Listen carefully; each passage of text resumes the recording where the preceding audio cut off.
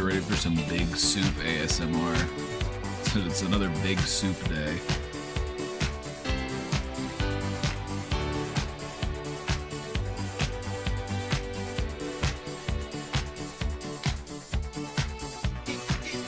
Webcam light's not lit up. Why is that not?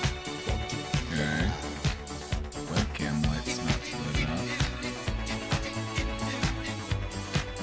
Webcam's plugged in. My webcam is showing up there.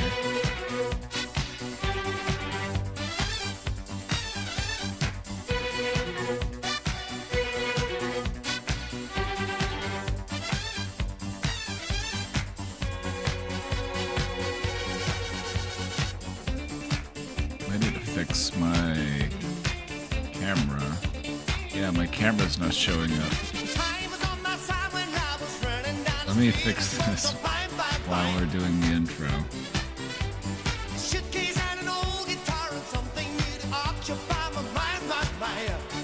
There we go. Okay, that was weird.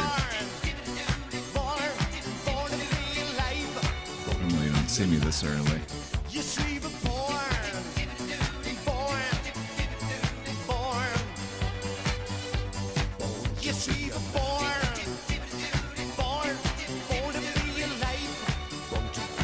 We're in a hat today.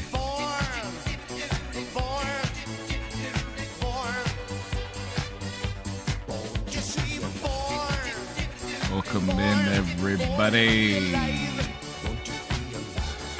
Are you wearing a hat inside? Is that rude of me to do? Is that rude of me to do? It was just a little chilly today. Just a little chilly today. You know how I was talking about how I was gonna cut all my hair off. Cut all my hair off. My hair's a little, my head's a little cold.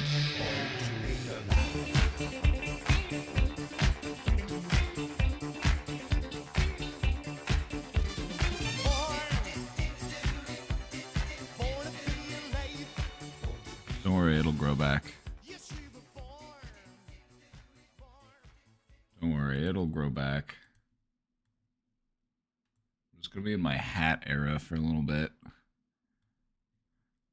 I was just getting tired of hair, you know? You ever just get tired of hair? Sometimes I just get tired of hair and I'm just like, I'm just gonna start it over, let it grow back. Worry about other things for a while, you know? Hey, Junkie, thank you for subscribing. Do you ever just get tired of hair? You're just like, I just want to not think about hair for the next few weeks, at least. So that's why I was just like, yeah, let's just cut my hair off. I do it every once in a while. Where I'm just like, I am tired of messing with my hair. Whether my hair is long or short, I still have to like think about it, keep it, you know, doing its thing, styling it, whatever. I'm just like, you know what? I just want to wear hats because it's going to be winter time. I'm going to be wearing hats anyway. So my hair, I would always have hat hair if I went anywhere. So I feel like it's for the best. Let's just take it off. Let's just embrace the bald.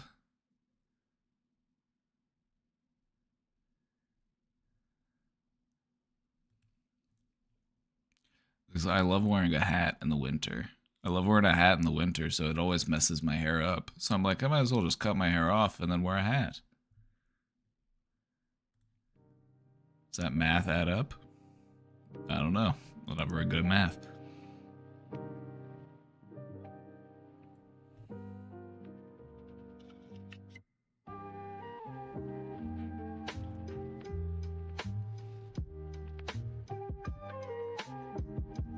It's a big soup kind of day. I got a big soup.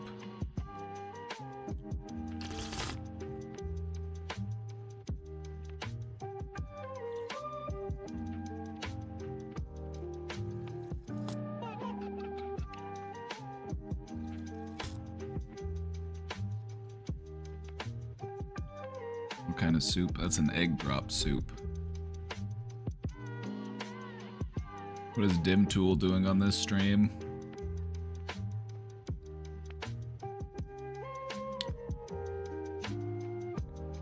You know, wouldn't it be nice to bring him on for an interview? It'd be. I bet we could really have a productive conversation.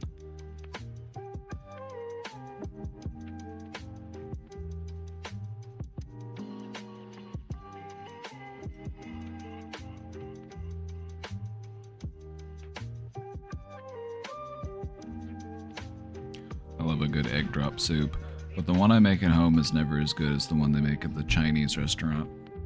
I've been practicing new cooking techniques. I've been trying to practice more like Chinese restaurant style cooking techniques, and I made a beef and red pepper stir fry with some fried rice, and it was pretty good.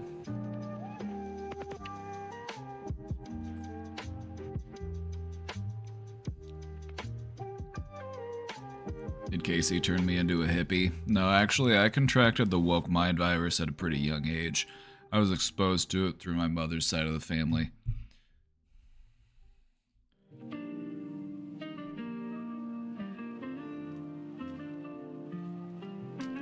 Have you tried velveting your meat first? Yeah, that's what I did.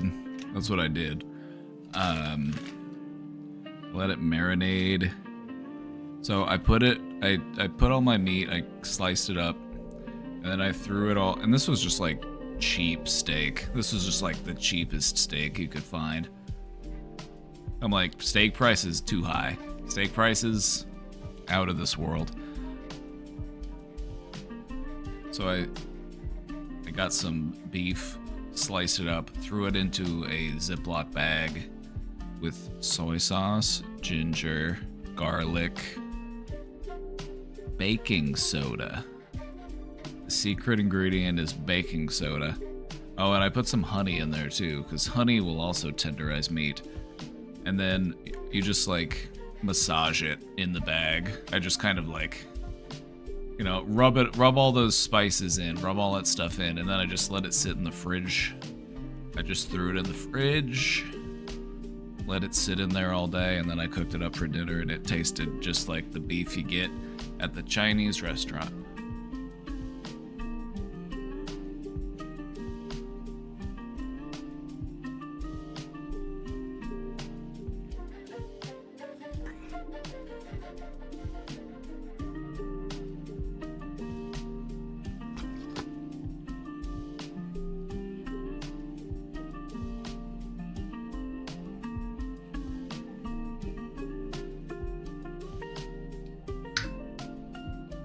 Big soup here today.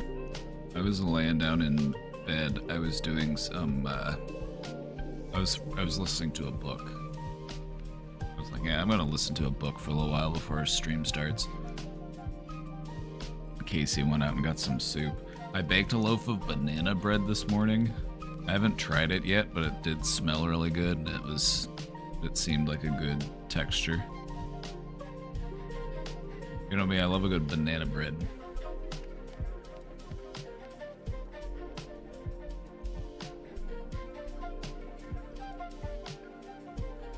Why is egg drop soup so good and I hate soup? Soup is good if you have good soups. Just because a regular the thing about soup is that the barrier for entry is really low. It's not that hard to make a soup. You throw stuff into water. You let it cook. That's it. It's really not that hard. But to have like a really good soup,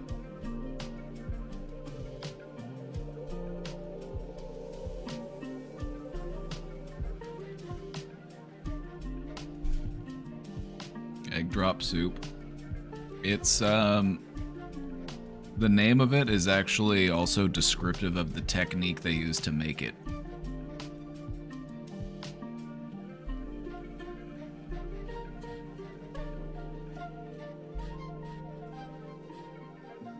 I typed in egg drop and it showed a bunch of pictures of kids doing their science experiments where they drop eggs. I was trying to find egg drop soup.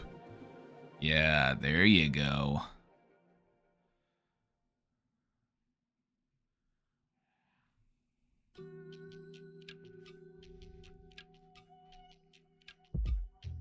Yo.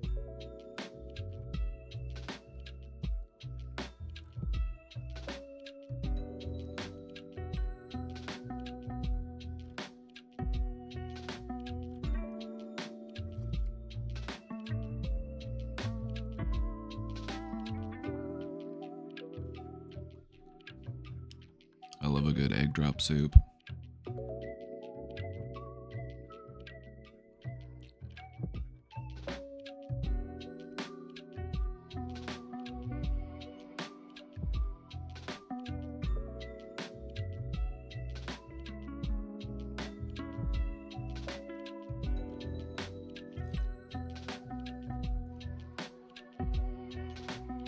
Yeah, it's like a rich chicken broth, and then right at the end, right when you're done cooking it, you slowly pour in a stream of beaten eggs, and it gives you these like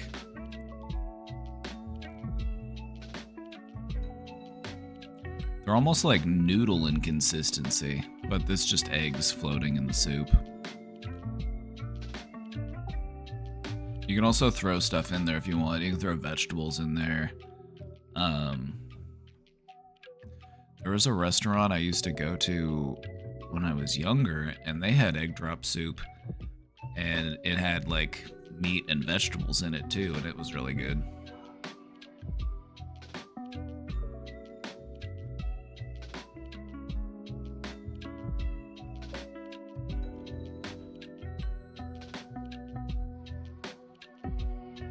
I love a good egg drop soup. Some good, like a really good soup, it's like drinking a health potion. Like, you ever had just like a really good chicken noodle soup?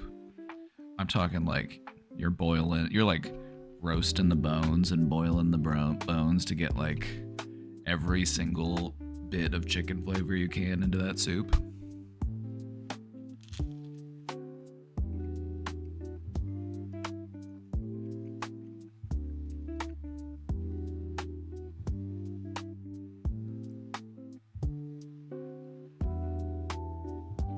I think what I want to do whenever I make chicken soup next is I'm just gonna go get a rotisserie chicken from Costco.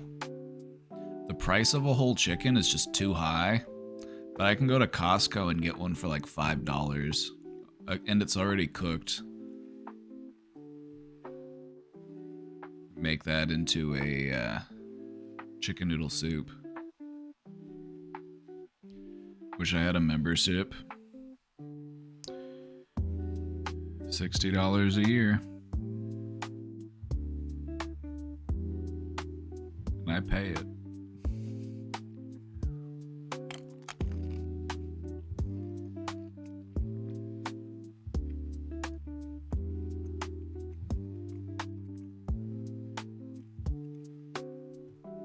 Buying Costco chickens and then turning it into other food is actually a really smart idea, because pound for pound, it's like, not only do you not have to cook it, but it's $5 for like a whole chicken.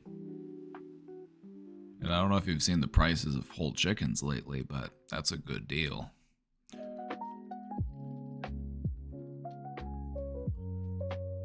Some people will take those Costco chickens very seriously. I've seen some people up at Costco getting those rotisserie chickens 10 at a time. I feel like those chickens are always so dry. Yeah, like a rotisserie chicken, like the dark meat's probably pretty good, like the legs and the thighs, those are normally fine. But like a chicken breast just does not withstand being baked. Cooking chicken breast and having it cooked like perfectly is very tricky to do. There's like a 10-second window of error. It's like between undercooked and overcooked. And it's not even really worth the effort because it's chicken breast and it's just not that good. But if you're trying to get into a soup, it works just fine because then it'll just sit in the soup and soak up all that soup flavor and it'll taste great. So that's why I like it for soup. I would also use it for like quesadillas or tacos. Something where you're gonna like rehydrate the meat, not if you're gonna eat the meat straight up.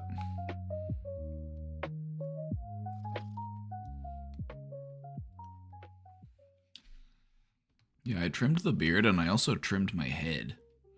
I trimmed my head too. I just trimmed it all to the same length. I'm like, it's hat season. Let's go. Let's get a haircut. I just love a nice warm hat against my shaven head. It's just something I like to do in the winter. I've done it a few times. And it's just always just like the start of a new day. That thing away. Yeah, you don't need to see all that.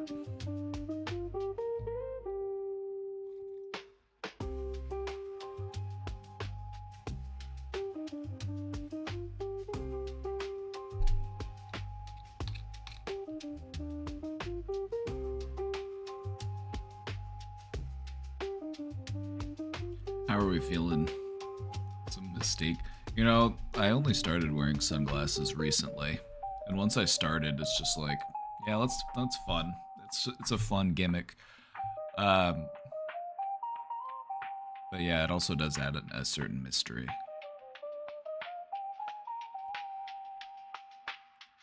How are we feeling today?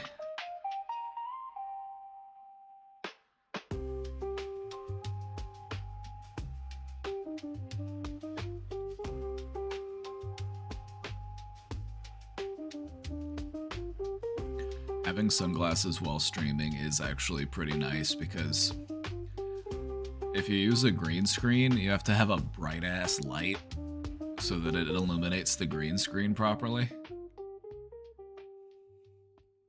And then it's nice because I get to have a layer of protection when I'm staring at the monitor all day.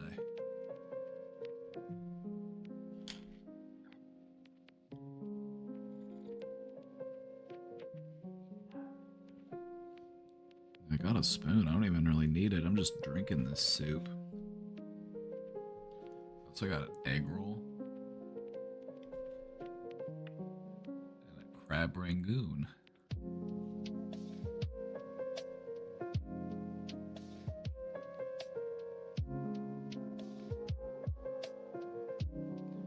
Zeal sounds interesting.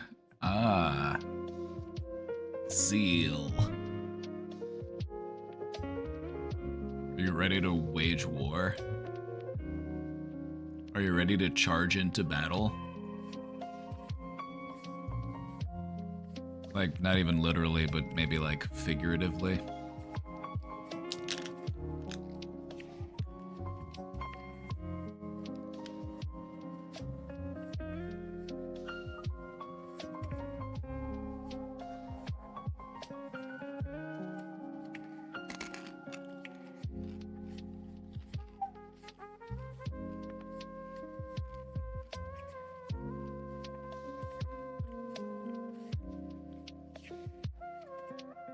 My boyfriend hates crab rangoon. Can you believe that guy?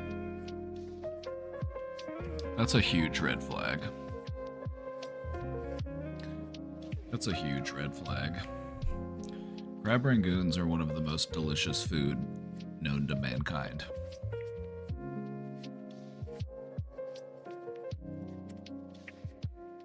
If I brought an alien down to Earth and I had to show them the best of Earth's foods, you better believe there's going to be a crab rangoon up there. Now try this, but also try dipping it in this.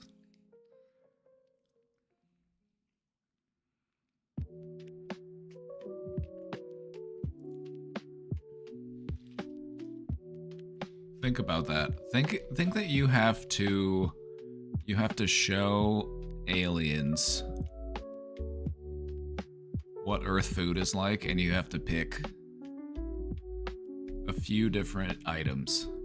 Let's say you had to pick 3 items. What are you going to serve to these aliens to really just highlight some of the best of Earth cuisine? But what if crabs are aliens? Crabs eat crabs. Crabs eat other crabs. Crabs don't care. I mean, they're not gonna like hunt down another crab, but they're like another crab dies, they're like, well, can't let that go to waste.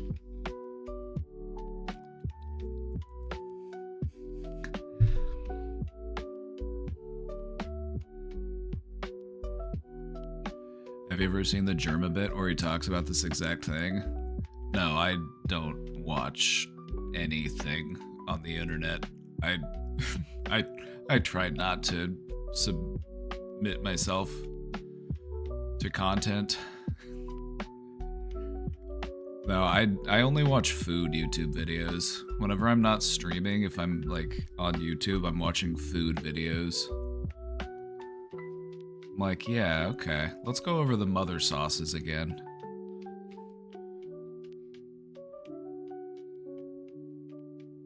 You have to give them something mild and not offensive or you're initiating an act of war. I disagree. I say go bold and go all over the place. Show them you mean business. If this is an alien and they are interested in eating your food, they can handle what you're about to give them, okay?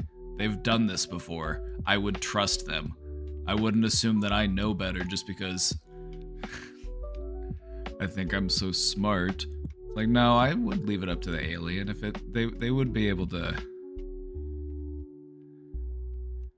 They're grown-ups. They know what they're getting into.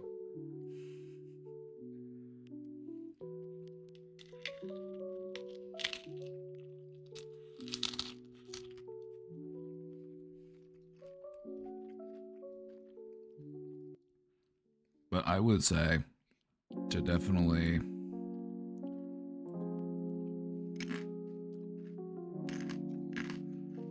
I wonder if the aliens are vegetarian. If aliens are vegetarian, that's gonna have to make me switch up my game plan.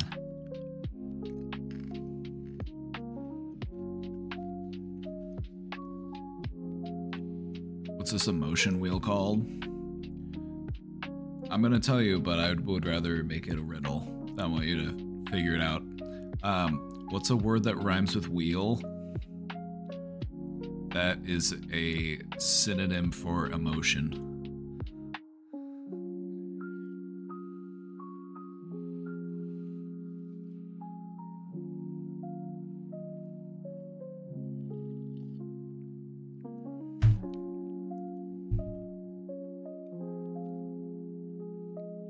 No, this is not the squeal wheel. Nice try though. Good job. Good effort. Yes, this is the ordeal wheel. This is how Tim Pool wears his hats. He wears it like right up his eyebrows, and he wears it like. I like to wear mine a bit back. You know.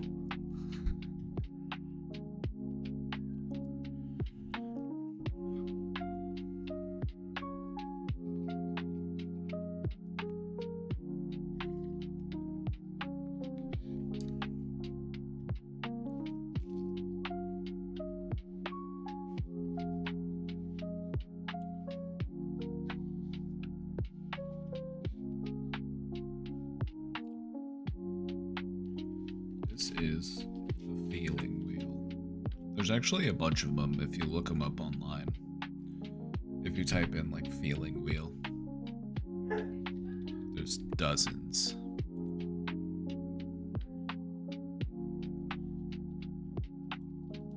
Just look at all these wheels. This one's very simple. Wouldn't it feel a little condescending, though, if I pulled this wheel out? Could you imagine? Wouldn't you? Wouldn't that just feel a little condescending? I'm like, all right, tell me how you feel today. Are you feeling happy, tired, mad, sad, sick, or silly?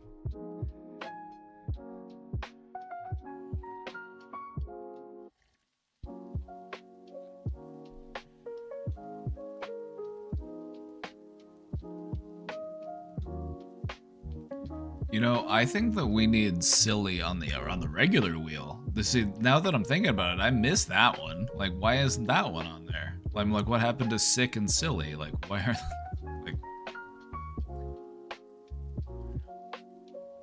like normalize feeling silly? I feel like why did this disappear when we got a grown-up wheel?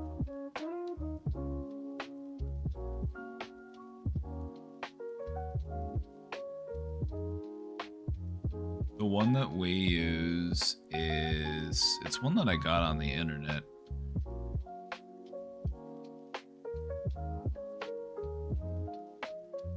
But I changed the colors.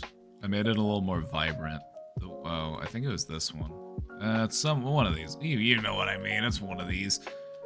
I found it on the internet, and then I made it a little more vibrant.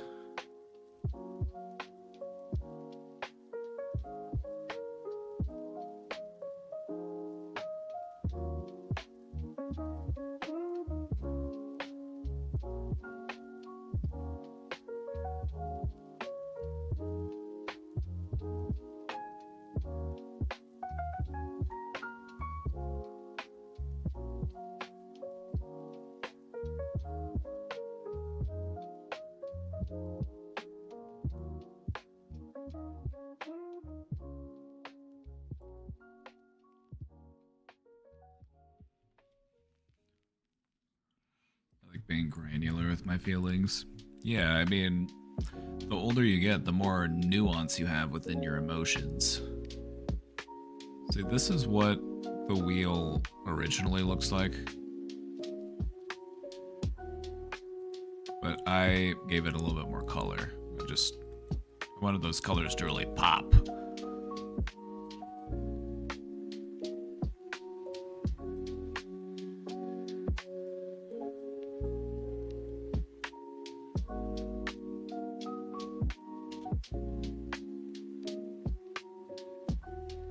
I'm gonna go with cheerful today.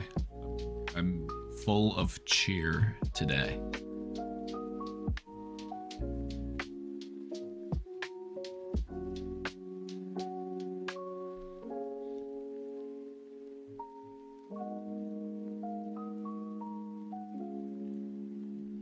Happy belated birthday. It was Cutie Cheeks' birthday yesterday. Wasn't it so nice of me? I gave you the day off for your birthday. Isn't that so nice of me to do?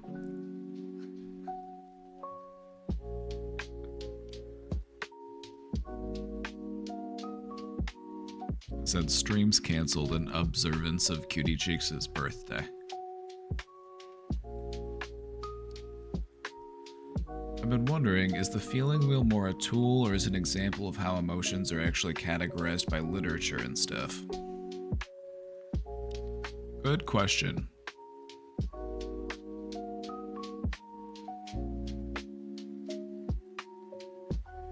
I don't think those are weird meta questions. Actually, weird meta questions are some of my favorite types of questions, so thank you. Normally, it's whenever I ask weird meta questions that the people at the party that I'm with start looking at me funny. They're like... Because I'm always taking a step back from something and saying, but why is it that way? Anyway. The wheel is a tool in the fact that it teaches us a skill, and that skill would be emotional literacy. Just because you can feel your emotions doesn't mean that you're necessarily aware of the emotion that you are feeling at any certain point in time. This is why we do it. This is why we practice it. This is why we reflect on how we're feeling, so that we can understand better where we are. We have to know where we're at so that we know what direction to head in to get to where we're trying to go.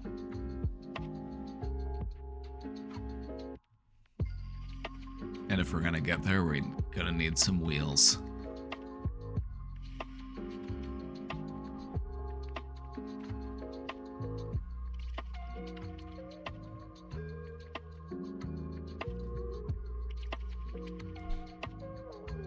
The funny thing to remember about words since we want to get meta with it, is you got to remember that all words are made up.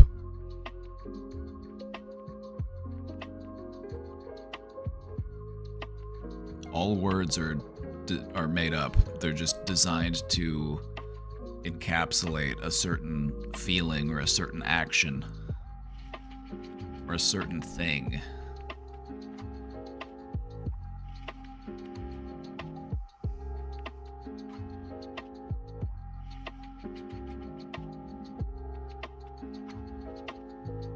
So you gotta think, in some way, seeing how words are made up to just like attribute themselves to something, you can almost assume that like in some ways the sound of the word itself can also evoke whatever type of feeling that thing is.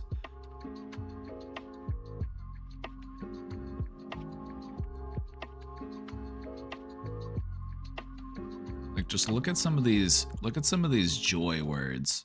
Rapturous, enchanted, jubilant, euphoric. They sound joyful. They feel kind of joyful in their name. Hysterical, inadequate, anxious, mortified.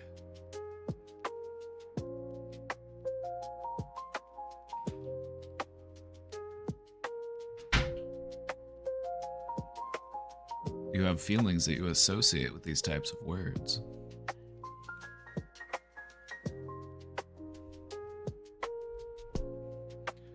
So like reading a word doesn't necessarily make you feel that word, but it does give you an impression of what that word feels like. Like think of the word neglected.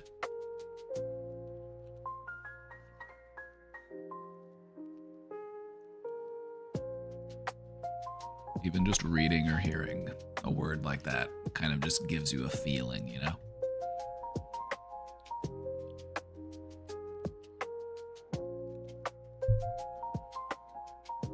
How about triumphant? I love the word triumphant.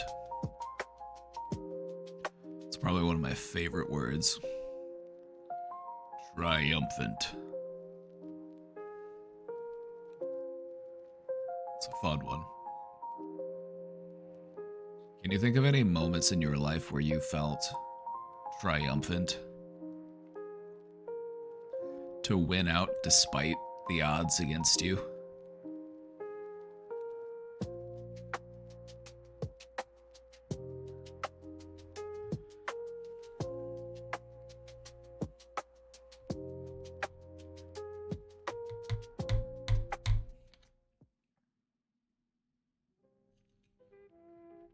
You felt that way under the effects of MDMA? Well, let me just say that now that you know how it feels, you know what to look for, so try meditating on that feeling. If you've been there before, meditate on that feeling. Practice inviting that feeling back in.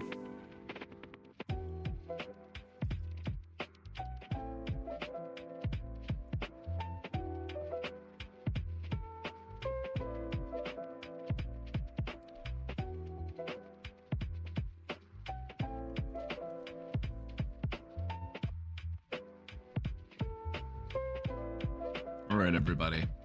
We're gonna do some questions today, you know the drill. And also what we're gonna do, we've actually got a presentation planned.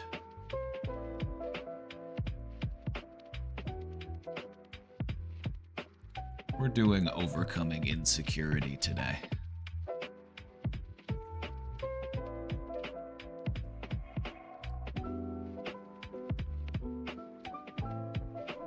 This is a good one. This is a good one. We talk about the different reasons why people would be insecure.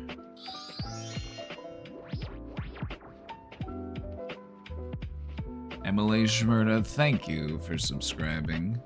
Thank you. Thank you. Oh, your silver brain unlocked. You got the 6-month badge. You love to see it.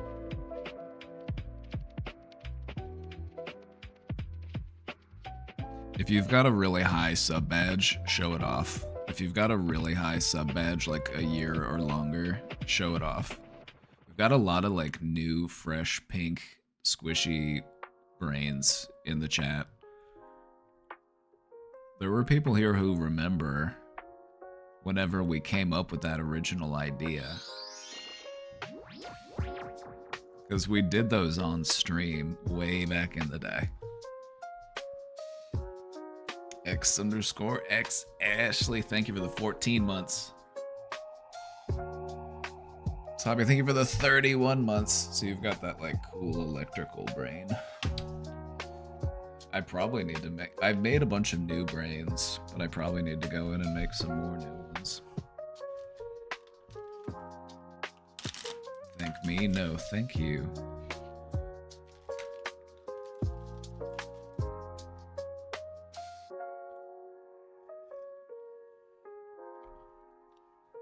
The smells from the pizza shop are drifting around the neighborhood and I'm getting so hungry. Well, I think you know what's for dinner. Sometimes the universe is sending you a message and it's saying, get pizza for dinner.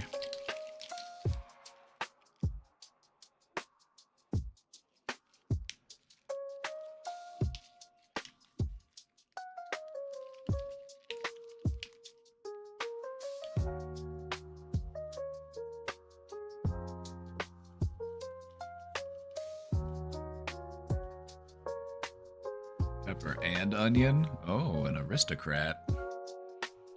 Are you gonna rob a bank? Shh. Shh.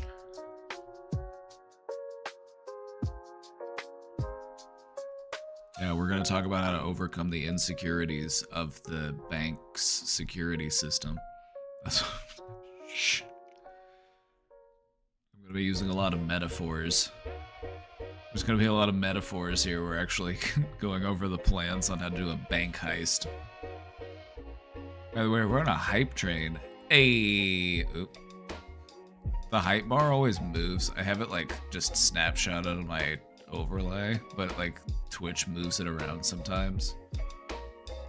So I have to like reposition. There we go. Hey. Oh yeah, we got our Twitch wrapped. We got our recaps. I should check my recap.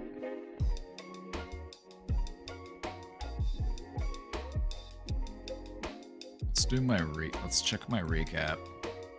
Let's do it as a... Oh, we can do it as a viewer, a streamer, or as a community. Let's do it as a streamer first. Is it supposed to be this zoomed in? No. Okay, that's better. Hours streamed. 879. Total streams, 187. Streamed 176 days. 53,544 hours watched. Can't forget my memorable pool streams. Oh yeah. Top stream of the year. 2,000 viewers.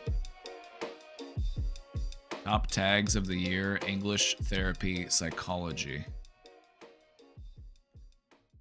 275,000 chat cents. Top emotes.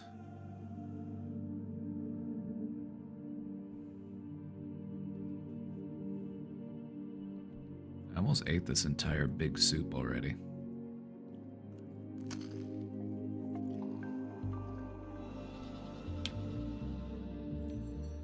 Chat, we got 1 minute left on that hype train. Are we getting it to level 2?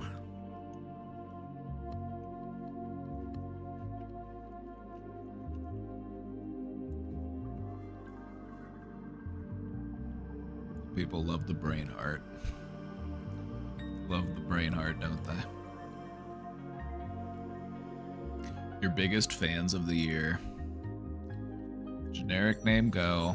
Mia's Lunatica, Vixtaru, Christina Amazon, Skeener Bug, Smokahontas, B. Wayne, Cutie Cheeks, and Reality Czar.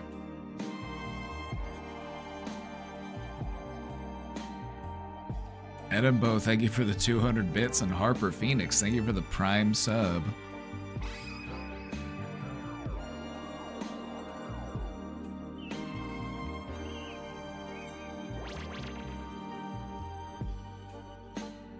Oh, yep, there we go. Okay, that's why it was off.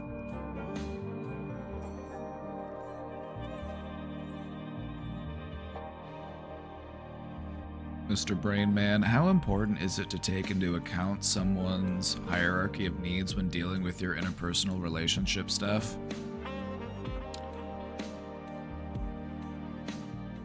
Someone else's hierarchy of needs?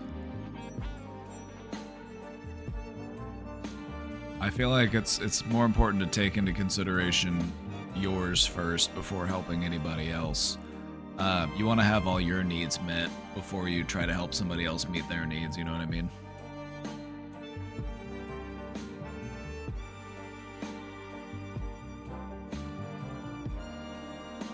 I guess it also kind of depends on the context.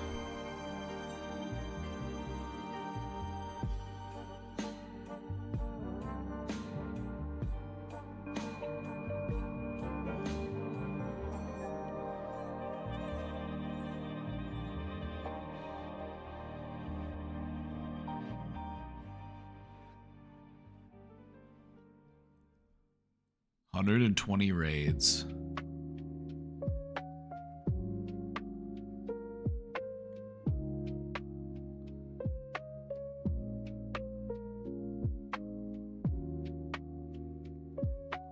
Shout out to the Clippers. My top featured clip of the year, Why I Changed My Name. That's my top clip. 2,541 new followers.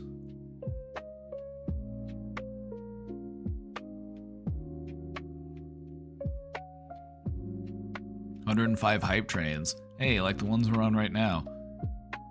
People found a way to spend 291,000 channel points, even though I don't have anything worth spending them on. People still found a way to spend their points.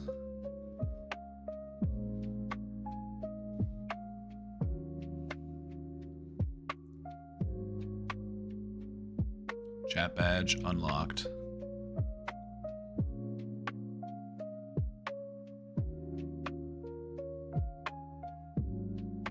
Nice.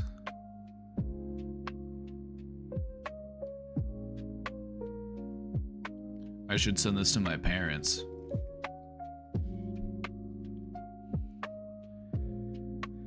What are we getting channel points redeems? I need some ideas.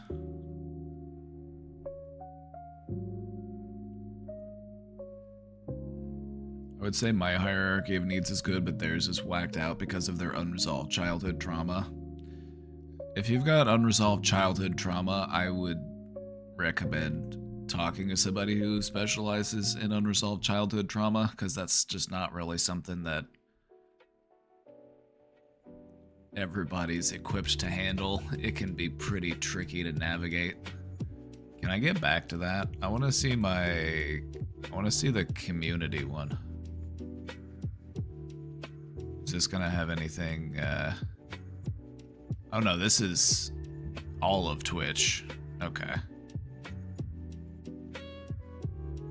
Never mind. I don't really care. Wow, 20.35 billion hours watched. That means I could figure out what percentage I was. It's not gonna be big though. It would be a small percentage.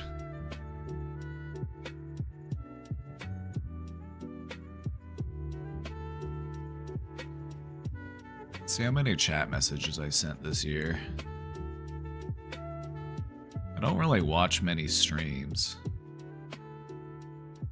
I normally have Twitch open though, because I normally have Casey's stream on when I'm live. Yeah, like most of my stuff was watching Casey.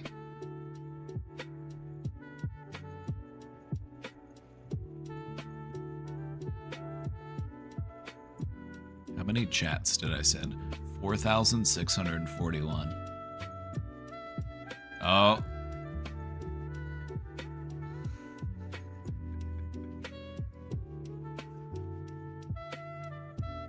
Yeah, these are definitely 5 of my favorite emotes.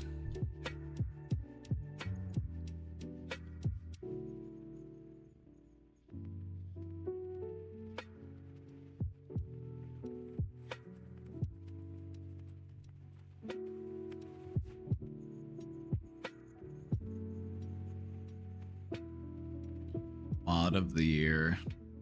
Oh, I moderate 2 channels. I mod 2 channels?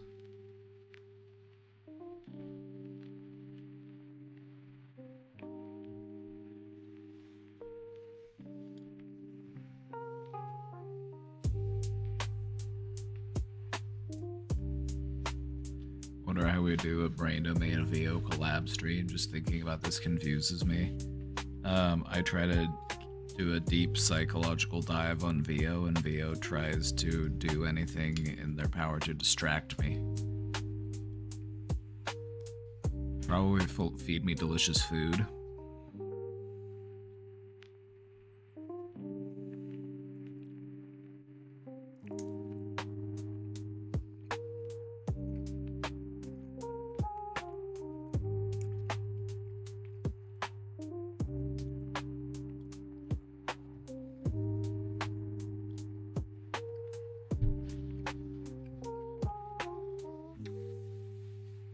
Why did I stop practicing in psychology? I thought the money was good. First off, the money isn't good. If you can get an established private practice, the money can be okay. But it's like, what people don't remember is that, or what people might not realize,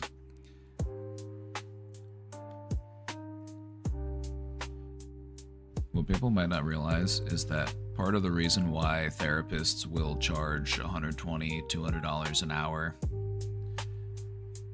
is because a lot of people cancel. A lot of people cancel those appointments. A lot of people, don't show up or they quit, and it's tough keeping up a consistent caseload. If you really want to make a lot of money, you have to take on a lot of clients, and whenever you take on a lot of clients, your quality of care can kind of start to decline.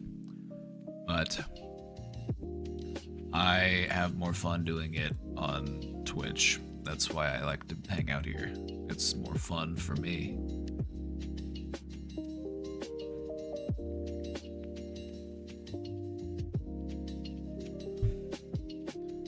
I did that once and will forever feel guilty. You shouldn't. You shouldn't, because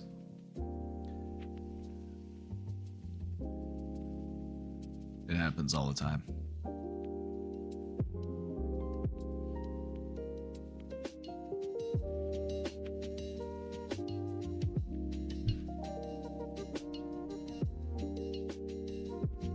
You are forgiven, my son.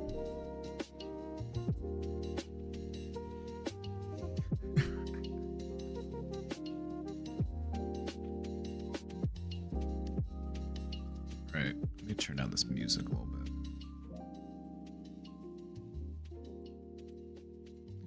All right, let's go ahead and hop on into the question box. I need to quit Twitch ASAP. How?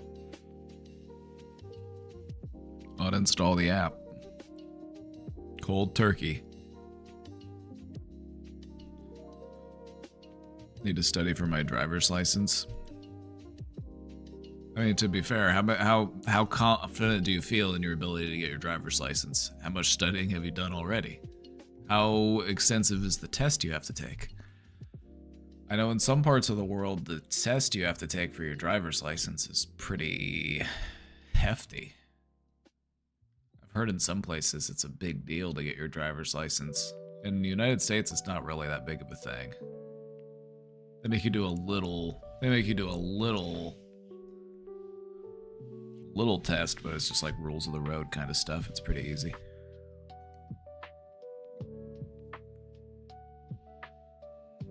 A lot of material? Well, you better get studying.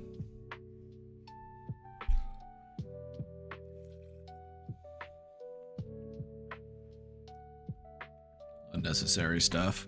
It is necessary because it's on the test. That's why it's necessary. You might not need to know it in the day-to-day of driving, but if it's on the test, that means it's important.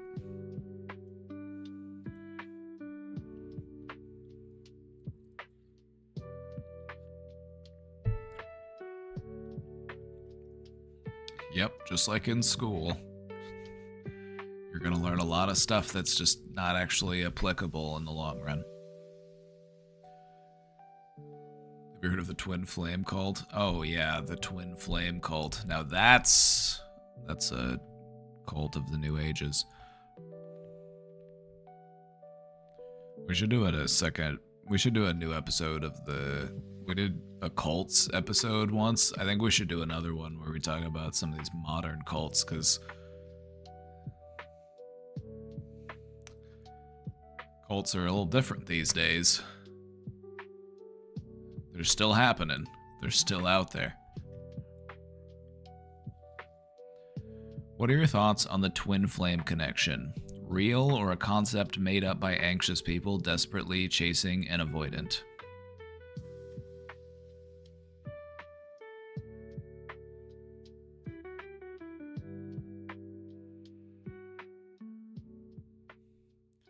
The twin flame connection. All right, let's break it down. Let's first off, let's pull up some material so that we can go over real quick what the twin flame thing is.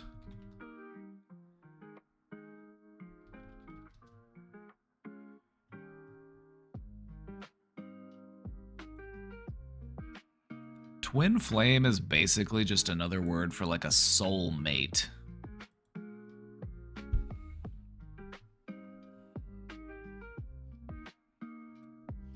And basically, the whole concept behind a twin flame is that there is someone out there who is your twin flame.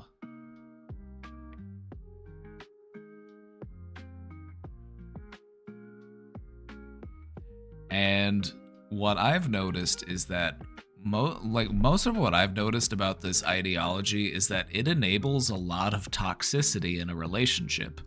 A lot of people will put up with a bunch of abuse and mistreatment because it feels like, well, the universe says we're supposed to be together. We're twin flames. And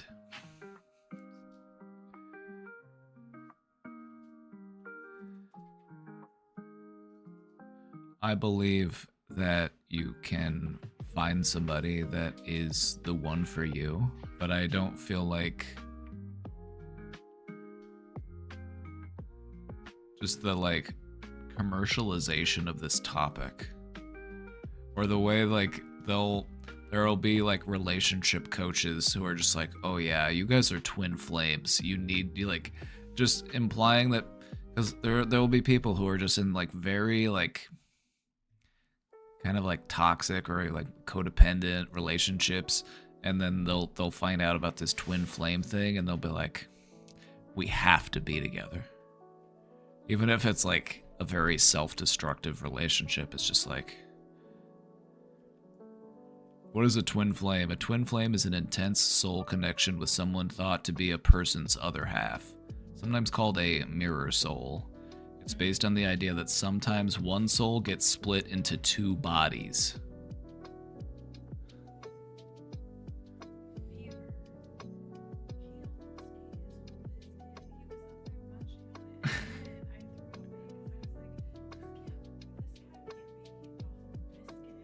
Beavis loves biscuits. Whenever we make biscuits, he tries to steal them.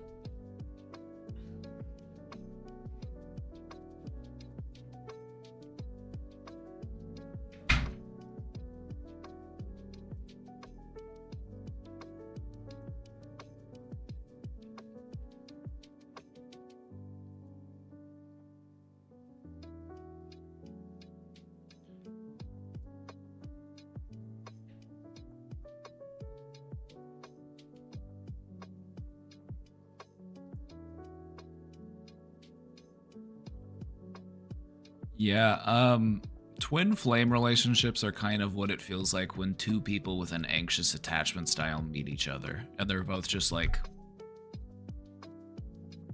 I wonder if they like me.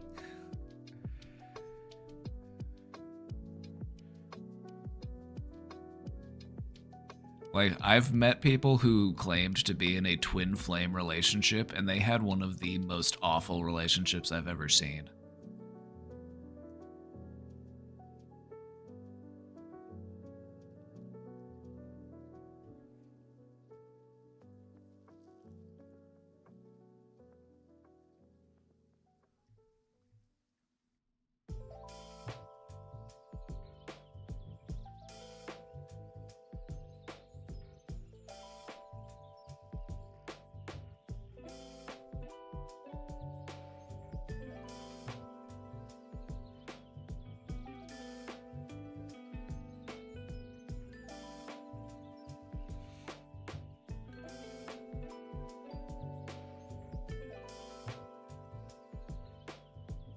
So I think the whole concept of like a twin flame thing is this is basically just a category of relationship where there's a lot of push-pull. It's like your insecurities and their insecurities are kind of a mirror of each other's. And it's very like, it can be very passionate, very exciting, but it can also be the worst thing that's ever happened to you in your entire life. So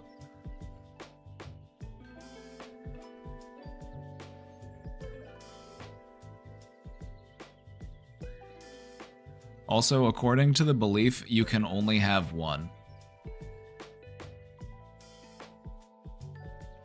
Also, apparently it's a rare connection and not everybody has one. Your soul was split into two bodies and it found its way together, and they are the mirror of each other. It's like, it's a little bit of new age mumbo jumbo to talk about two people in a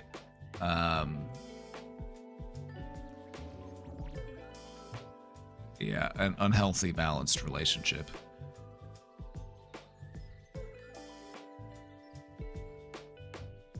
Also, there was a cult started around this.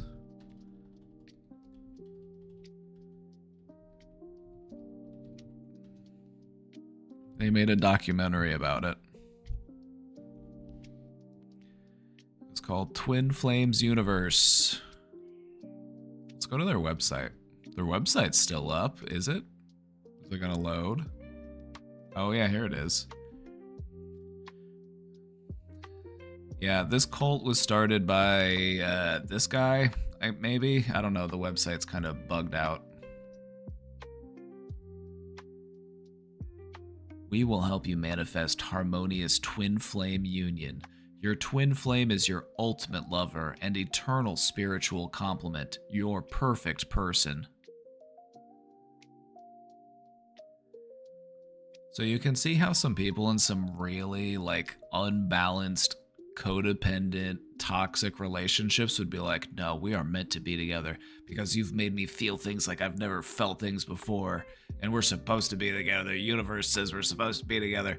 And then you put up with just all of that mental turmoil, all of that stress, because you feel like this is it. Like, if I lose this person, I lose everything.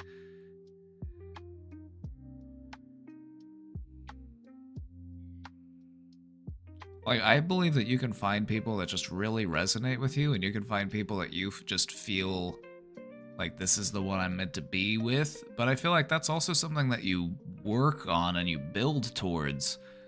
The whole concept of a twin flame is like, oh yeah, you're meant to be together. It's destiny. And that's just kind of, that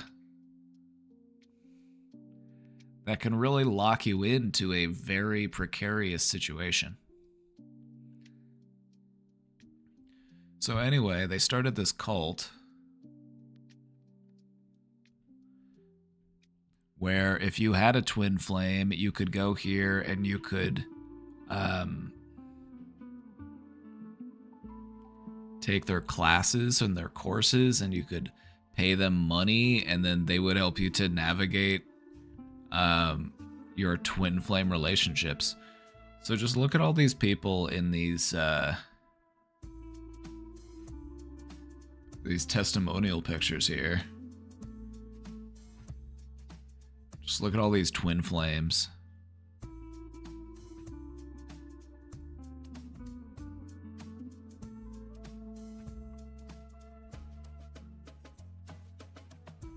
Twin Flame Ascension School is what they called it. They made a documentary on this. I'm like, why is it still up? Like, this is still a thing? People are still going here? People still believe in it? Twin Flames Universe is an American cult run by Jeff and Shalea Divine. The group's practices, based on elements of New Age spiritualism regarding soulmates popularized in the 2000s. Criticized as a self-help and wellness cult.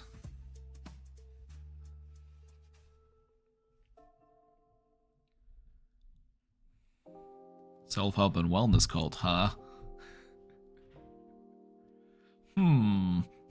Wouldn't want to go off and do anything like that.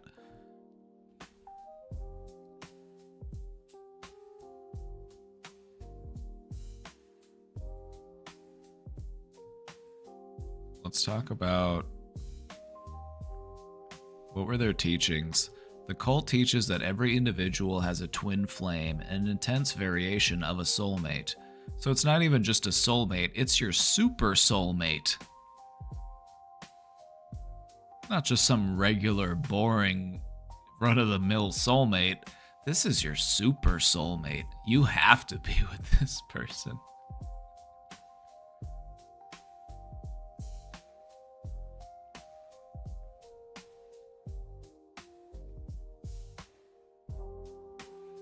But in this cult, they are actually assigning a twin flame to you, apparently. And then they would push the member to pursue their twin flame romantically. The group initially allowed outsiders to be assigned as twin flames, leading to instances of members facing restraining orders and criminal charges for stalking. Members of the group are encouraged to engage in the mirror exercises, which requires one to think of what is bothering them and then blame themselves for it.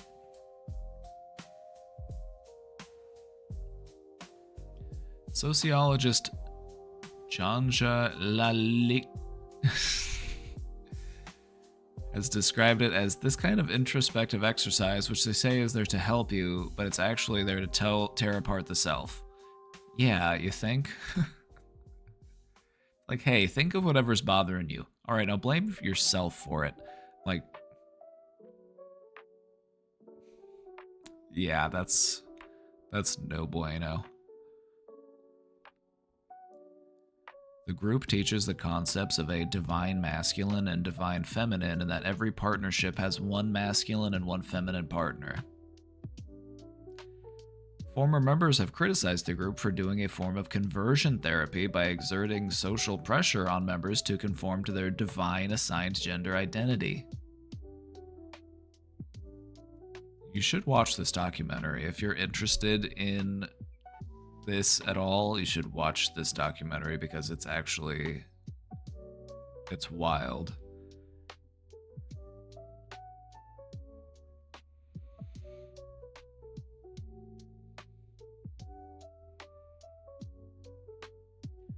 They literally were pressuring people into transitioning. A few went so far as to medically transition to new genders under the guidance of Jeff and Shalea.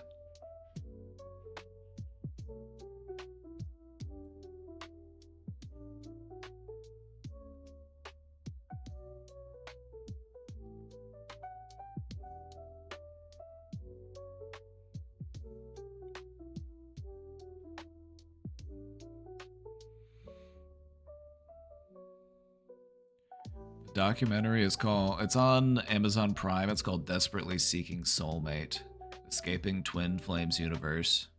And there's also another documentary, but this one's I don't know where this one is.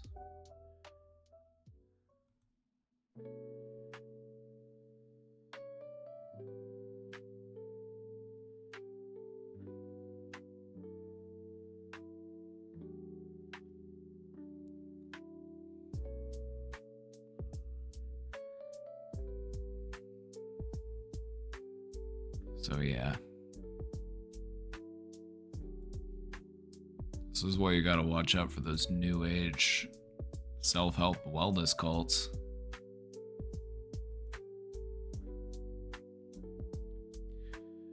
Yeah, I think that I believe in a soulmate, because why not? I believe in a soulmate. But I feel like it's not something that you need to have such volatility involved. I don't think that volatility really has a part, like that much of a part, or that much to do with a healthy relationship. So I feel like the whole like twin flame concept really does just drive people to stay in unhealthy relationships for much longer than they should because they feel like they're supposed to be there.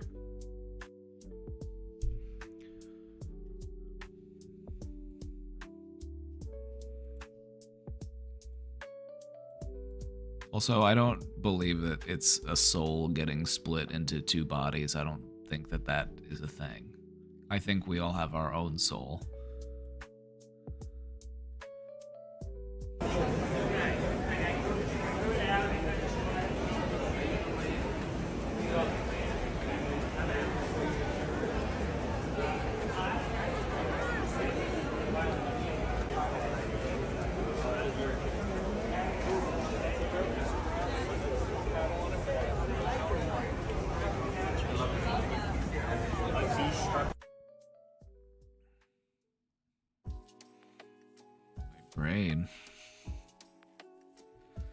My brain. Yeah, anytime they make art that looks different one way and then going the other way, it's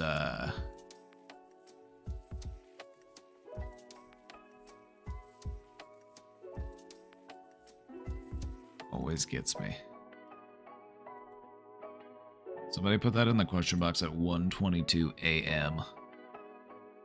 Either an insomniac or a European.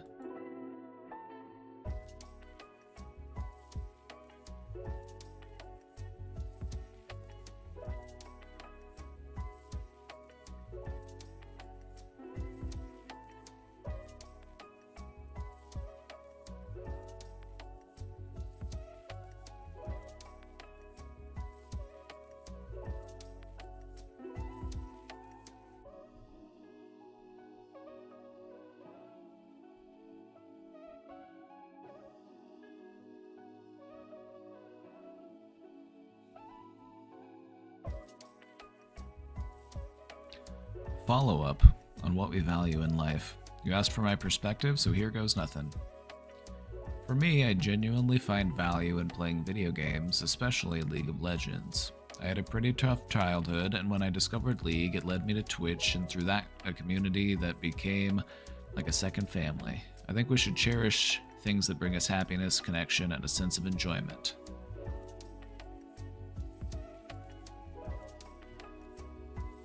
So League of Legends was your gateway into this thing. Okay, so just remember that that's what you're seeking. What you're seeking is happiness, connection, and a sense of enjoyment. So as long as the game gives you that, that's fine. But just try to be mindful of that, because whenever I played League of Legends, there was definitely a time where I'm like, the happiness, connection, and sense of enjoyment just aren't really there anymore.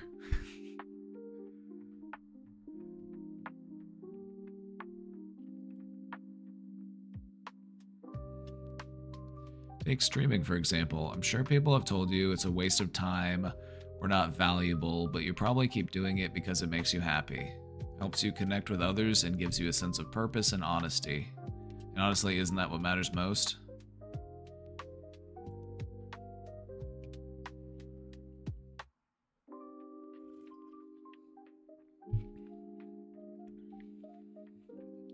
I have a different approach.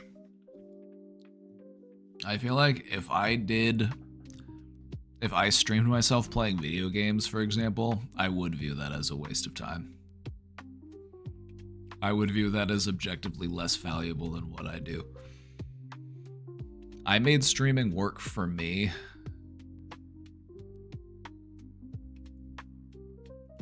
By doing what I'm good at doing.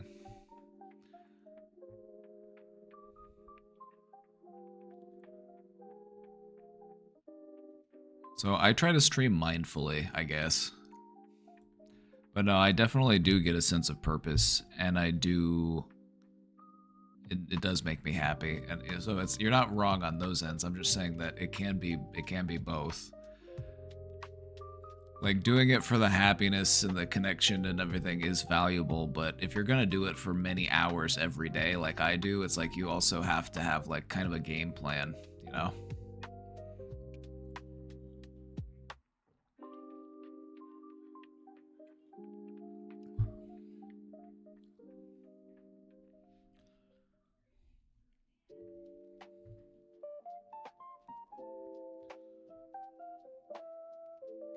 We only get one life, and who knows what comes after this. I believe we should focus on what makes us feel safe and fulfilled.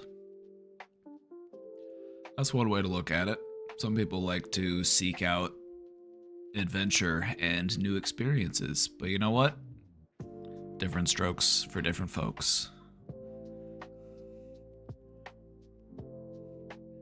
It's okay to live life by your standards, because somebody else's standards, those are just their standards. Allow them to live their life at their standards. You can live your life at your standards. As long as you're not hurting anybody, nothing wrong with living life your way.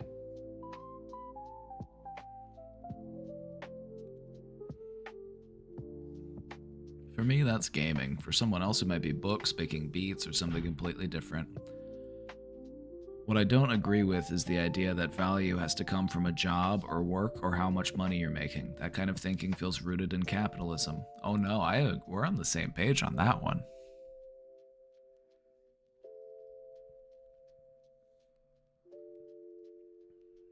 We're on the same page on that one. I don't think that we were made to just endlessly toil away. We evolved to experience dynamic and unique experiences. We crave new types of stimulation. We crave adventure and diversity. And capitalism kind of makes things very mundane, very repetitive, very soul crushing.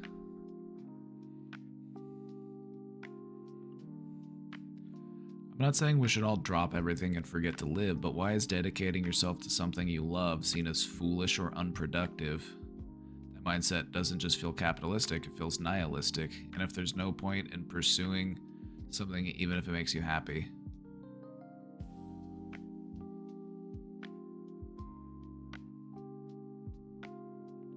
Yeah, no, I agree. But I feel like the human mind also craves novel stimuli. If you're playing the same game, how many new experiences are you having? Sometimes you gotta mix it up. So maybe just have some other games on standby.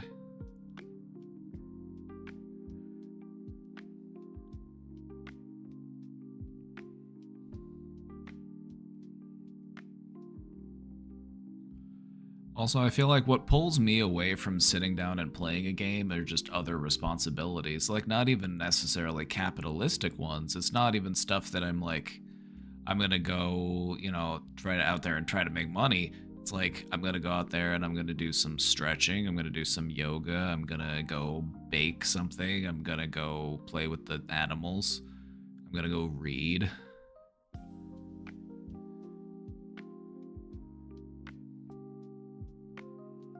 Just look. Okay, since you're a gamer, this will resonate with you. I'm gonna look at it this way.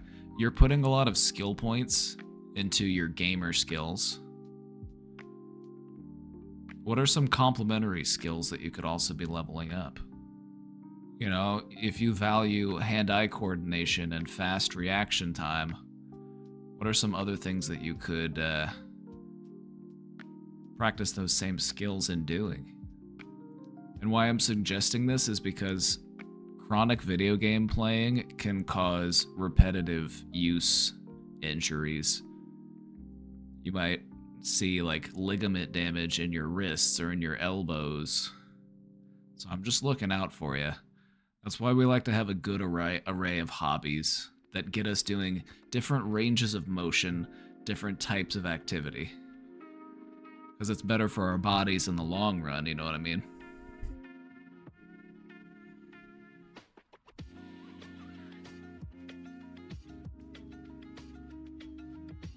So yeah, I'm gonna keep playing my stupid computer game because I love it and I'm done feeling bad about it.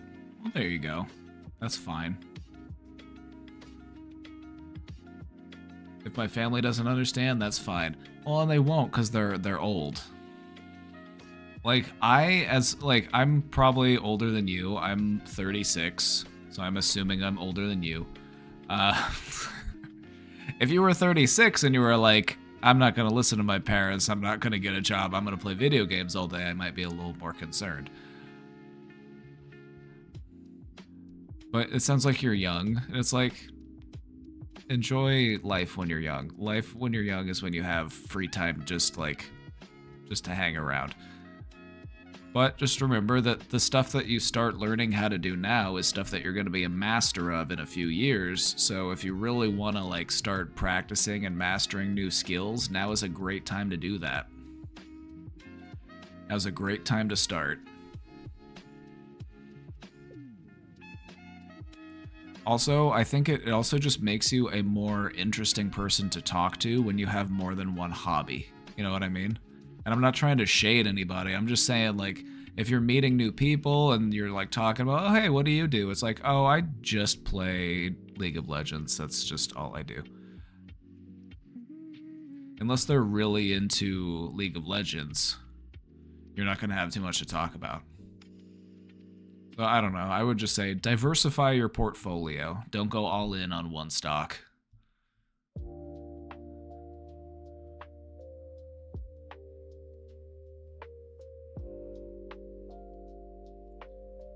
As long as I'm happy and not hurting anyone, I know there's nothing wrong with loving games as a passion and a hobby.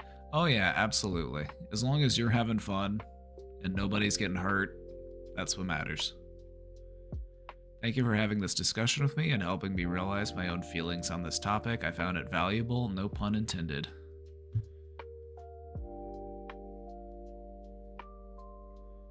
Godspeed. Godspeed, gamer. I'll see you in Challenger.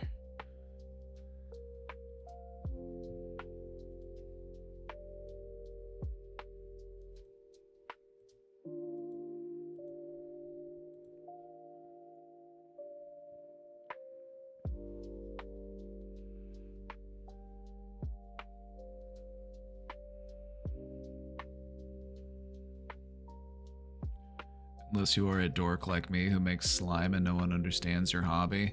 If your hobby makes you happy, that's all that matters. Making slime sounds cool. Also, the only person calling you a dork is you! You're not allowed to bully yourself anymore. Oops.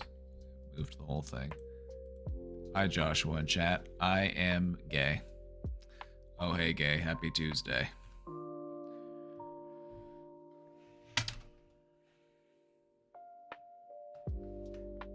Oh, hey, gay.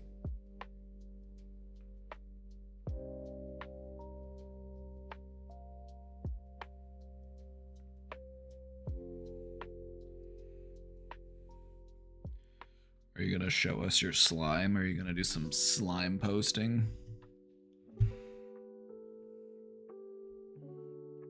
Let me forget, I was going to talk about community events later. We're going to talk about community events later, so remind me.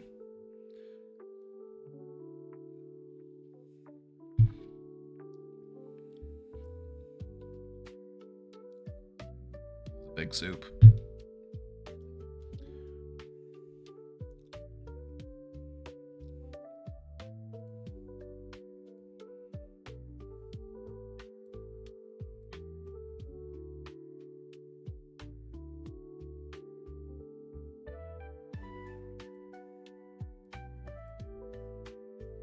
Drinking soup. Yeah, egg drop soup is very drinkable.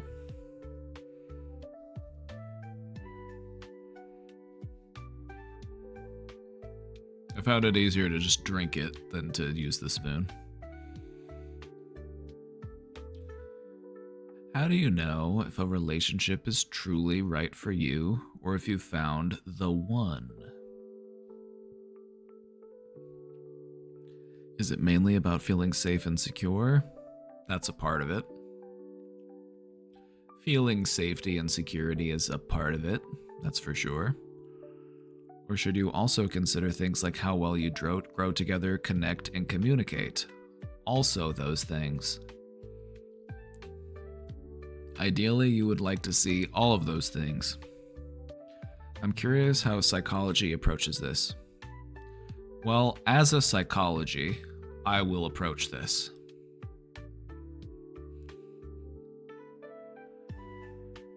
I would say that a good relationship is one that takes work. Any relationship you have is going to take work. It's a team effort. There's going to be misunderstandings, there's going to be confusion, there's going to be challenges, there's going to be differences, and that's to be expected.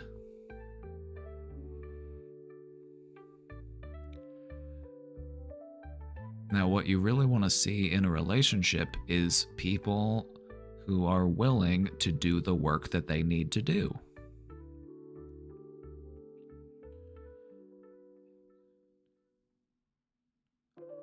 Most people aren't perfect communicators until they actually are in situations where they are expected to communicate.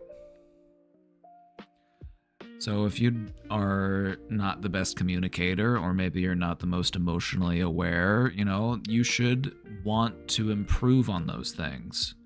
You should want to learn how to do those things so that you can become a better partner for the person that you're with. And I feel like that's how you know when you've truly found the person that's right for you, is that they are making a genuine effort to be the type of person that you deserve to be with. And vice versa. You should also be doing that for them.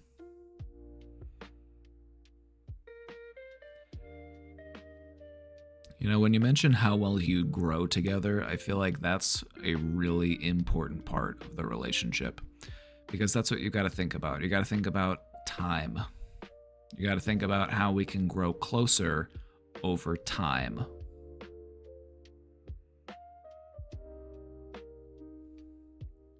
Even if you feel really close right from the get-go, time still has an effect. Time creates familiarity. Time creates closeness.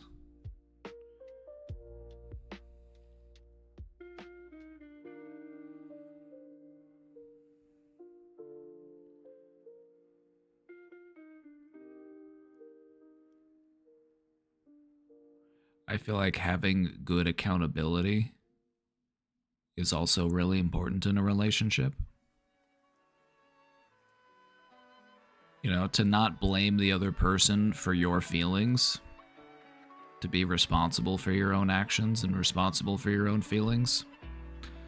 And that's something that sometimes you see a lot in relationships, is people, being upset or being angry and then getting mad at the other person for making them feel that way. It's like, no one made you feel anyway. You allowed yourself to feel some type of way. So I feel like nobody's perfect in a relationship, and there's no such thing as a perfect relationship. But you should always be willing to learn and to grow for the sake of the relationship. And the efforts that you're making should not just be words, because a lot of people just know the words to say. They're like, oh, I'm trying my best. Oh, I'm working on it. Oh, I just can't do that. It's you want to see them actually following through.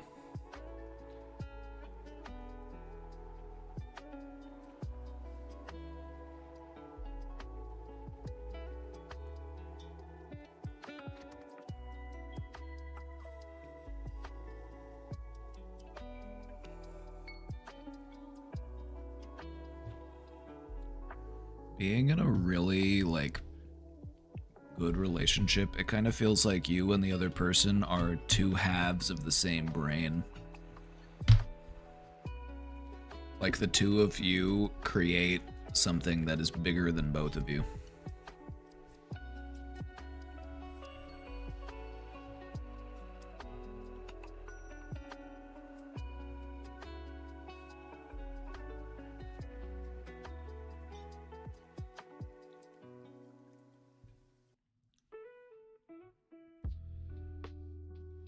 So it's kind of the opposite of the twin flame thing. The twin flame thing is the twin flame, they think that it's two halves of one soul that are split into two bodies. I think it's the opposite. I think it's you and the person that you are with coming together and growing closer and creating something that is even bigger than the sum of the parts.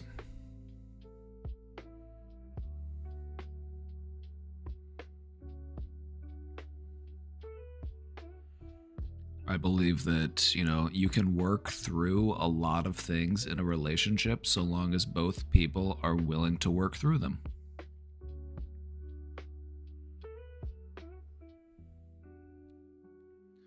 I've never been in love, can't understand it all. Is this like a power of love superpower?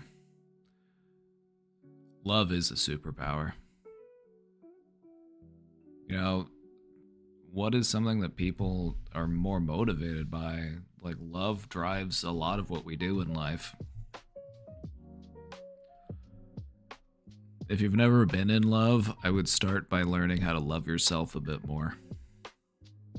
Because if you don't love yourself, how can you expect anybody else to love you? It's not really easy to accept love from others if we're not able to accept love from ourselves. Because if we're not able to accept love from ourselves, then we don't view ourselves as deserving of love. So how can we receive love from other people? Is there such a thing as an ideal relationship in the psych world, though? Real question. No. There's no such thing as an ideal relationship because you have to consider a person's culture, a person's values and virtues. They might be different. In some cultures or in some people's upbringings, it might be more common to show passion as a means of showing your dedication. It's like, if you're not getting into a heated argument with me, how do I know that you actually care about me? And it's like, if they're able to make it work, if it works for them, then I can't just sit here and say actually that's wrong, because it's just a cultural difference. You know what I mean?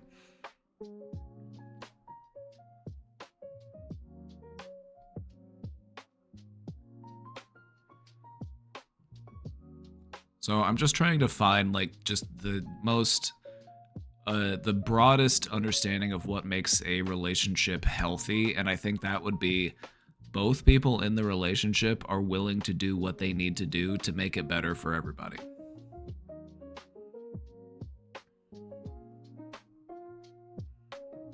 If you love the person that you are with, then you should want to be the best version of yourself for them.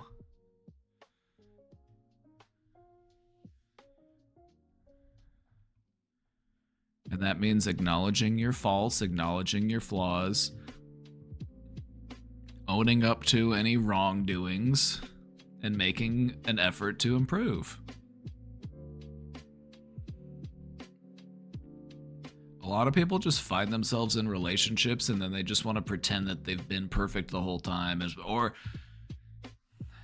you know what really bothers me the most is whenever people are in relationships and they just act like it's impossible for them to make these small changes that their partner is asking of them.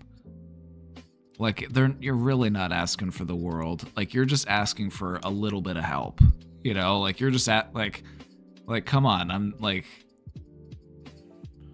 I'm not even asking you to clean the whole house. I'm just asking you to help me clean the house. You know what I mean?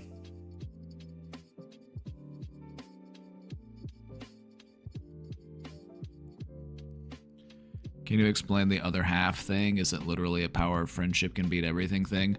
I wouldn't say that it's quite like that. I would say that the whole like concept of having another half is like, if Casey goes out to get food, I don't need to tell her what I want because she knows what I like. Or it's like, sometimes I feel like there's something that like I don't even need to say it because she already knows what I'm thinking. Like, that's what it feels like. It feels like you're understood without having to explain yourself. I feel like a lot of what goes into like a really profound and deep connection in a relationship is just, you don't have to explain yourself. You're just understood.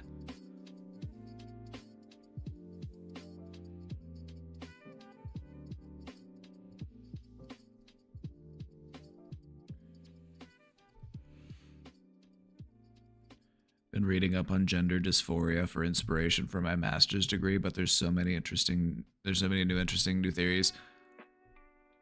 Right? I'm sure there are. Like, there is probably way more than there were even a few years ago. It's probably much more studied.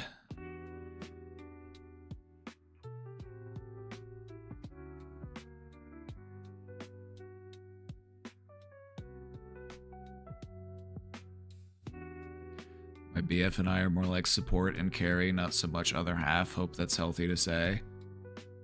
Well, no, I feel like those are complementary halves. You know, like being two halves of one whole doesn't mean that you have to do the same things. Sometimes you just do things that complement each other well.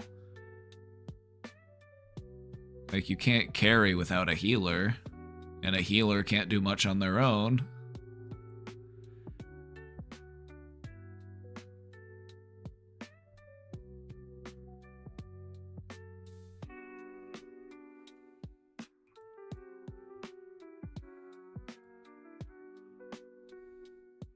You like this lo-fi? That's this one. It's called The Long Hike.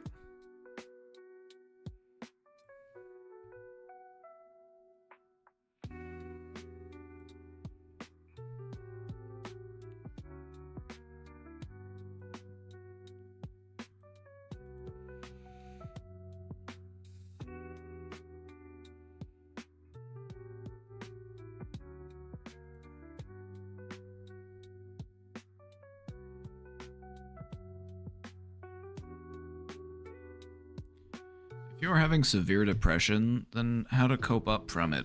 It's kind of getting in my way of daily routine. Day by day it's worsening, not able to do anything, which feels like hopelessness and kind of a burden to my family and this world not being able to cope up from it or do anything, which is also kind of hurting my loved ones. I'm 17 years old, by the way. Alright, well, welcome in, little brother, or little sister, or little non-binary sibling. Welcome in. All right. When it comes to getting out of depression, the most important step for you to focus on is the next step. So what I would encourage you to do, and this is what I encourage many people to do whenever they're facing a deep depression, and this is because this is what I found to be most helpful for me, is to get into the habit of constantly asking myself this question. What would I be doing differently if I was just a little bit less depressed? Not even happier, not even, just less depressed. That's where I started. And so I would just take time to think about that regularly. What is something else I could be doing? What do I need to be doing in order to help me move in that direction? And then I just started doing those things, those ideas that I came up with. A lot of them will be simple, a lot of it will be straightforward, and then in other ways you'll be finding yourself doing things completely differently or doing new things because you recognize that that's what's helpful to you. So you just got to take it step by step out of that depression. Also, another thing that I would encourage is to learn to listen to your mind and to recognize whenever depression is doing the talking.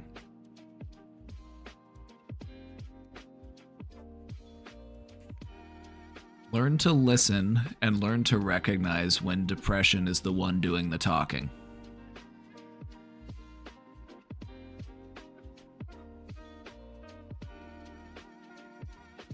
You have to be able to identify when depression is running the show and when depression is making suggestions.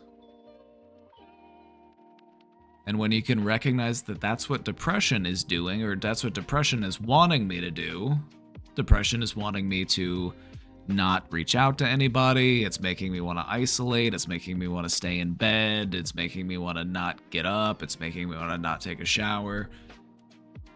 You want to learn to recognize when depression is doing the talking, and then you want to do the opposite of that thing.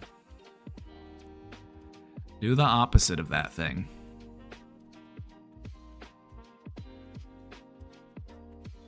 This is actually a pretty powerful technique to use because not only does it help you to recognize your own depressive thinking, but it can also turn depression into a tool. It can turn it into something that is helping you to figure out what it is you need to do because it's telling you the opposite of what you should do.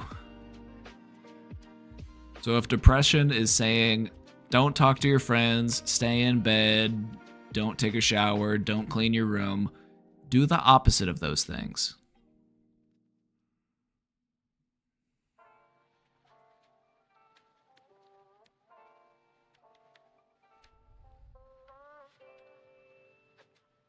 Also, the best way to recover from depression is with help and support. So don't try to do it on your own. Be sure that there are people that you can talk to, trusted adults, loved ones, teachers, counselors. You know, get as many people in your corner as you can. You are not a burden to your family. Your family is supposed to be there to support you in times like this. If your family's not there to support you in times like this, I'm sorry to hear that. But if families aren't there to support you when you're feeling down, what's the point of having one? You know? Like, if you can't go to your family when you're feeling depressed, who else are you supposed to be able to go to? That's what they're there for. But if they're not up for the task, try to find somebody else.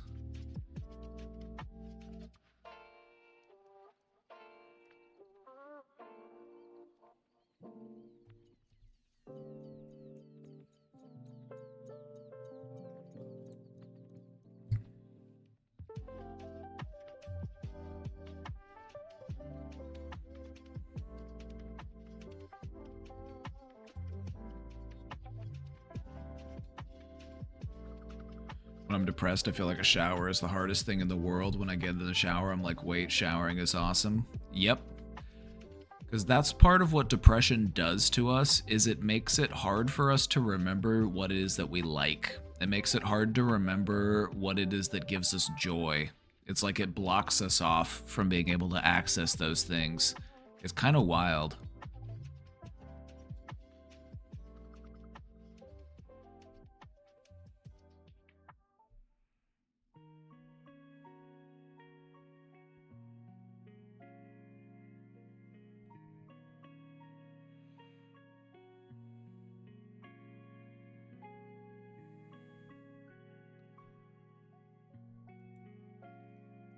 Depression can be a real bummer, but it does not have to defeat you. You can beat it.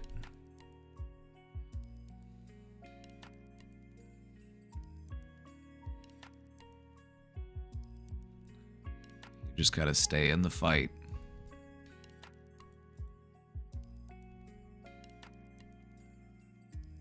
Alrighty. I think we're about ready to get into our presentation today.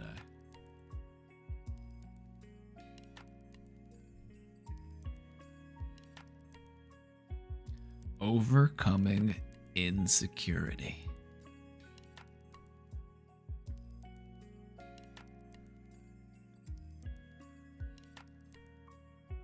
This will be a good one.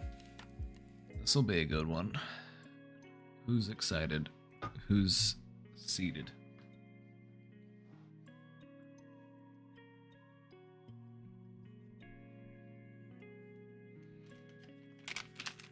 I got these gummy bears at the dollar store. True to fruit.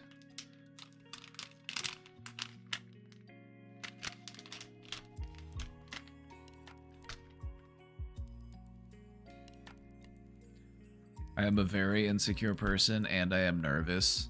Let me just say, it takes a brave person to actually type that out and to share that, so one day you'll see that.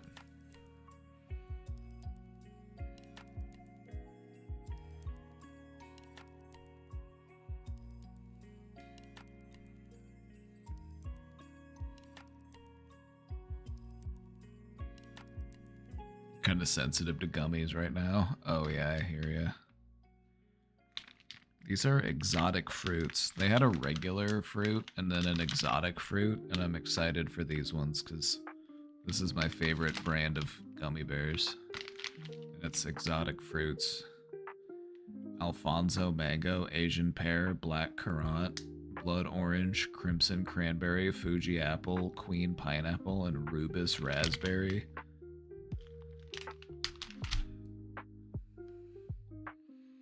I ate the other bag already and they were good. This one's probably going to be good too.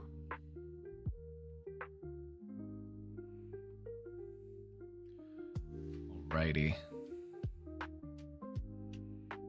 This is overcoming insecurity. I would hope that we all find this relatable, not because I hope that you all have insecurities, but rather because insecurities are universal. Everyone I've ever met in the entire history of my life has had some type of insecurities. It's natural. It's human. So I hope you find it relatable for that reason. Love this playlist. Shout out to the DMCA free lo-fi and chill beats on Spotify.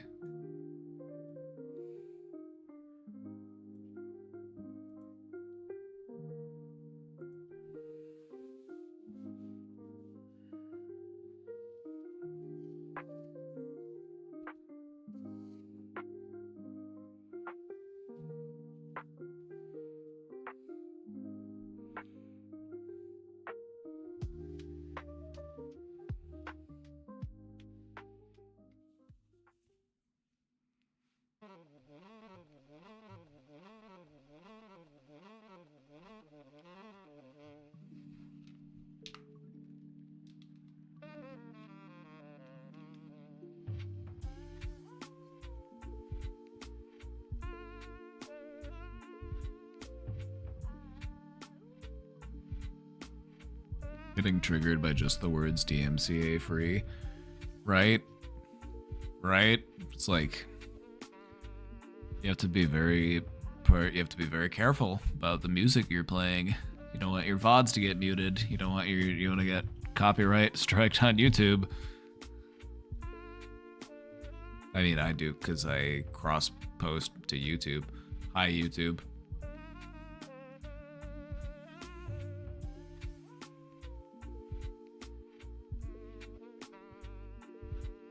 Today we're talking about overcoming insecurity. This is a presentation that I've wanted to put together for a little while, so I'm hoping you're going to enjoy this one. We're going to talk about what insecurities are, in case we didn't know. That's fine. We're also going to talk about how insecurities manifest, like what is it that happens to people, or like what are the reasons why insecurities happen. And we're going to talk about what we can do to be more secure. We're going to talk about what we can do to not feel so insecure. So that's the plan today. All right. Are we excited? Are we excited? How excited are you? Give me a score of 1 to 3. 1 to 3.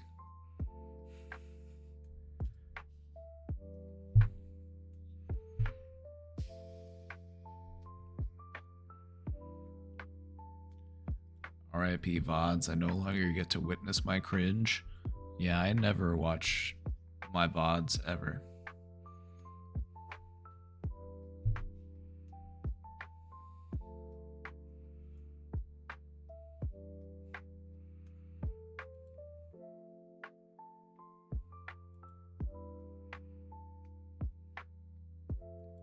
Is 3 the most? Yeah, 3's the most. I'm glad that you asked, because I said 1 to 3, and then I didn't say which is which.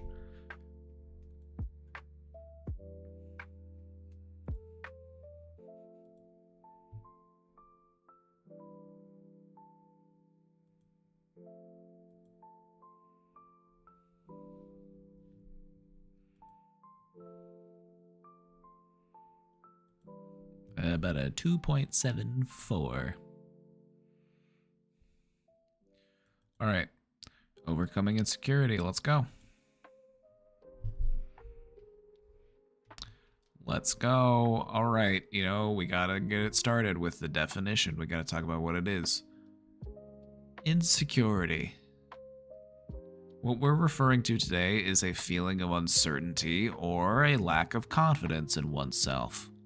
It's kind of a broad term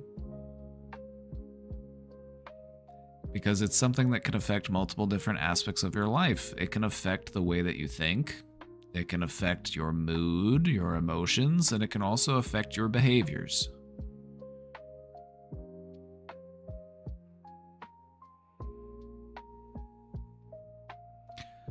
Why is it important? Why are we talking about it? Because everyone experiences insecurity at some point. It's a universal challenge. This is something we've all done.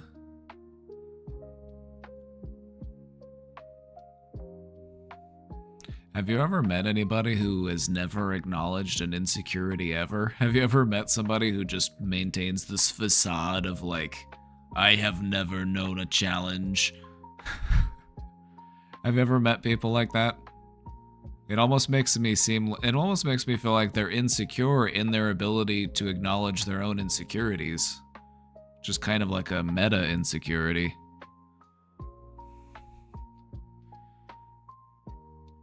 It's like, not me, I'm tough. I've never been insecure ever. It's like, okay. You want to talk about it?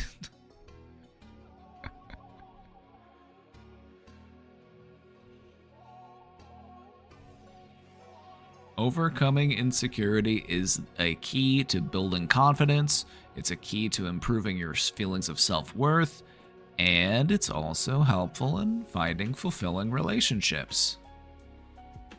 Just think about how important it is to feel secure.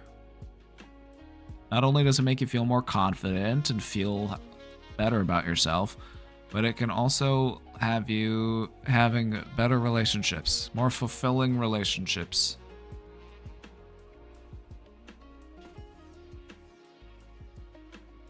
So today what we're going to cover is reasons for insecurity, how insecurities manifest, strategies to feel more secure. So we're going to talk about where people get insecurities from. We're going to talk about the different ways that they act because of their insecurities as adults.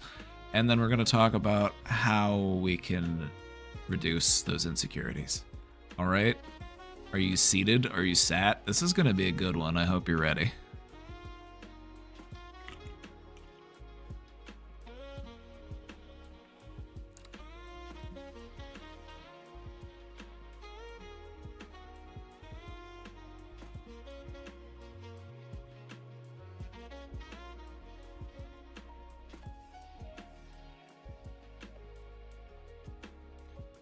I want you to give yourself a score. You don't have to share it. You don't have to share it if you don't want to. Give yourself a score about how confident you feel in your security or your ability to, make yourself feel secure. Maybe we'll come back and we'll rate it later.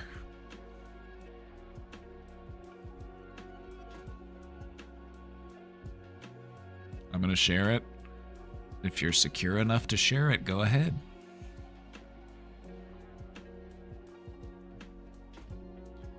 Alright, first up, why do we feel insecure? Where do insecurities come from? What's the scale? And make it up. Pick it. Make one. Make one up. Why do we feel insecure? Well, first off, early life influences.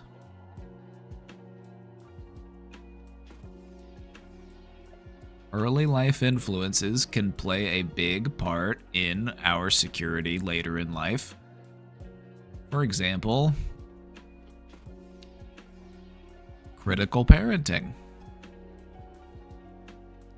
If you were subjected to frequent criticism, or you had a lack of emotional support, this can leave you with lasting doubts. This can cause you problems into adulthood.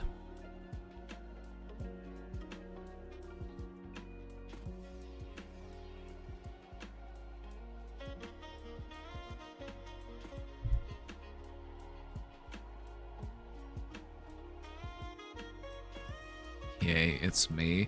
I'm in this slideshow and I don't like it.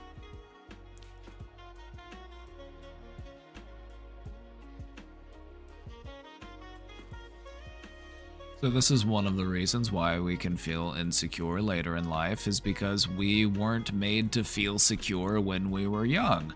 That one's pretty easy to understand. It's pretty easy to understand why that would happen. That makes sense, right?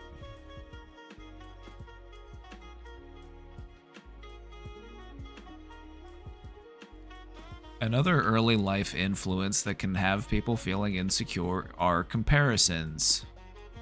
Whether this is being compared to your siblings, being compared to your peers, it can create a fear of not being enough.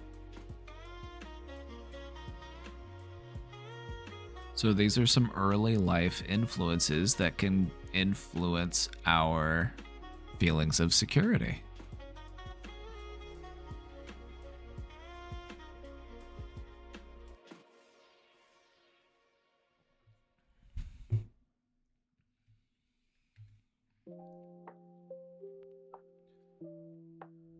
Some other reasons for insecurity include social and cultural pressures,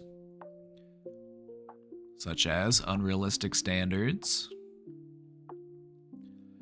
The media often perpetuates unattainable levels of beauty, success, and perfection.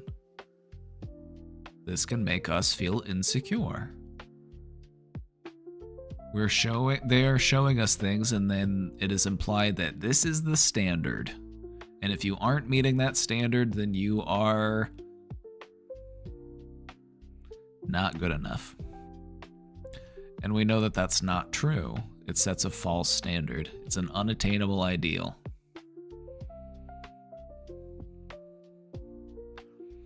Social media is harming you. Oh, you're right on time. Look at that. Social media.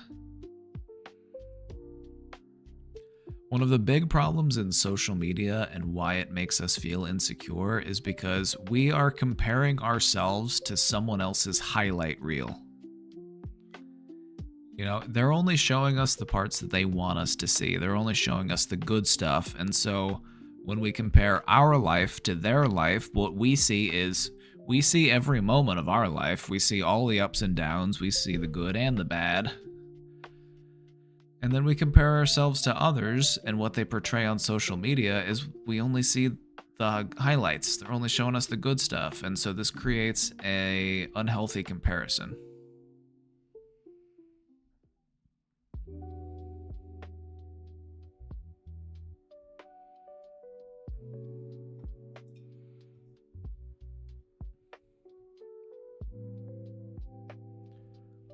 Scientifically speaking, Instagram is actually the worst social media platform for your self-image.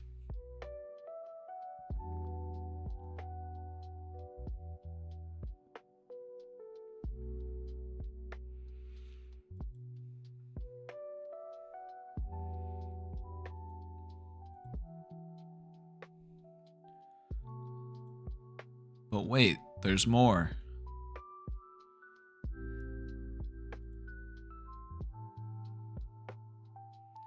These sweatpants have holes too. That's the best kind of sweatpants.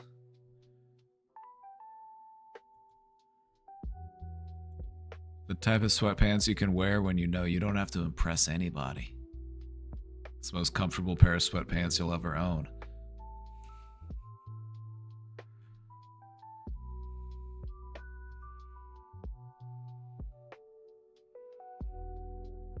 Why do we feel insecure? There are more reasons. Let's explore them. Trauma and negative experiences.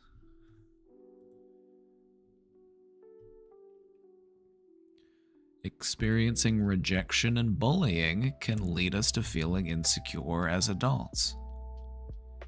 If we have past experiences of being excluded, or we have past experiences of failure, this can erode our confidence.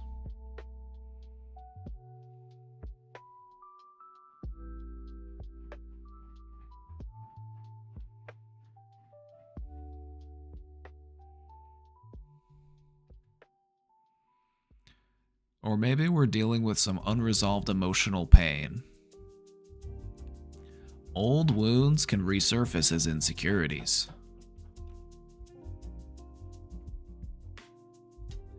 And this is why insecurities are often a sort of lens through which you can identify the types of wounds that a person is dealing with.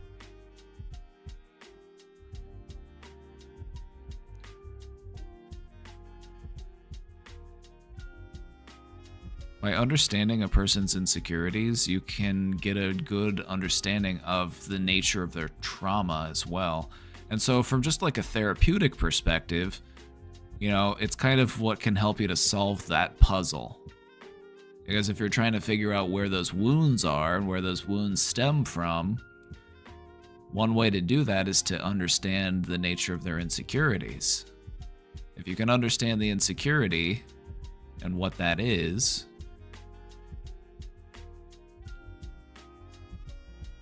you can start to speculate on the nature of the trauma.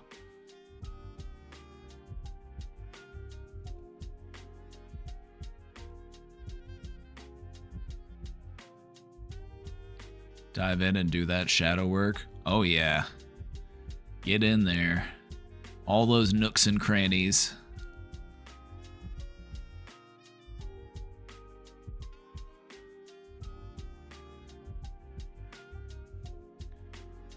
All right, there's also biological and physical factors.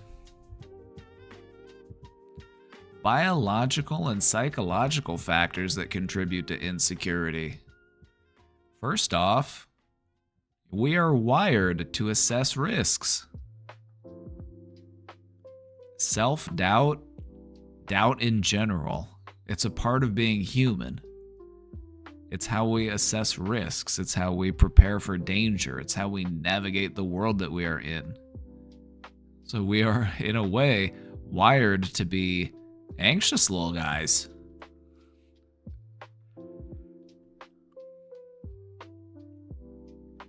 So part of the reason why you might feel insecure is because we are all wired that way.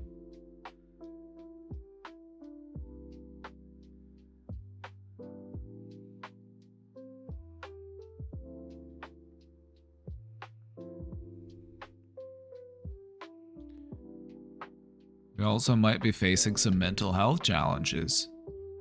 Anxiety, depression, low self-esteem, these can all amplify feelings of insecurity. My brain defaults to the worst, it's annoying. This is when we want to try to become better traffic directors. You know, the connection between here and the worst case scenario, it's a little too strong. We need to redirect some of that traffic.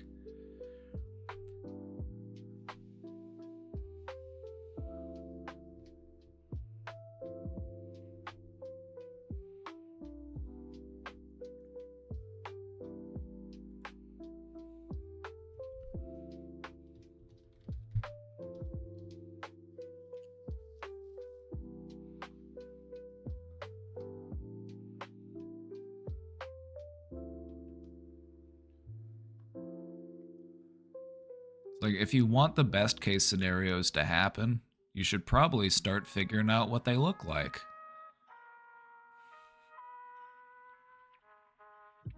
Self-fulfilling prophecies really are a thing. You know, if you go through life just expecting the worst and preparing for the worst, it's like the worst is just gonna happen. You're just gonna bring it about. You're gonna be a contributing factor in it happening. Which is why it's really important to take a good look at what some alternatives could be. Not just the worst case scenario. What's the best case scenario? Most of the time, things will fall somewhere in between. And what you've probably noticed is that things very rarely go worse than you expected. It does happen. Every once in a while, something will go even worse than you expected. But for the most part, things tend to go better than you expected. At least a little bit.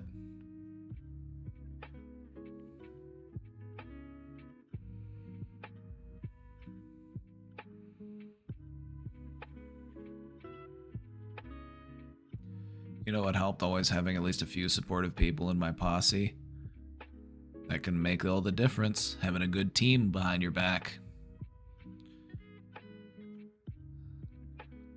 That's why whenever people come in here and they're like, can you be happy even though you're alone? I'm like, yeah, but sometimes when you fall down, it's nice to have somebody to help you get back up.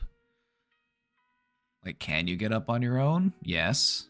It might take you a little longer. It might hurt a little more. It might take you longer to recover, but it can happen. And that's why it's nice to have a team.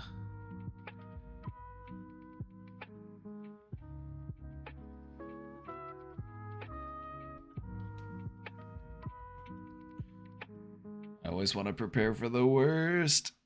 And part of the reason why that does make the worst more likely to happen is because you're operating in a level of high anxiety and it's keeping you in a high amount of stress, which affects your decision making. It affects your thinking.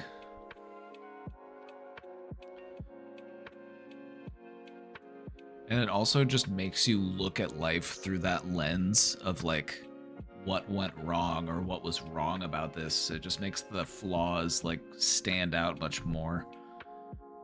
Just makes things less enjoyable because you're on such high alert. You're at DEFCON 4.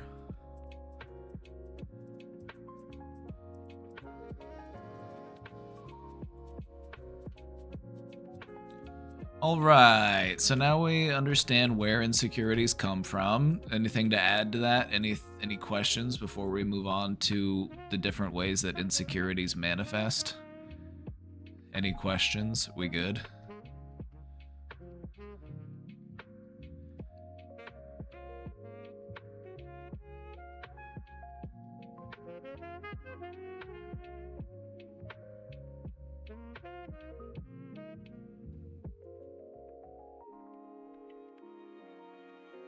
All right.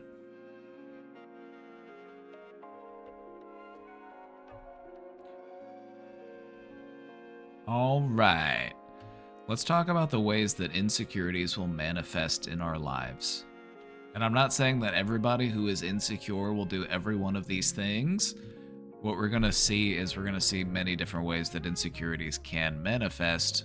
Not everybody does them, but they're typically a sign that the person is dealing with an insecurity. So let's get to it.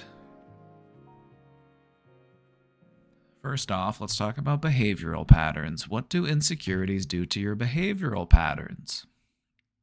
It can make you more avoidant. Insecurities can make you more avoidant. It can make you want to stay in your comfort zone to avoid failure or rejection.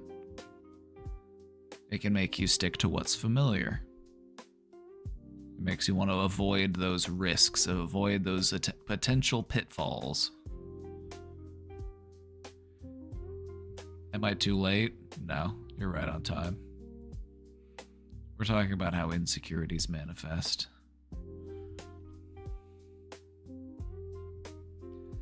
So, avoidance is one of the ways in which insecurities will manifest. And I would say that this is probably one of the more common ones. Just staying in your comfort zone. Like, if I don't have to go out and face that problem, then it's not a problem.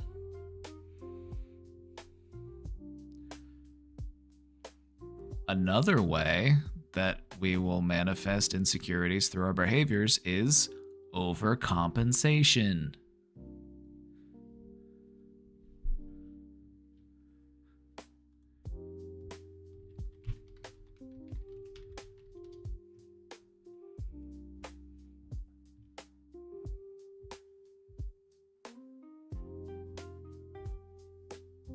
You know, like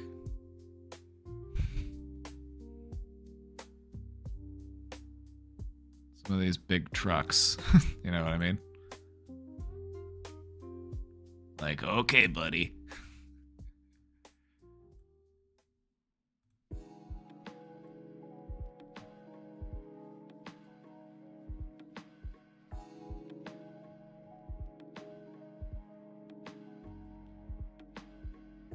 Some people will respond to their insecurities by overcompensating for those insecurities.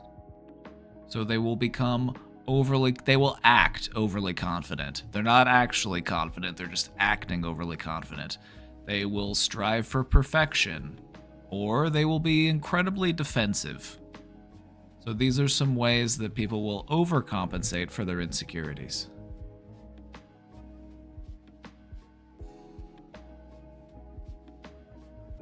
I would say I am a very avoidant person.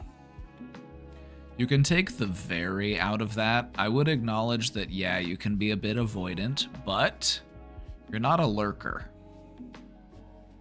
And I'm sorry, lurkers. I'm not trying to throw any strays at the I'm not trying. Sorry. Lurkers are catching strays right now.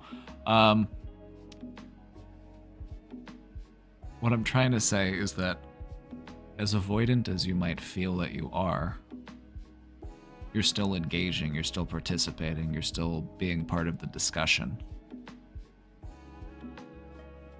So you're not as avoidant as you think you might be. I'm not trying to say all of the lurkers are avoidant. Lurkers, I'm sorry. I apologize. I'm not trying to attack the lurkers.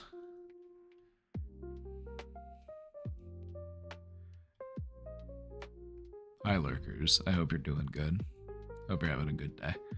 Hey, VOD watchers.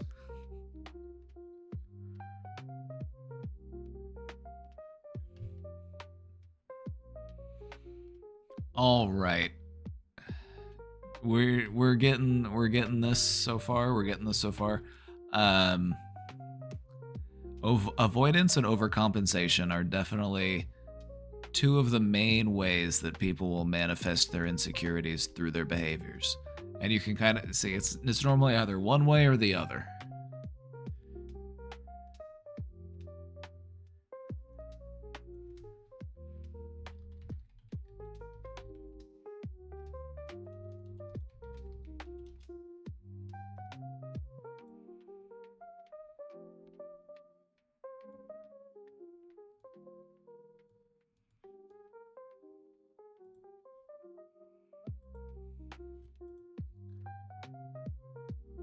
So let's talk about how insecurities manifest in our interpersonal dynamics, in our relationships.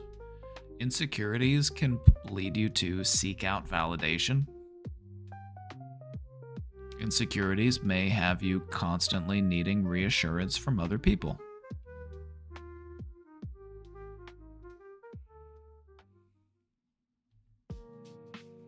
Another way that insecurities manifest in our interpersonal dynamics are through people pleasing.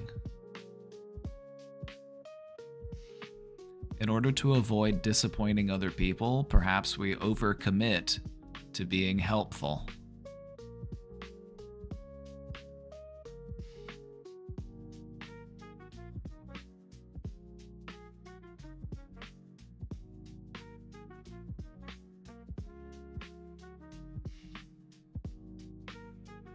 Any questions about these before we continue?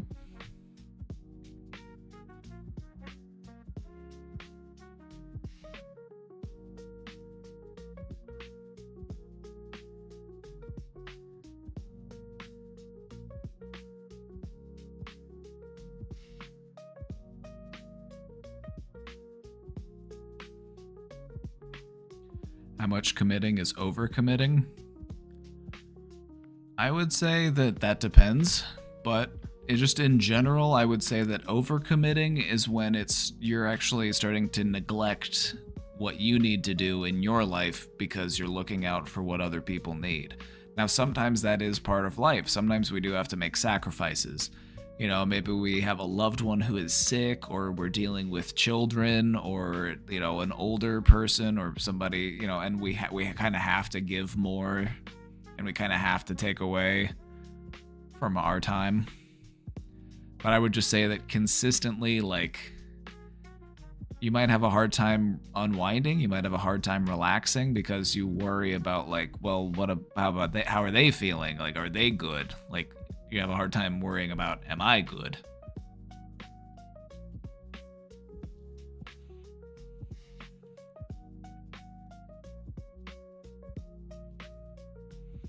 No, I just feel sad because it sounds like me.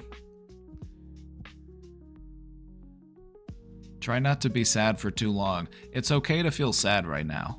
It's okay to feel sad, but this sadness is what's helping you to be aware of the situation, and it's from here, this is where we're going to take it. We're going to take it into what can we do about it. So we're going to uplift you. We're not just going to make you sad and then leave you there.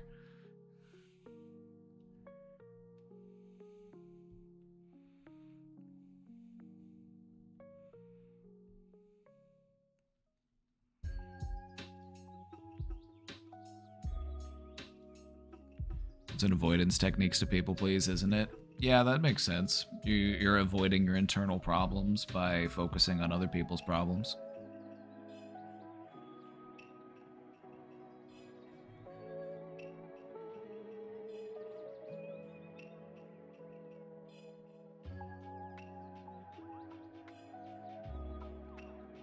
All right, so we've got a pretty good understanding of where insecurities come from and how they manifest in our life.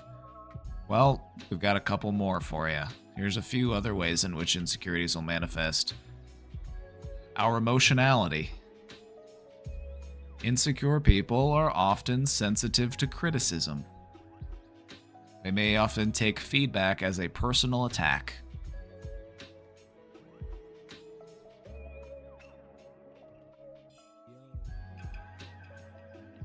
Insecure people may also find themselves jealous or envious.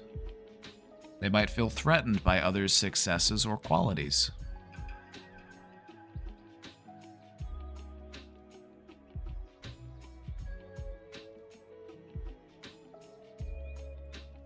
It's not about not being this way, okay? It's not about whether you are or aren't. It's like, I can probably be this way sometimes because we all can be this way sometimes.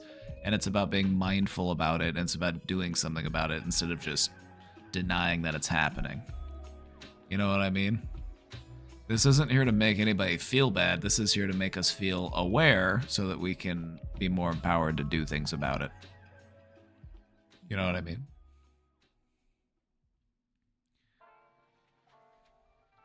So, insecurities can manifest in how you express your emotions. Insecurities can also manifest through physical and nonverbal means. It can affect your body language. It can make you slouch. It can make you avoid eye contact. It can make you appear withdrawn.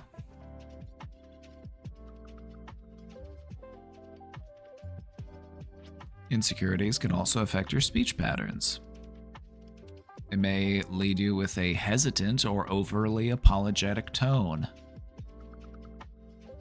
This is why I don't let people say sorry in here, because I can recognize that for many people, excessive apologizing is one of the ways that insecurities will manifest.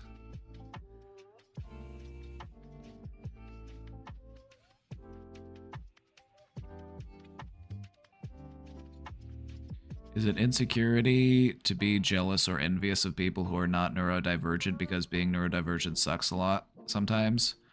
I would say that any of that time that you're spending on being jealous or envious is not really time that's serving you, and it's not doing anything to really help you figure out how to better operate the brain that you were given. I feel like any time that we spend practicing jealousy or envy is time that we are taking away from working on actual physical goals that we could be working on.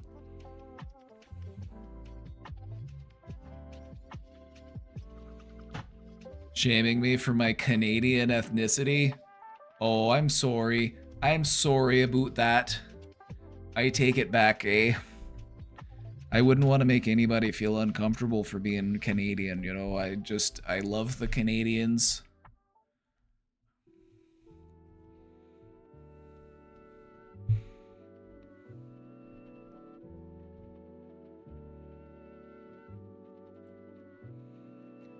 I have a very serious physical signal issue when I'm feeling anxiety and I cannot make eye contact or express myself. How am I supposed to make this stop? Have you ever tried just closing your eyes and then speaking? Just close your eyes, take a big deep breath, and then just talk. Just speak. You know, limit the amount of sensory information that you're taking in and just focus on your expression.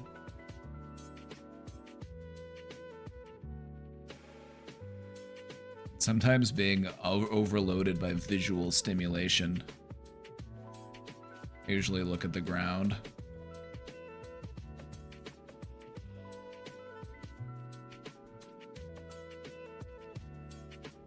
Slouching is like a physical manifestation of insecurity, because it's like we're literally trying to like curl up into a ball.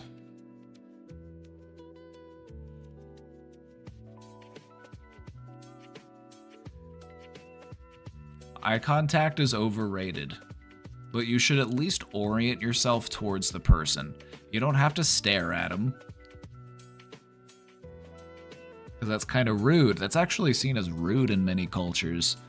In many cultures, direct, persistent eye contact is seen as rude, or it's seen as challenging.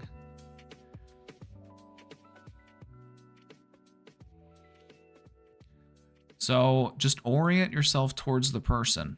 You don't have to persistently stare at them, but just show with your body language that you are invested in what they've got going on. Your body is pointed towards them. You're not shut off and closed off and pointed to the side, and it's like you're trying to find a way to leave. You know, you are oriented on them.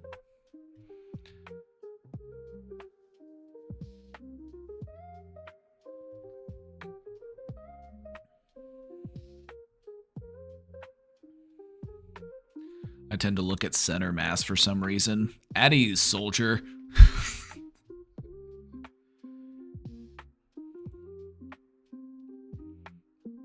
I had this problem. My stare would be too intense. I can also have an intense stare, which is why I have to be mindful of how much eye contact I use.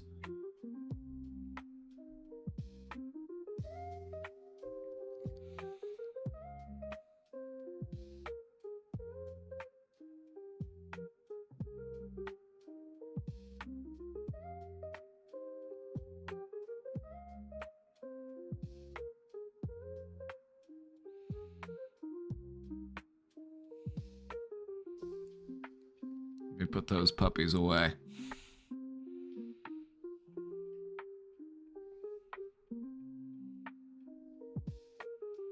I was judged by an employer for not making or keeping eye contact with customers. I'm just gonna say it, that's dumb.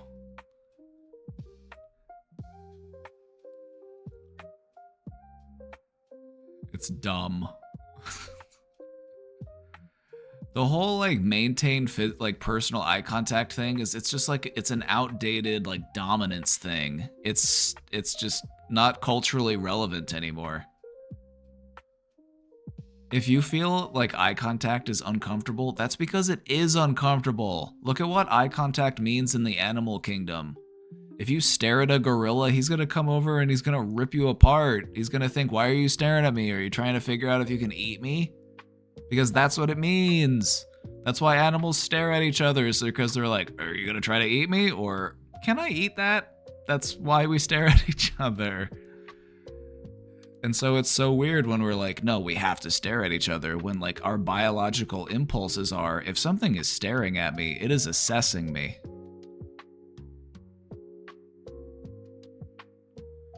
I'm either trying to figure out, can I eat that, or is that going to eat me?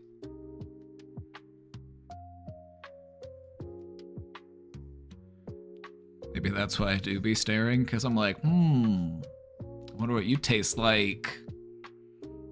Some people do stare at people like that, though, and that's what I kind of refer to as the sociopath stare. It's when people look at other people like they're looking at food.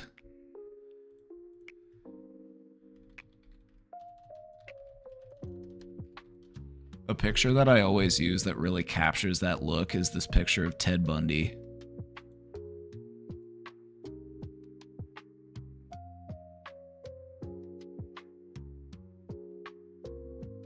He's not looking at you like you're a person, he's looking at you like you're a juicy steak.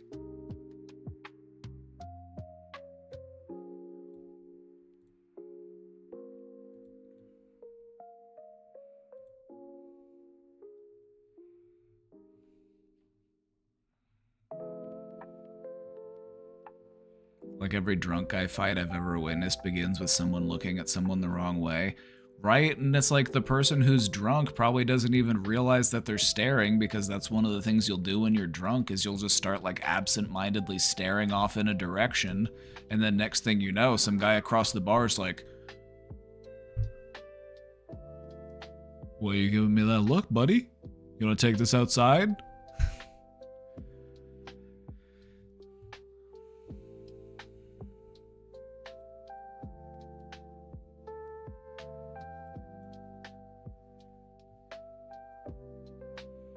This is when you diffuse the situation with a compliment. Be like, oh no, I was checking, I love your jacket. I was thinking about getting a jacket like that. Where'd you get that one, actually? That one's nice.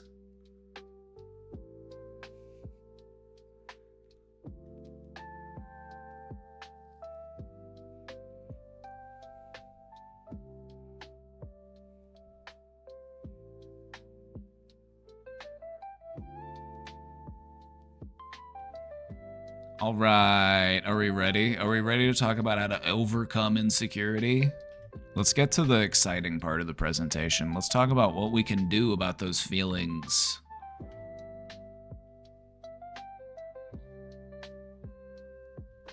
A really important first step in overcoming insecurity is understanding and accepting yourself. Self-awareness is key. If you're dealing with insecurities, what's really important to do is to reflect on the roots of your insecurities. Understand where they came from. And what you'll notice is that a lot of them might tie back to early life experiences. They might be some ACEs. We call those adverse childhood experiences. They might have come from the times when you were in school, or maybe where you were in high school, maybe you were in college, maybe you were in, a serious relationship for the first time and things happened.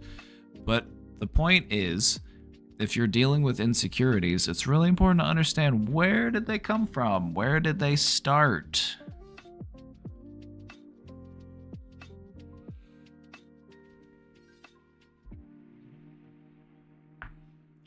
Because we don't want to judge ourselves or blame ourselves for having these insecurities. We want to understand them so that we can change them.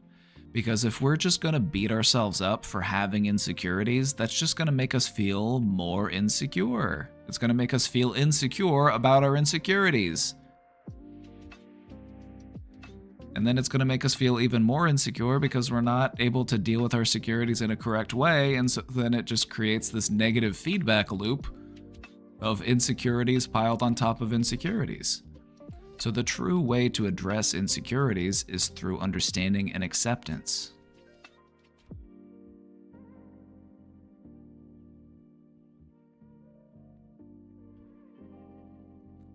Show yourself some compassion.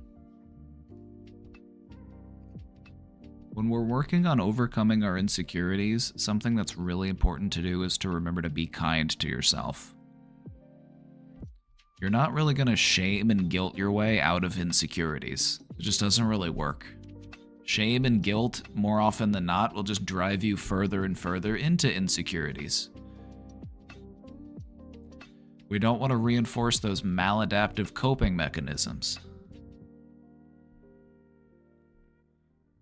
It's one of my favorite terms. It's one of my favorite terms in all of psychology. Maladaptive coping mechanisms.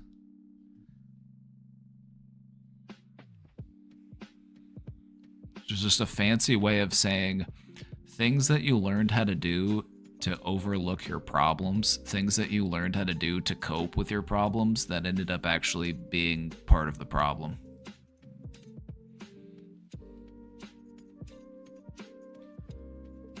So, show yourself some compassion. Be kind to yourself, especially during those moments of doubt.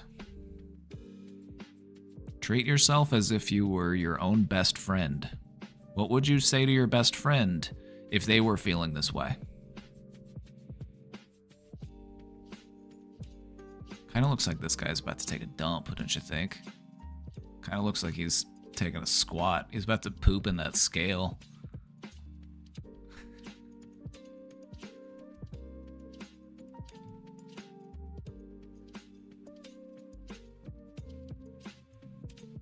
Alright, another really important part of overcoming insecurities is to build back up our confidence. Start small. When we're building up our confidence, it doesn't have to be these grand gestures. We don't have to go skydiving. We don't have to go climb Mount Everest. We can start small. We can set achievable goals.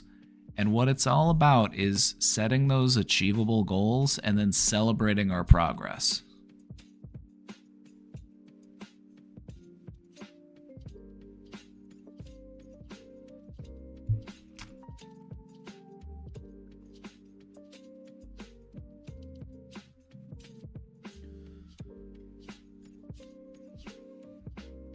Getting rid of your insecurities, it really is just like taking a big dump.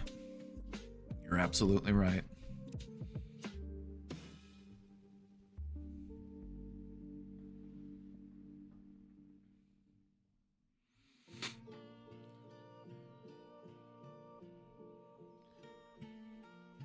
Just remember that when you're making goals for yourself, it's really important to make those goals achievable. Small, achievable goals over time will get you to where you're trying to go. And also take time to acknowledge your progress, celebrate your progress. That's what will help to keep you motivated. So let's just take a moment real quick to celebrate the progress that we have made at this point right now, where we are at right now. Let's take a moment to celebrate all of the progress that we've made in getting to this point right here, right now. Maybe we're not where we want to be yet. Maybe we're still working on it.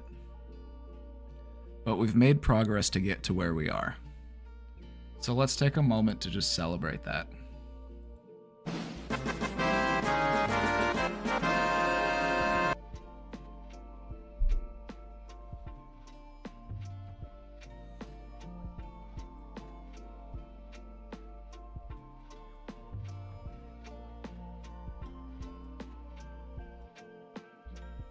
Another really important aspect of building up your confidence is to lean into your strengths. Lean into your strengths. Engage in activities that make you feel competent and capable. Feeling competent, feeling capable will help you to feel confident.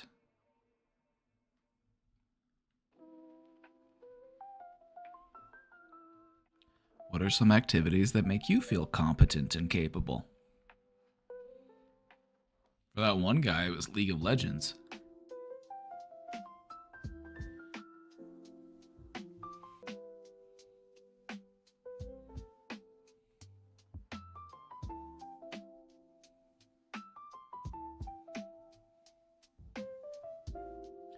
This is the kind of stuff that I like to do in psychology. It's called motivational interviewing, asking people questions that help to motivate the person.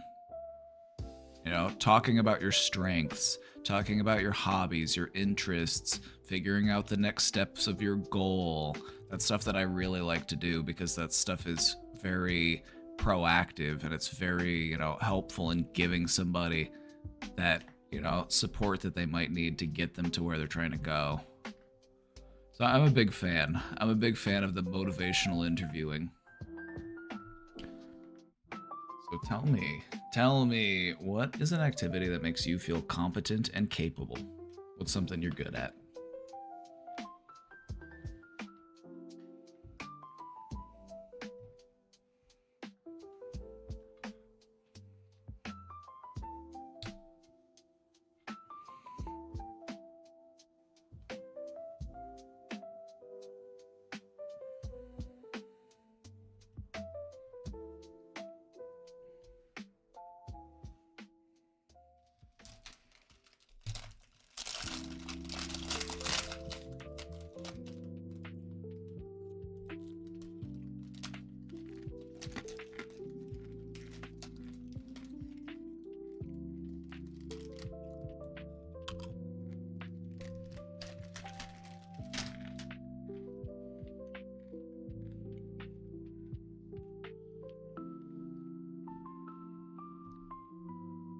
Competent and capable.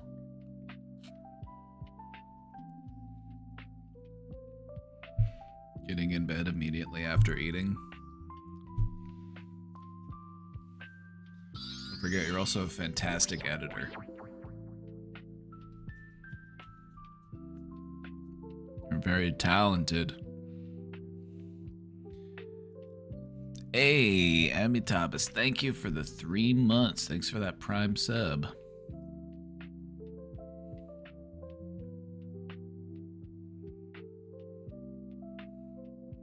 I live under a rock. I don't know what skills I have besides I read directions. Well, see, here's the thing. If you feel like I don't have a skill, then now's a great time to figure out what that is. We don't need to beat ourselves up for not having something that we can think of. I would actually go so far as to say that if you're really good at putting yourself down,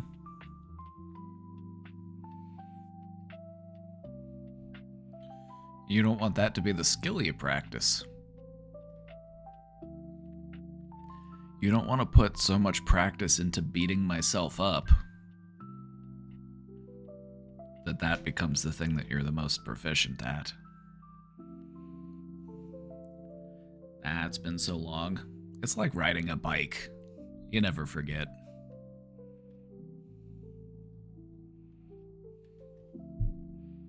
You're not allowed to beat yourself up anymore. If you beat yourself up again, I'm gonna...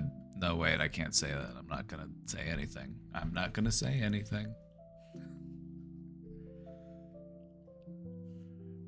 What if that's what a therapist was like? What if a therapist was like, I need you to stop beating yourself up, and if you don't, I'm gonna beat you up? Do you think that would be motivating? Do you think that would be... I wonder if that would work. Maybe. Maybe with some people. They're like, hey, I noticed you've been at the gym a lot, and you've been doing a lot of, you've been doing new hobbies, you've been much more social, much more active. What happened? Like, well, my therapist said if I didn't stop beating myself up, he was gonna come beat me up. He's right there, he's watching. You see, he's over there. He's like...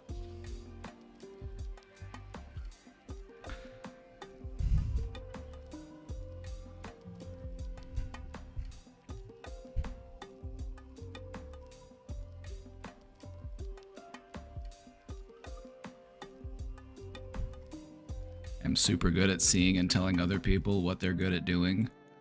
Alright, now what I want you to do is go and look in a mirror and then tell that person those things.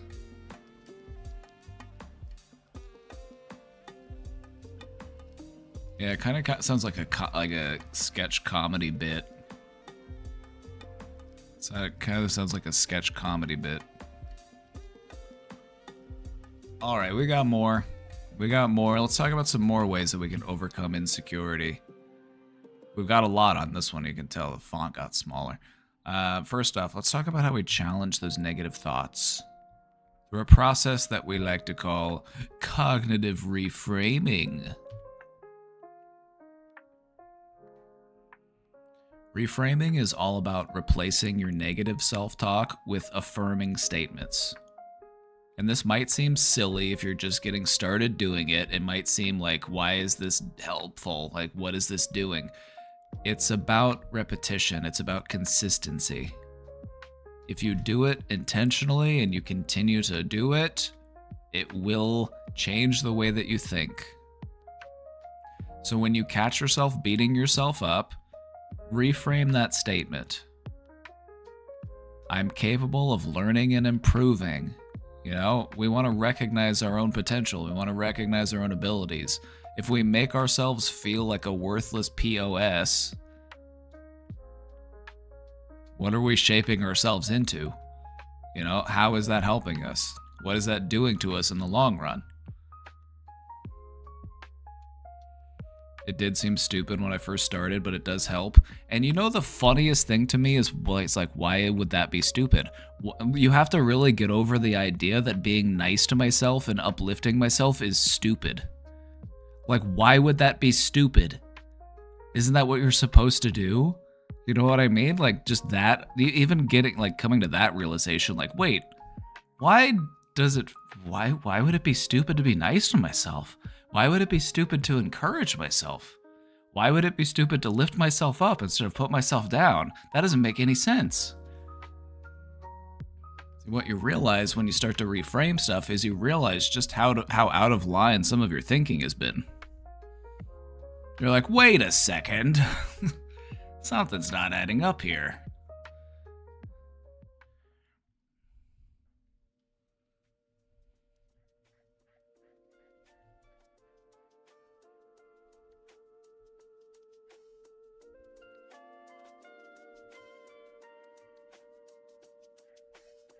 Sometimes I give the negative self-talk voice a name and tell it to shut the fuck up. That helps too. What I've also found to be helpful is when I have a negative self-talk, I repeat it back to myself, but I make it much more annoying, and that way I'm much more likely to dismiss it. Instead of like, you're so worthless, just be like, oh, you're so worthless. Just like I'm not gonna take that voice seriously. I'm gonna tell that voice, shut up, nerd.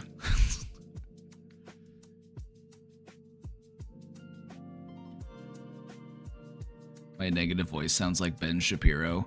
Tell him to cool it. Tell him to slow down.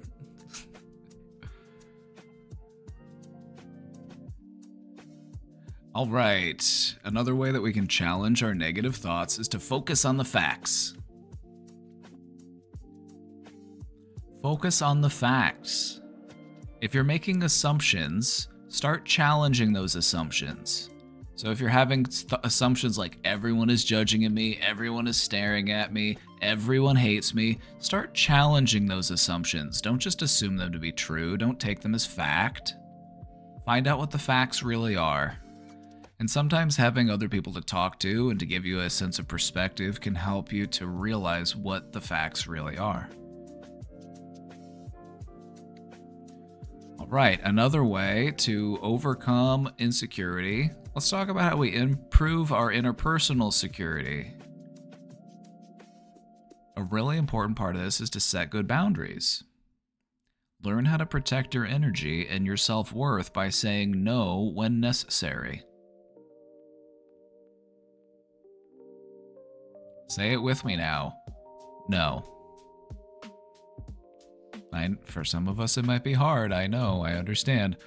Say it with me now. No.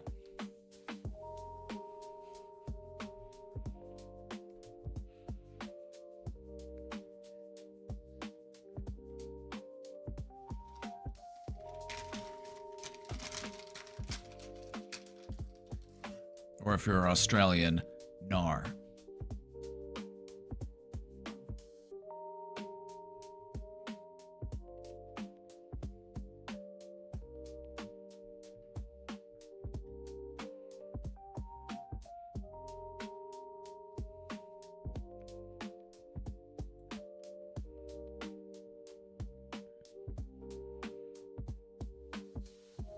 If you have a hard time telling people no, consider practicing some of these other types of like we've got a lot in this presentation. Just consider applying some of these other aspects towards your difficulty in saying no. Why is it that you're worried about saying no? It's like, well, if I say no, that they're not going to like me anymore. It's like, okay, let's start challenging that. Let's start looking at that feeling. Let's look at that assumption. How many times have you said no to people? Like, how many times have people said no to you? Did you hate that person? Did you never talk to them again? Like, what happened because they said no to you? It's like, no, well, I understood why they said no. It's like, exactly. So, if you're in a relationship with somebody that you can absolutely never say no to without them getting mad at you or hating you or, fighting with you because you said no, maybe that's not such a healthy relationship.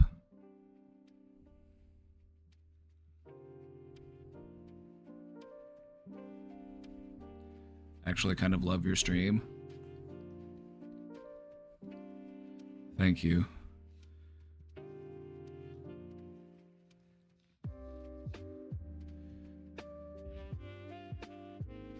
We've got the vibes on lock. We've got vibes out the wazoo.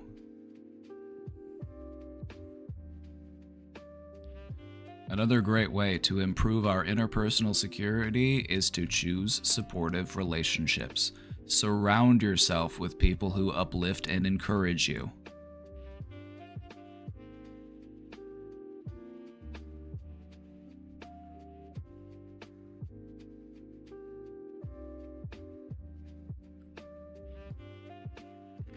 If the people you hang out with only ever put you down, just think about where that's going to get you. Just think about where that's taking you. Just think about what that's doing to your self-worth, your insecurity.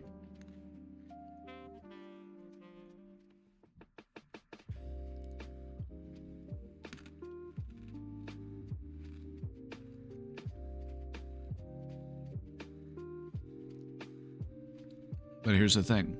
You don't just want people who uplift and encourage you. That is really important. What you also want is people who can keep it real with you. If you're out of line and you're doing something that, you're out of pocket, like you need your friends to be able to let you know so that you can, do better. It's good to have other people that can help us to stay accountable, but also who can encourage and uplift us.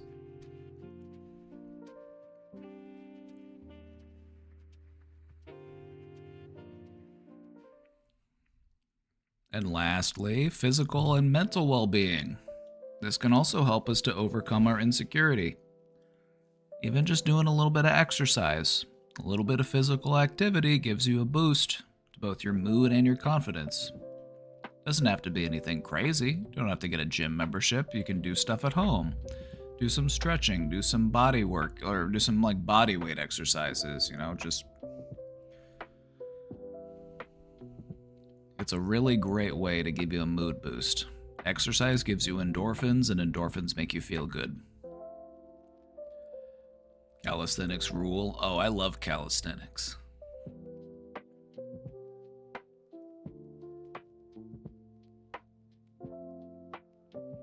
You start doing calisthenics, you can get shredded and never have to step foot in a gym.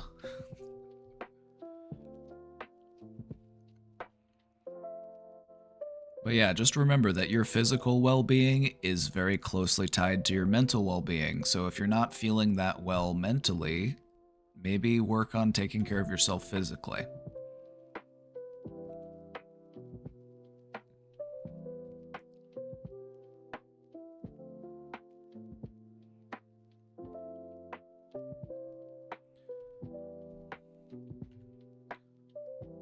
Also, think about seeing a therapist or going to a support group or finding a counselor, Talking to a professional can help you to unpack some deep-rooted insecurities, and they can also provide you with tools that you can use to help you grow.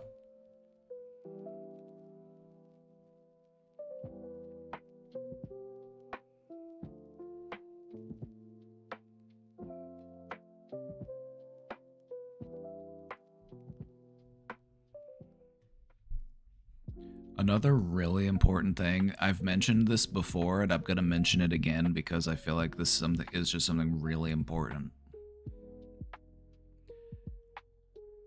If you feel like I'm waiting for energy so that I can go out and do exercise, it's not going to happen. You can't just wait around for the energy to come. It's not going to happen. If you want to increase your body's energy output, you have to increase the demand that you are putting onto your body. So if you're just living a sedentary lifestyle, you are going to be in a perpetually low energy state. If you actually want to have more energy, you actually have to do things.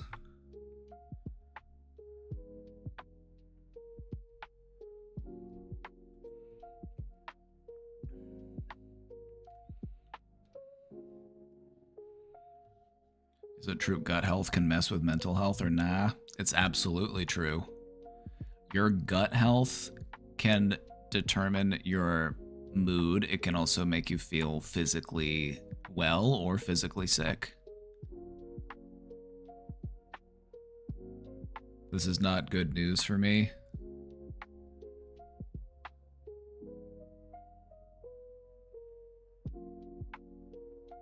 Well, I mean, it doesn't change the material reality of the situation.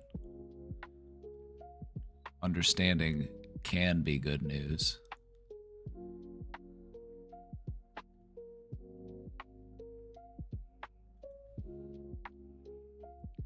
The gut communicates through your nervous system, through the vagus nerve. This is not, though, the sedentary. Oh, yeah. Well, I know it's not good news, but it really is an uncomfortable truth. And every time I say it, I feel like, it's not what people want to hear. I feel like what people want to hear is, yeah, just lay in bed for another week and then you'll be ready to go to the gym. I feel like that's what people want to hear.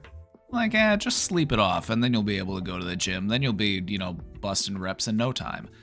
But it's just simply not true. If you want your body to increase its energy output, you have to put a higher demand on your body so that it can raise your metabolism, so that it can actually start to, burn fat and make new muscle. That is what's going to give you that energy you're looking for. It's not just going to come to you if you just sit around waiting for it. And I know, it sucks. I wish it wasn't that way. I wish that you could just sit there and gather energy like a plant. I wish that was true. But you gotta get up, you gotta start moving.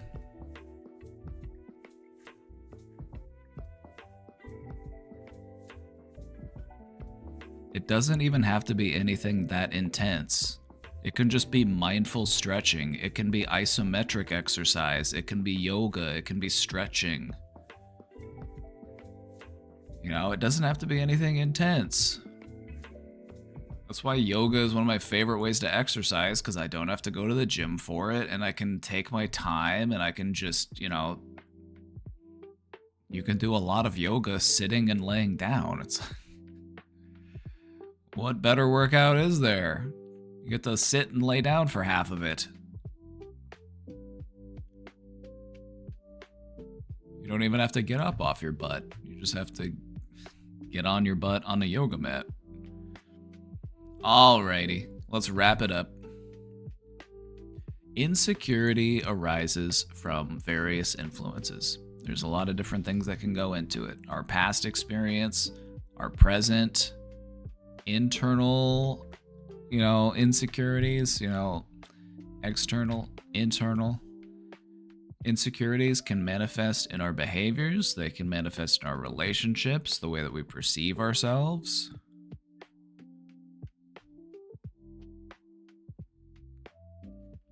With understanding, effort, and patience, insecurity can be overcome. But that's what it takes. Understanding, effort. Oh, it's practice. I misread it. Understanding, effort, and practice. Insecurity can be overcome. Patience is also helpful.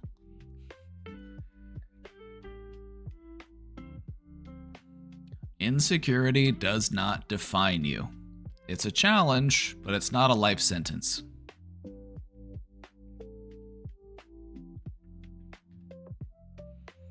So, my question for you today: what's one small step that you can take to build your sense of security? Just something for you to think about. What's something that you can do to build your sense of security? Let's figure out what that next step is. And while you're doing that, I'm gonna go take a bathroom break. So hang out here with these sleepy cats, and I'll be right back.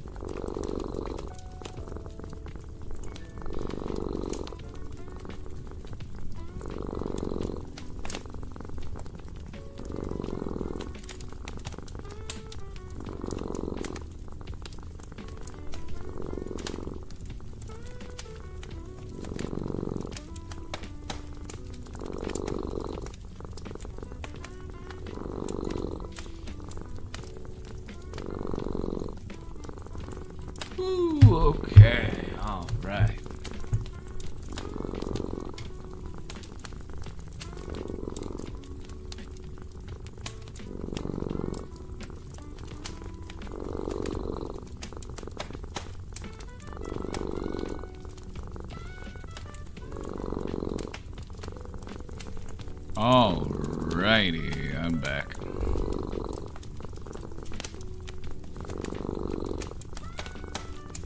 I'm back.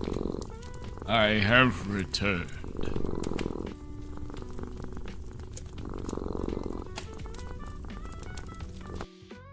Right, sleepy kitties.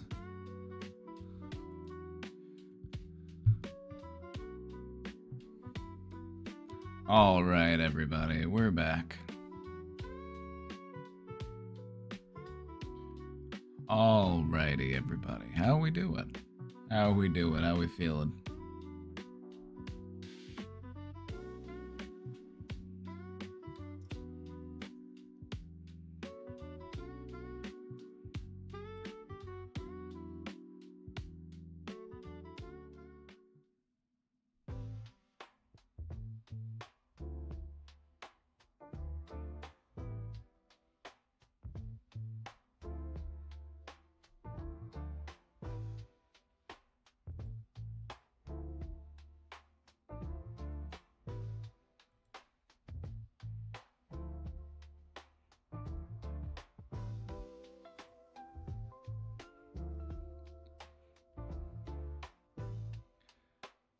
You enjoyed the presentation. Did you enjoy the presentation? I was hoping that with that presentation we could feel a bit more empowered on how to address insecurities. You know, acknowledging and accepting insecurities is not a weakness. It's actually what helps us to be stronger. It's like, how can we fix something that is an insecurity if we aren't aware of what it is? So hopefully we feel a bit more understanding, a bit more empowered to start overcoming those insecurities.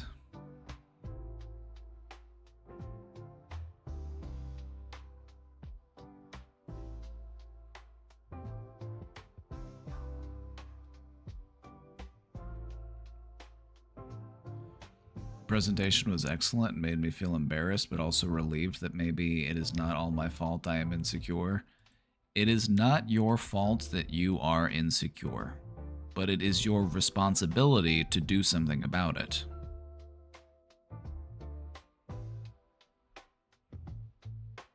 Feel me? There are things that happen to to us in our life that are entirely outside of our control. We don't get to pick our parents. We don't get to pick how our parents treat us. We don't get to pick what school we go to. We don't get to pick any of those things. Those are entirely outside of our control, and those things can often lead us feeling insecure later in life. But that is our responsibility to deal with. And I feel like what a lot of people end up doing is they make their insecurities other people's problems. And I'm not saying that that's what you do, but I'm saying that's what a lot of people do, is they take these insecurities, but they aren't understanding and accepting of them, and instead they project them outwards onto other people.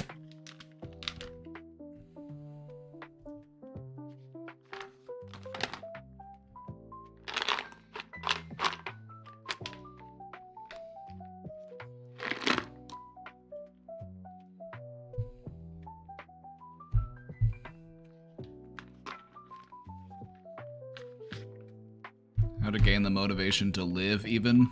That depends on where you're at. It depends on what you're working with. What would motivate you in that situation? Sometimes when people are feeling really down and out, I'll take whatever I can get to motivate you. You know, I wouldn't recommend using spite as a motivator in all circumstances, but if you're really down on your luck and you're really at a low place in life, spite can be a tremendous motivator to get you back up out of that hole. Just living to prove your haters wrong can really take you places.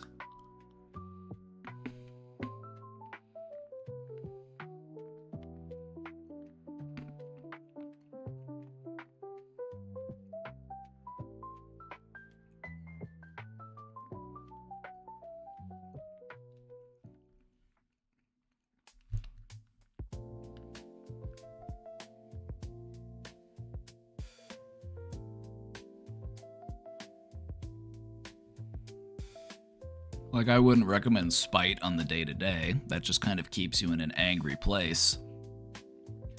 But when you're really down and out, when you're really sad, when you're really depressed, sometimes spite can really help you to get out of that hole. Like, get angry at your depression. Be like, you know what? I don't want to live this way forever. You know, turn that frustration in on itself and allow yourself to actually start working on that problem.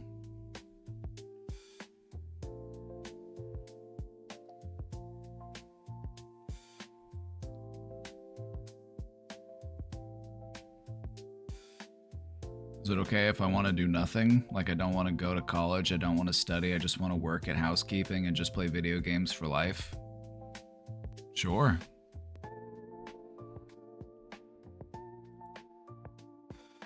I don't see anything wrong with that. If it brings you satisfaction, if it leaves you feeling fulfilled, go for it. You know, not everybody has to be, you know, a rock star, a politician, a CEO. You know, not everybody needs that. Most people, in fact, will just have a relatively calm and peaceful and low-key life, and that's perfect. Like, is it wasting my life from a certain point of view? Those point of views don't matter. It's your point of view that matters. Because yes, from some people's point of views, they will say, you're wasting your life. Why aren't you out there running marathons? Why aren't you out there climbing Mount Everest? Why aren't you out there trying to become an astronaut? Because that's not what I want to do. And so it's not about pleasing people from every possible perspective, because there's always going to be perspectives that view you negatively. But that's not what it's about. It's about you enjoying your journey. That's what life is all about.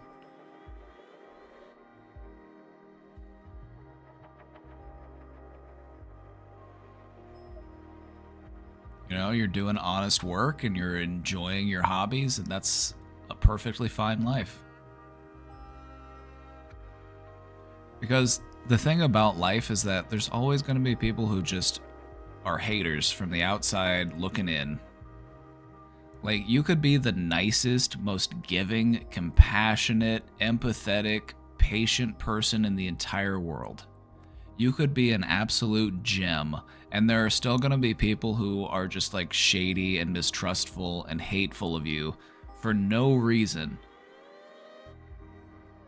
So those are the people that we just don't really need to listen to, because we're never going to win them over. So we don't need to worry about them. If we're worried about them, we're wasting our time. I don't need to worry about pleasing everyone. I need to worry about pleasing myself.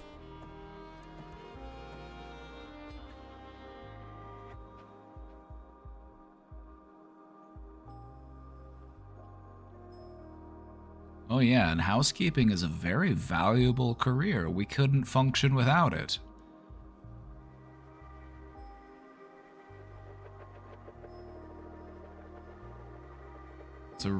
It's a cornerstone of a civilized society. As long as you're enjoying yourself and you're having fun and you're not hurting anybody, that's perfectly fine. All right, we're going to go back to the question box. We got another question in here. Let's check this one out. Maladaptive coping mechanisms made me think of this. Oh yeah, good old maladaptive coping mechanisms. It's one of my favorite phrases in psychology. I know I said this earlier, but I just like the way it rolls off the tongue. Maladaptive coping mechanisms.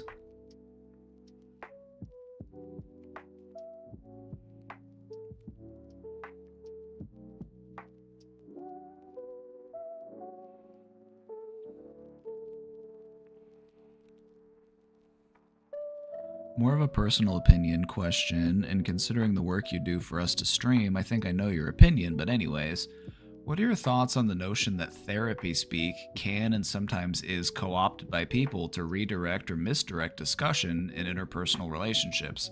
Like, obviously there's a place for it in the doctor's office, academia, between doctors, but I think you get what I'm asking about. All right, this is where I stand on therapy speak. I feel like it's really important for us to become more emotionally literate, to become better communicators, and to foster understanding between people. We should be able to express ourselves. We should be able to understand others. We should be able to speak in a way that encourages others to understand us. The thing that I don't like about therapy speak is when it gets misused. And this kind of ties into other psychological concepts such as the Dunning-Kruger effect. The Dunning-Kruger effect is when a person has like a base level understanding of a thing and then they assume themselves to be an expert on that thing because they feel like they get it. But in reality, they're not really an expert. They just assume that they are an expert because they get the basics. You see a lot of that. You see a lot of people, using terms that they've heard in therapy and then applying them outwards in their life, but they might be misusing them, or maybe they will even use them as a way of misleading or manipulating people. Because that's also something that they can be used to do.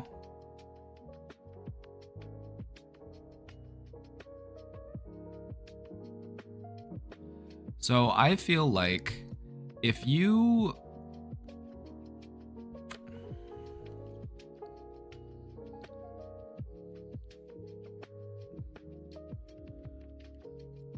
just try to be mindful. Just try to be mindful whenever you hear people using like therapy speak type words.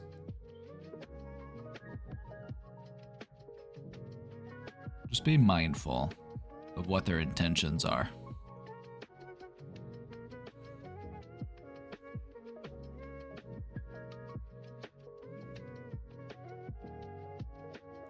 I like that people are more aware, like therapeutically aware, but you also have to understand that there's a lot of time and effort and work that goes into a full understanding of the therapeutic process. And so when people just like grab ideas that they like and then they just start using them in like normal discussion, it can kind of alter the effect. Like, just think about all of the different therapy speak terms that have been mainstream within the last few years.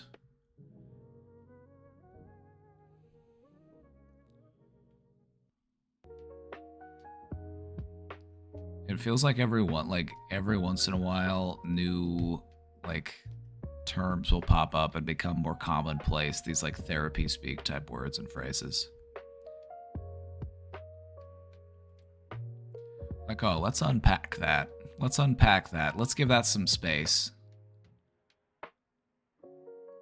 We're setting boundaries. I think you're projecting. I'm feeling gaslit, you know?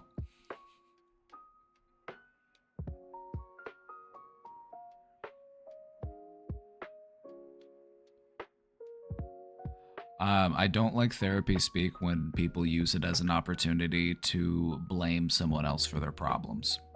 You know, when you use these words that, you know, instead of assuming accountability, you're just finding new ways to redirect and new ways to project things onto other people.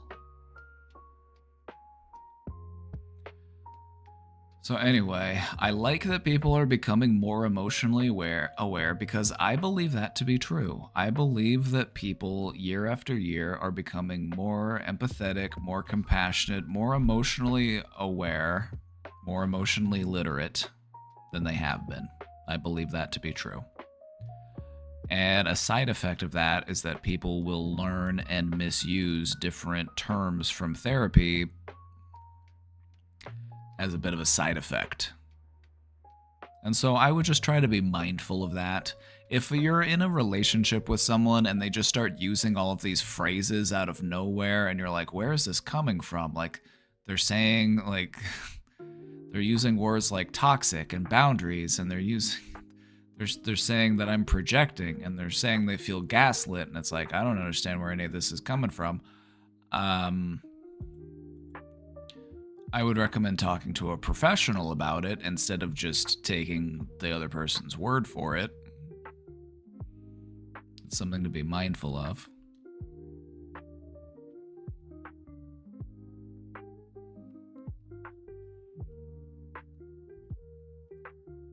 Because I feel like a lot of people use these words without recognizing their own behaviors. A lot of people will use them as a way of like blaming other people for things that they should be holding themselves accountable for.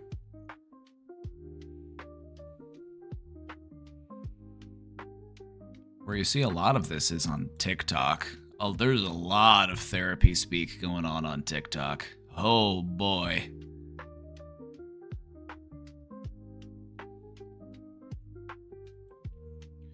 What do you think is the main difference between being lazy, not wanting to come out of your comfort zone, and being depressed?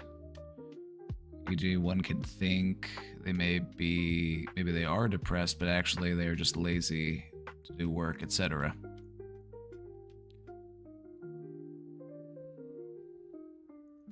The main difference between being lazy and being depressed.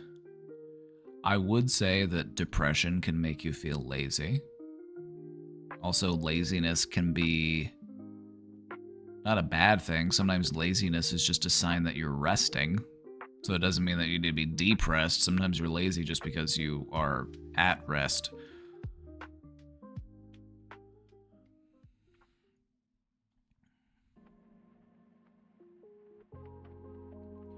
I would just take a look at like your satisfaction level, your level of like pleasure from things. Like, do things still make you happy? Do things still bring you satisfaction? Or do things just feel dull? Do things feel mundane?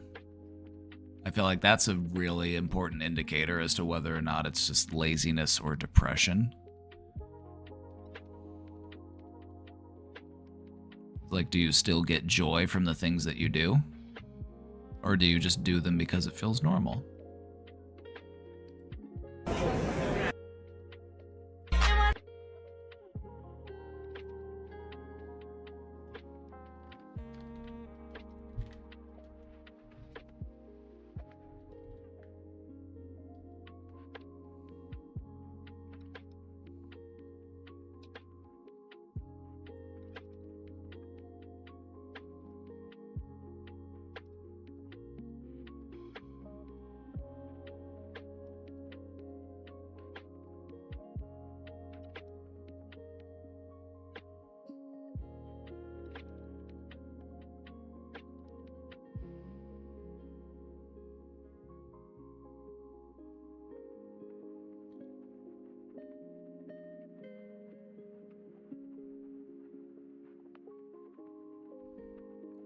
Now you've got me thinking about how people misuse therapy speak, and I'm getting heated. Because it really is something that people do. Sometimes people will weaponize therapy speak as a way of just becoming more manipulative.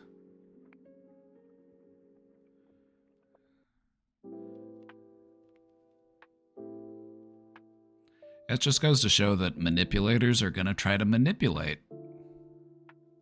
And they'll use any tool at their disposal to do that. They'll even weaponize therapy language. What you really want to see is accountability. You want to see a person accepting and acknowledging the role that they played in a crisis or the role that they played in a conflict. You want to see them actually sincerely accountable of the things that they have done. You know, you want to see them acknowledging those things and not just projecting everything onto everyone else. Everything else is always someone else's fault.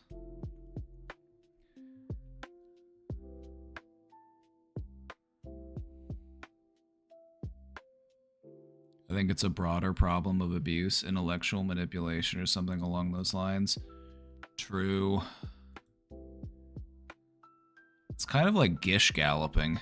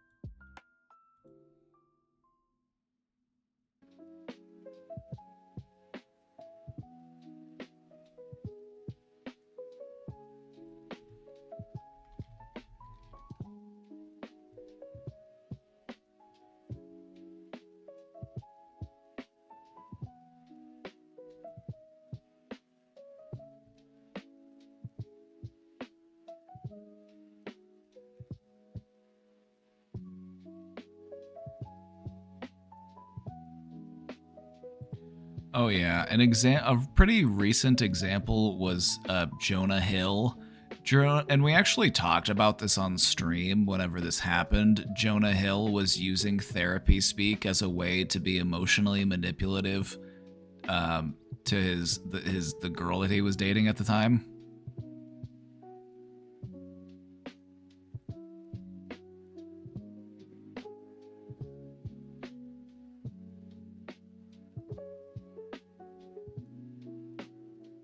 He was basically saying, I need you to change yourself. I need you to not hang out with those people. I need you to not wear that type of clothing because that's my boundary.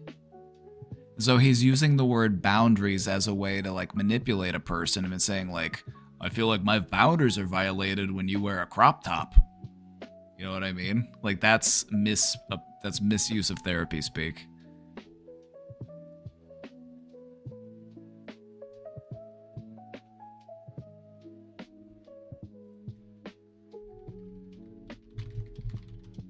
Let me see if I can find the text messages.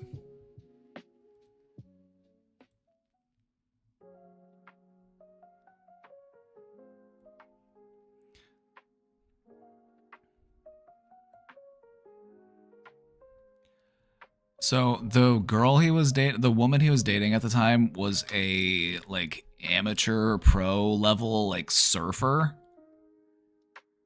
So that's the context for this. Plain and simple, if you need to be surfing with men, to have boundaryless, inappropriate friendships with men, to model, to post pictures of yourself in a bathing suit, to post sexual pictures, to have friendships with women who are in unstable places and from your wild recent past, beyond getting a lunch or coffee or something respectful. These are my boundaries for a romantic partnership. My boundaries with you based on the ways these actions have hurt our trust.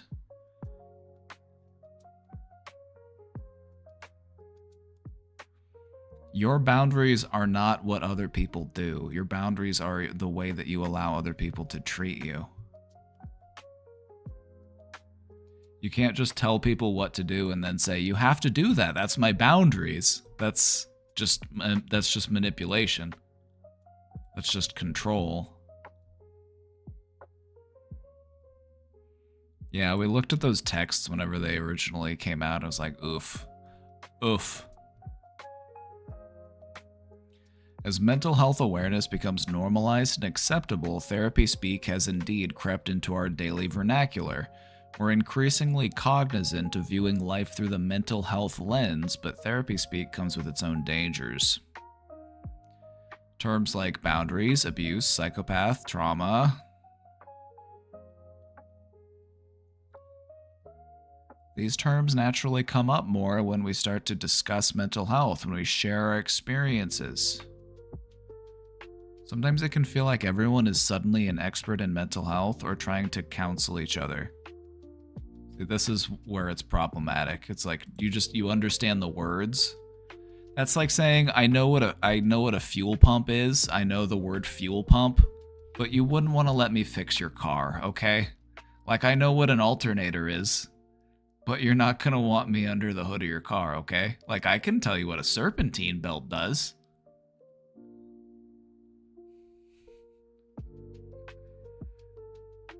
But you're not going to want me fixing your car. You know what I mean? Ah, I'm using mechanic speak. It's like, oh yeah, we need to balance out those... You got a differentiator on your gear capacitor thing there.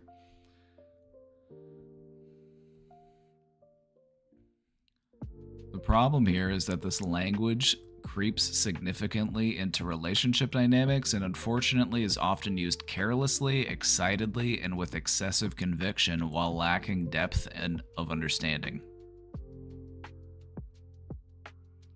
I have an issue with a certain streamer who keeps calling people schizo. I would go out on a limb and say that a person who just repeatedly has to call people schizo probably has their own mental struggles, and so maybe they should, focus on the call that's coming from inside the house.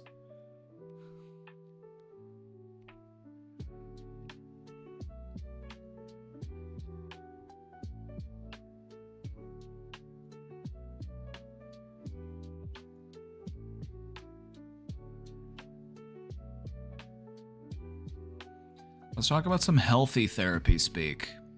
Healthy therapy speak is often open to reflection, review, and education and is thoughtfully used. Here, everyday language is more intentional, and the use of therapy speak may be done only when defined for the other party, or if there is an understanding that both parties understand the concept discussed. It can also be more tentative instead of prescriptive.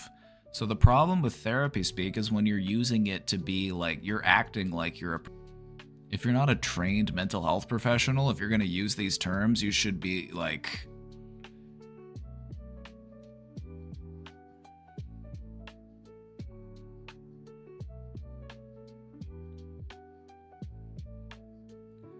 Oh, so, I mean, if you have a problem with it, they should talk to me. Like, maybe I'd love to have a sit down and talk about mental health.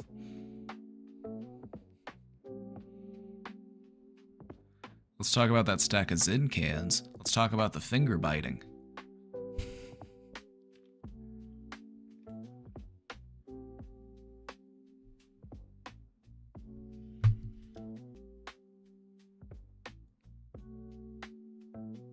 Some good example here.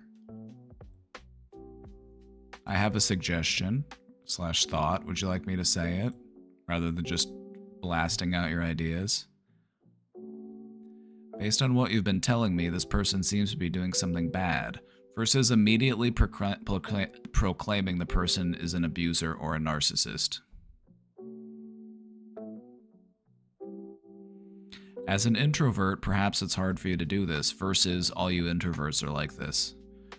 Is it okay if you'd like to be vulnerable and tell me more? You don't need to shoulder it alone. Versus forcing someone to tell you everything. Oh, tell me everything.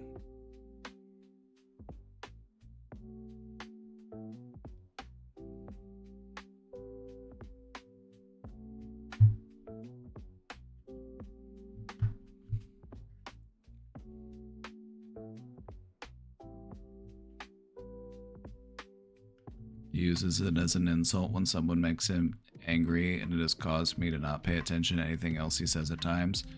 Yeah, and I feel like it's also really rude to all of the perfectly kind and harmless people who are diagnosed with schizophrenia. Most people with schizophrenia are completely harmless. They're just trying to live their life. They're just trying to have a peaceful, calm life. And a lot of these, like, actively online, aggressive, like, you don't need people with schizophrenia being blamed for that behavior. Like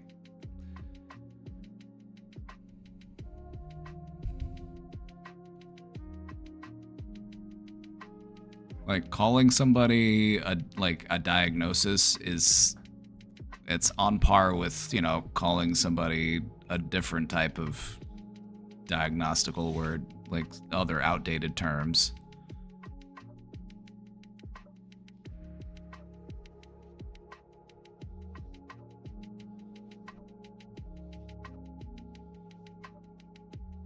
Like, whenever I have those people come into chat, I more often like to be like, are you okay? Are you doing all right now? Do you want to talk about it? Like, what's on your mind? Like, you've come into this space and I can tell you're angry. Do you want to talk about it, or are you just here to be mean? You know? It is kind of just too easy to just be like, it's a very, like, one-sided argument. It's like, I can talk, but the other person has to type. You get to look at me, and you just get to fill in whatever mental image you want for the person who's typing. And so just taking time to just, like, beat up chatters, it's not really a fair fight.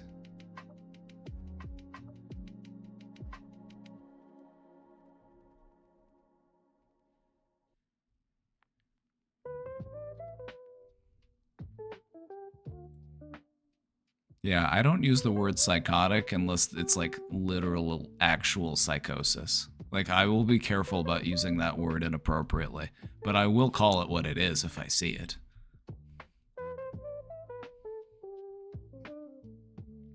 Also, I don't label people as that. I identify the behavior as a psychotic behavior. There's a difference. There's a difference between calling somebody a psycho and saying, the way you're behaving right now is coming across as a bit psychotic. Are you doing okay?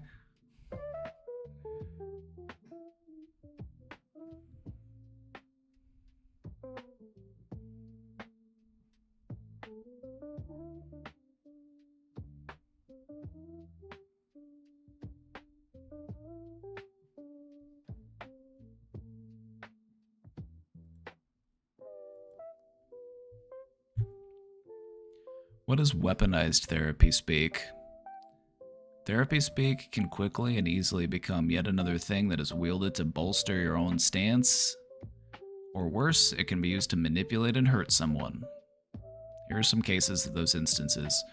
Misusing the concepts of boundaries and trauma.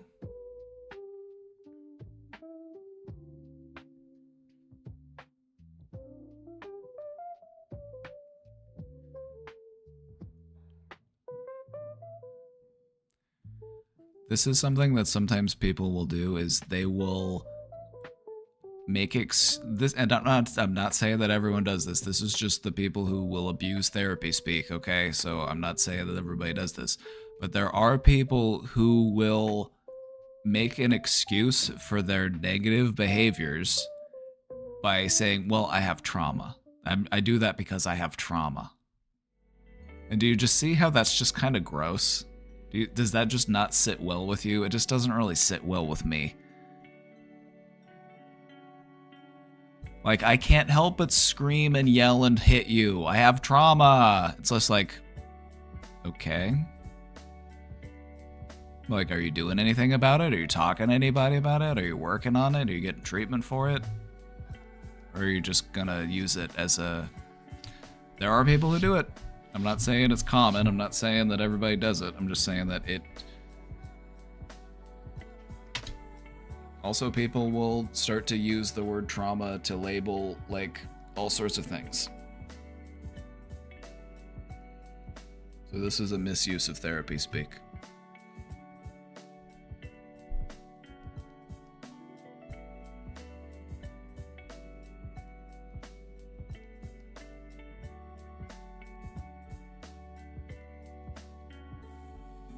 Number 2, calling everyone an abuser, every relationship toxic, or everything gaslighting.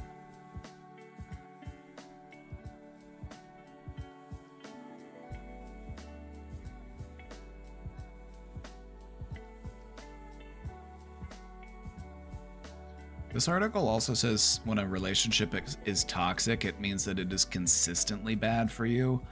I disagree. I feel like a lot of times relationships are toxic because of that hot, cold, up, down, back and forth, push and pull dynamic. I feel like people will actually tolerate more abuse and more toxicity when there are bright spots in the relationship. Like that twin flame thing we were talking about earlier. So that's what I believe to be true. I actually don't believe that most relationships are entirely toxic. Because if they were entirely toxic, why would we stay? Why would we be there? You know, unless we're just there out of like fear of leaving. Or we're, you know, we feel like we can't leave because we got no option. Can I define real gaslighting? Gaslighting is when you try to make the other person feel crazy. And you can do this in any number of ways. So I'll just give you an example, and this is kind of more like a low-key, like casual example of it. Hey, did you get that thing I asked you for? And of course, I didn't ask you for a thing. I didn't ask you for anything. I'm just trying to make you feel crazy. Hey, did you get that thing from, that thing from the store? I asked you to get it. I told you I needed it today. And they're like, what thing? And I'm like, oh my God, I knew you would forget. I told you that I needed you to get that thing from the store, and you just can't, you never listen to me. You never remember anything I told you. I told you twice. And it's like, they never told you once. But they're making you doubt your own memory. They're making you doubt your own sanity. That's what gaslighting is.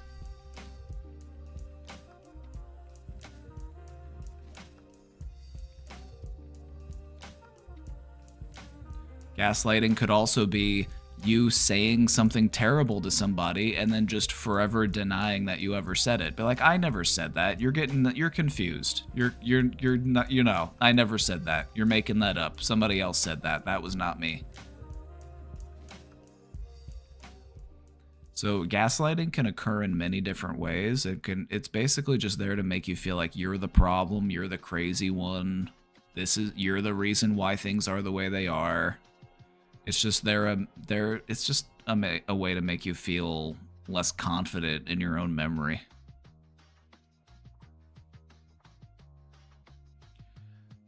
My mother tried to run my car off the road when I had passengers inside. She has repeatedly told me that never happened and that the night was uneventful. I want you to remember that whenever you feel bad about not calling them back. I want you to remember that.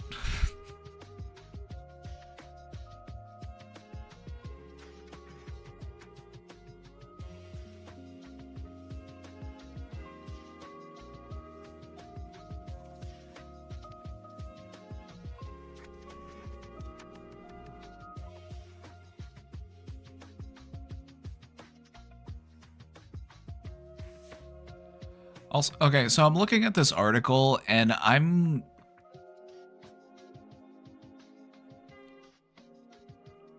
have some hangups with this article. I have some hangups here because this article has some very like black and white, very linear definitions of what abuse is. So it says here, when someone is abusive, it means that they are consistently acting in ways that hurt you mentally, physically, sexually, financially, emotionally, and or spiritually. Abuse does not have to be consistent. Abuse can be intermittent. Abuse can be strategic. Abuse can be spaced out to where you might not even recognize that it's happening. Abuse can be very, like, depending on the level of like manipulativeness within the abuser. Like, many abusers are very crafty. They are very charismatic. They are very persuasive. They are very manipulative. And there are a lot of abusers out there who will make people believe that they are not abusers. And then the victim comes out and talks about all their abuse, and everyone's like, who, them? No way. There's no way. They were such a nice person. How could that ever be? Like, they had a perfect life. I don't believe it.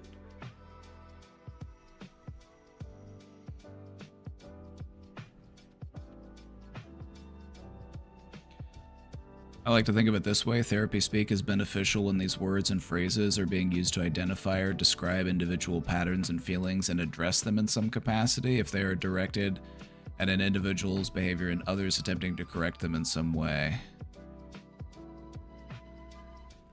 I think the good use of therapy speak is when it allows us to explore and expand and talk about emotions and talk about our experiences, talk about our mental health in a non-stigmatized way. I think that's really good.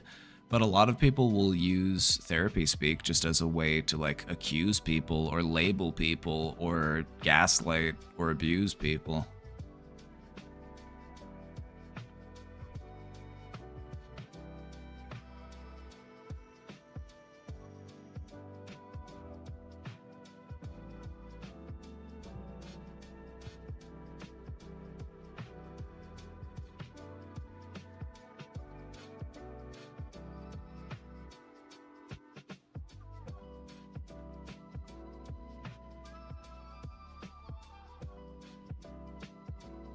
You have to help me stay accountable.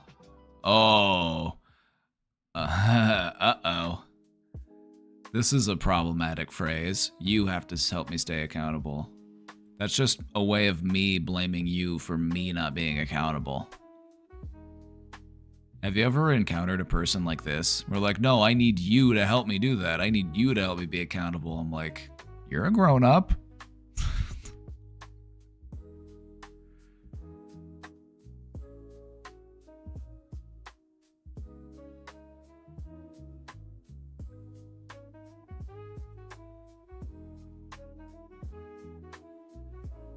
Some people will use this as a way to manipulate people. Feel like, I'm trying my best. Have you ever met anybody, or maybe you've been in a relationship with somebody where it's like for years, they're just like, I'm trying my best. I promise, I'm changing. I'll do better. It's like, I need you to help me. You know, I can't make it without you.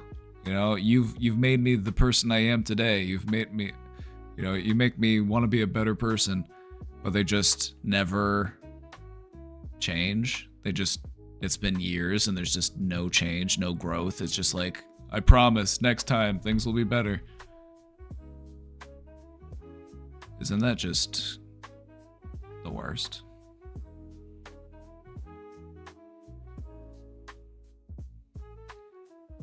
Red flag phrases to look out for. You know I can't help it. Or, I can't promise you I can change because I don't know if I can. This is just a way of people like preemptively excusing themselves for bad behavior. I don't know if I can change it. That just means like whenever I do it, I can look back and say, well, I warned you.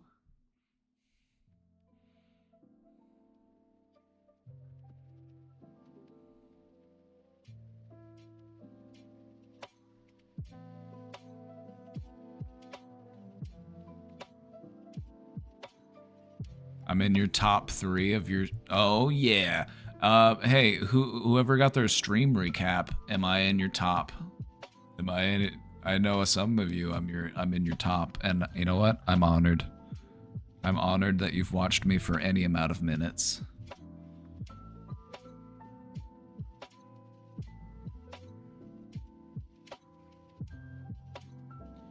Also, it's really problematic when people will use therapy speak to, you know, make themselves appear more mentally healthy. It's like they feel like they know the words, so that therefore they're automatically the healthy one.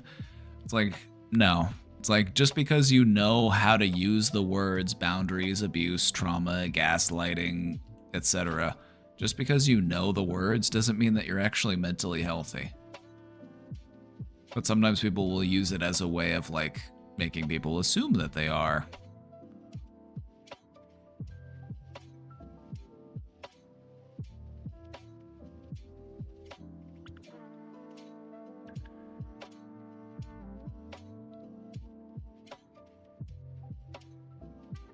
Diagnosing or psychoanalyzing someone and then being sanctimonious or displaying them like a circus freak. Oh yeah, this is one that really bothers me. I don't know if you've noticed this, but I often go to great lengths to avoid diagnosing people. I don't want to diagnose anybody. I will tell you when somebody is displaying traits that are in line with that diagnosis, but I'm never going to sit here and say, like, this person is that. And if I ever have, I don't think that I have, but if I ever have, you know, my bad. I don't mean to do that. I take a great effort to not diagnose people.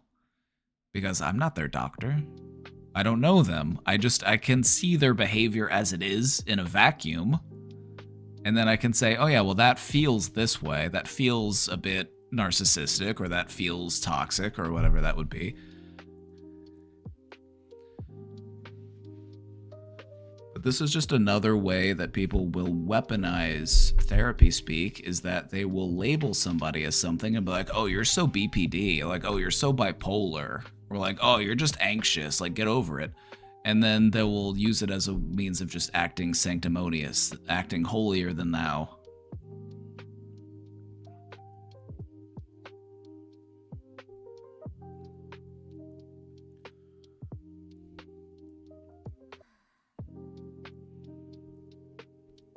So just be mindful of people who just go around and label people as other types of mental illness. Just be mindful of people who go around and just throw around diagnostic labels towards other people. That's a problematic behavior.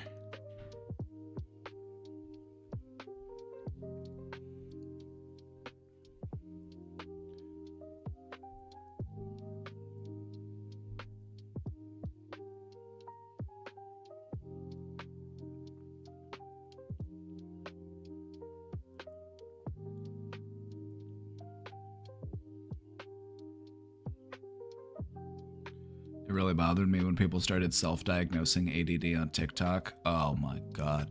The self-diagnosis trend on TikTok is a big problem. It's a big issue. A lot of people out there self-diagnosing. I actually put together a whole presentation about self-diagnosis because of it. It's in here somewhere. Talk all about why self-diagnosis is such a bad idea. It's in here somewhere. Yeah, right here.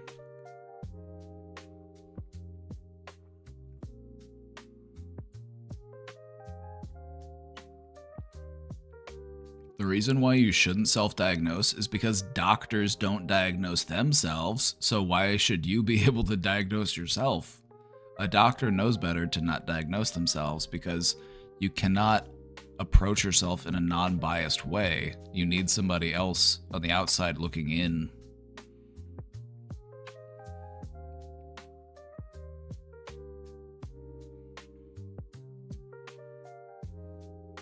Using personality as an excuse. Yeah, like if you're an asshole just saying, well, that's just the way I am.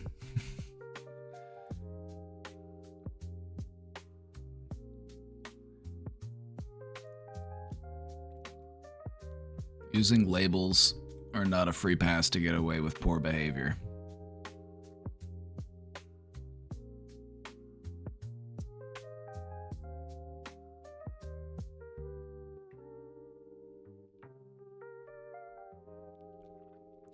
You're either neurodiverse or you're not. I don't know. I don't know if I believe in that one because I don't know what neurotypical looks like. I think everybody is. Your neurological makeup is like your fingerprint. It is unique to you. And so this would be like saying you have diverse fingerprints and you have typical fingerprints. It just doesn't really make sense to me. I feel like everybody is neurodiverse in their own way. And I feel like I don't even like this type of like stigmatizing language, being like either you've got a good brain or a bad brain. Like I just do not. I'm not.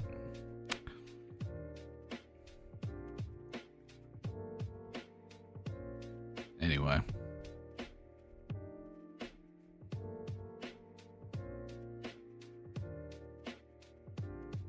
This article just keeps going on, doesn't it?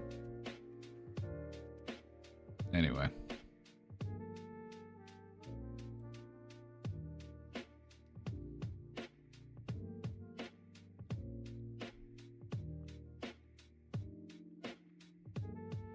Either you got a good brain or a capitalist brain. Amen.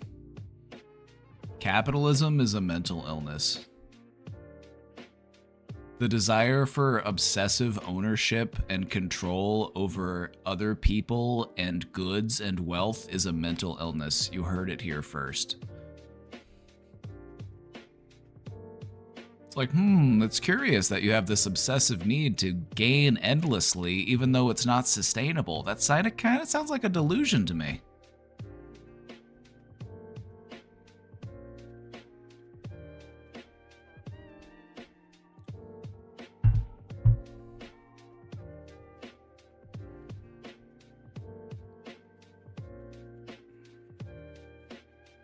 That'd be a hot topic. That'd be a hot topic presentation. Capitalism as a mental illness. It kind of is when you think about it. Like, what is capitalism? Capitalists want to own everything. They want to just buy, consume, consume, consume. Even though it's unsustainable, even though it's unrealistic, even though infinite growth is not possible, they still strive for it. How is that not delusional? It is delusional.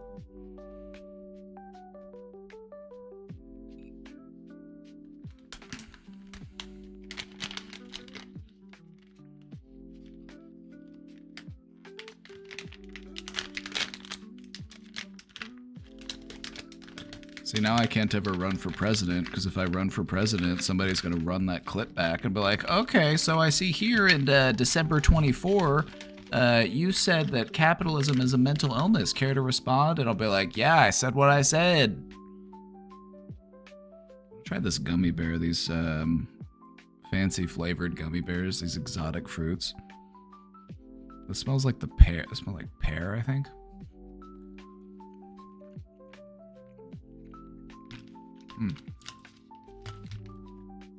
It's true fruit, exotic fruits.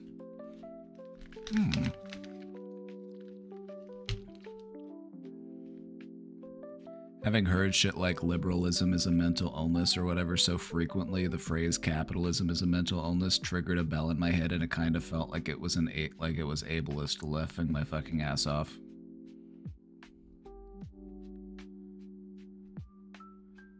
I would never be ableist. Who, me? Never.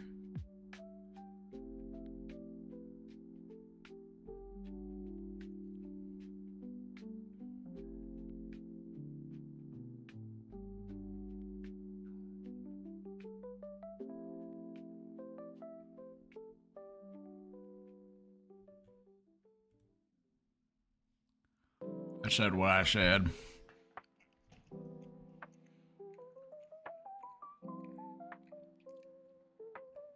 Oh, that one was the mango. The mango one was pretty good.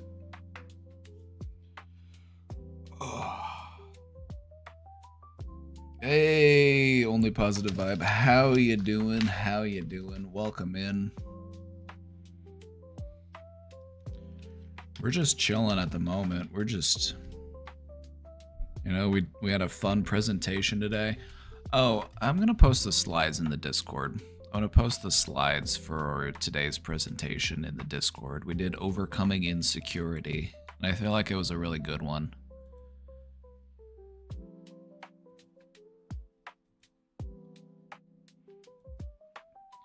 How would you rate that presentation out of 10?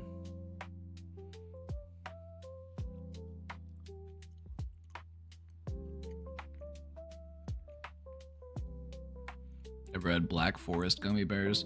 Black Forest gummy bears are pretty good. My favorite gummy bears, though, are the Albanese gummy bears. This brand. The Albanese. By the way, women owned. It's a women owned company. Support women, buy their gummy bears. Also, they're the best gummy bears.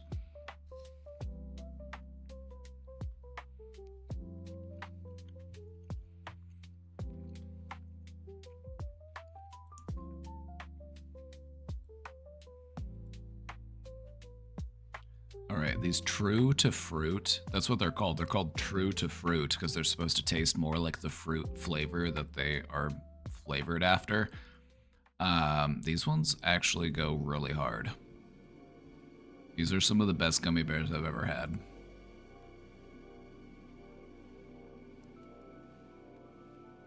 Just eat fruit?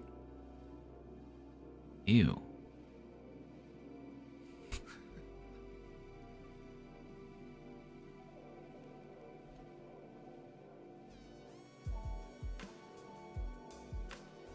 It cost me $1.25 for this small bag of gummy bears. Do you know how much it would have cost me for all of those fruits? I would have spent $30 obtaining all those fruits. I don't even know where to buy a queen pineapple. I don't know where to get an Alfonso mango.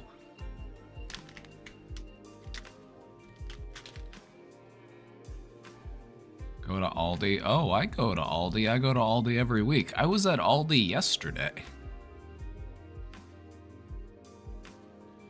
Alright, so we've got the slides for today's show posted here in the Discord. If you like this community, if you like, you know, hanging out, consider joining the Discord.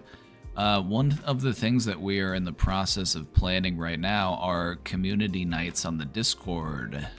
So we're thinking, you know, group chat, we're thinking game night, we're thinking, you know, we already do a movie night, but we're thinking about expanding on that. So if you would be interested in something like that, check it out in the Discord and stay tuned.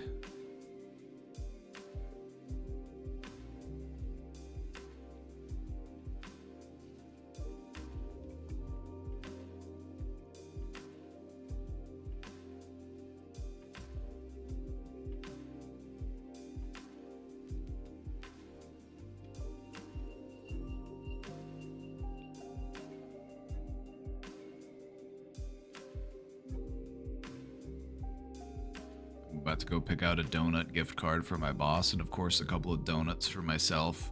Oh, I love a donut. I love a donut.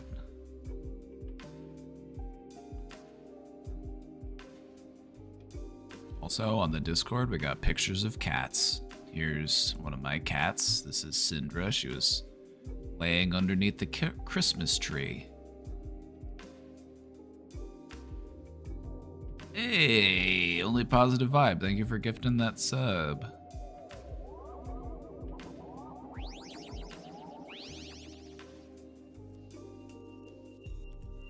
Someone play Infinity Nikki. Yeah, you've been playing Infinity Nikki, and I hadn't heard of that game before until you told me about it.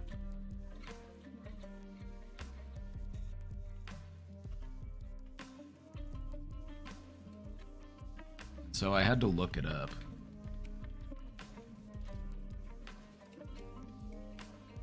Infinity Nikki, a free-to-play adventure game with dress-up elements.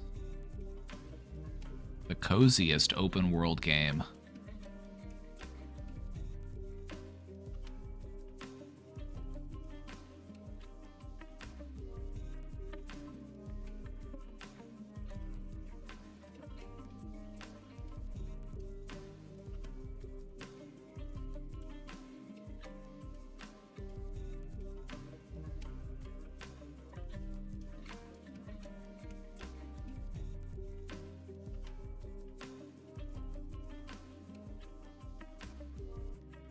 Here's Beaver sleeping on my desk.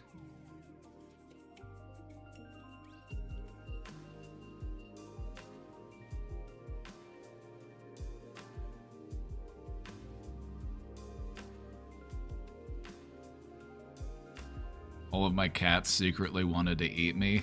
I respect them for it, you know? Yeah, this dog.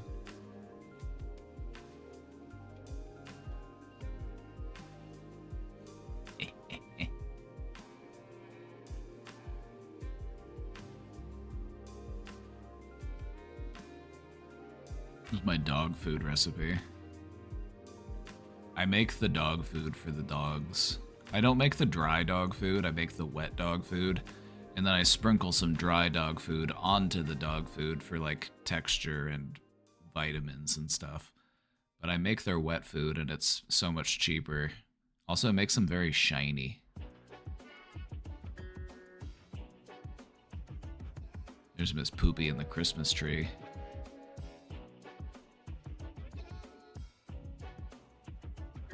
Where's the pet channel? Right here. It's the Animalia channel.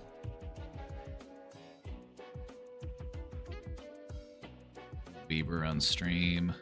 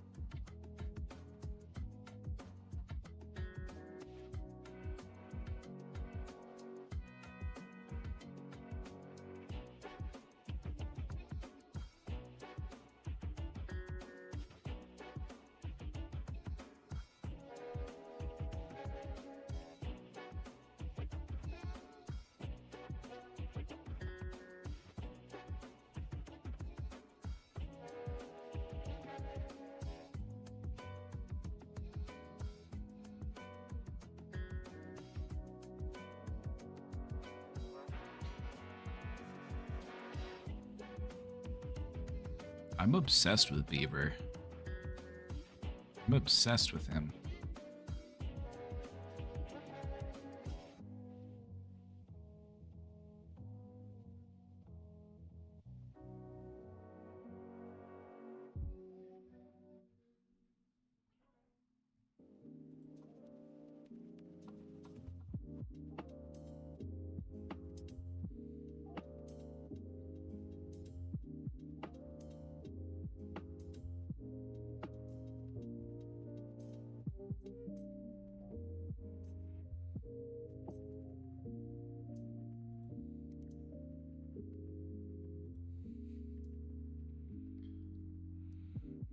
What's in the wet dog food you make? Chicken, mixed vegetables, lentils, brown rice. Make like a chicken bone broth. I blend it all up into like a pate. The dogs love it. It also makes their coats very shiny.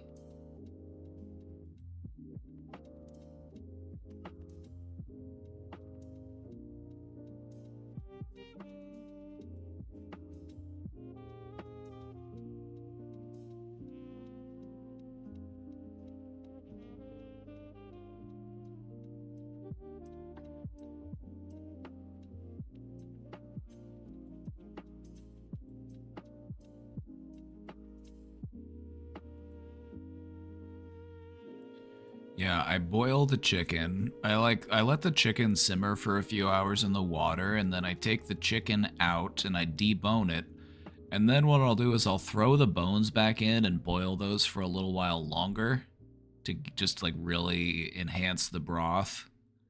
And then I'll strain out the bones. I throw in some brown rice, I throw in some lentils, and I let those simmer for a while until they get kind of soft, and then I throw in a bag of frozen vegetables and I throw the chicken in, and then I use my little stick blender and I go and I blend it all up.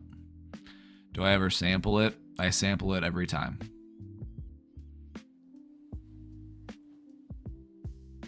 How often do you feed them? I feed the dogs twice a day. Are they chunky? No. The vet said they were a good weight. If they're chunky, it's because they get snacks. And it's not because of the food they get.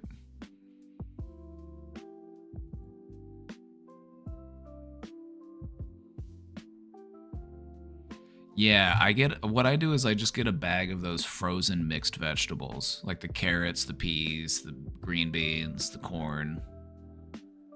I just get a bag of that and I throw that in there. So I get a pack for the amount of dog food I make. I'll tell you how much I make for like one batch, and this will fill like a pot about this big. I don't know how big of that pot is. I get a pack of chicken leg quarters, so it's got the drumstick and the thigh, and it comes with like 4 of those on there. There's like 4 chicken leg quarters. I throw all those in there and I cover it with water and I let it simmer for a few hours, and then I pull it all out, and normally the meat will just fall right off the bone. I throw all the bones back into the water and let those boil for a little while longer, and I keep all the meat and I keep all the skin because I'm going to throw all that back in later. Once the bone broth is done, I take the bones out. 1 cup of brown rice, 1 cup of lentils, 1 bag of vegetables. I add the vegetables at the end though, because I don't want to cook the vegetables too long. I kind of want the vegetables to still be like, you know, not overcooked.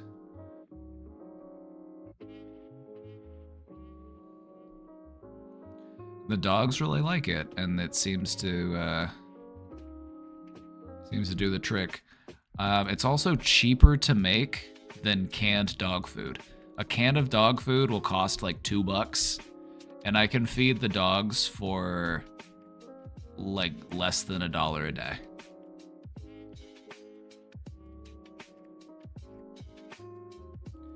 How long to boil the bone broth? As long as you got.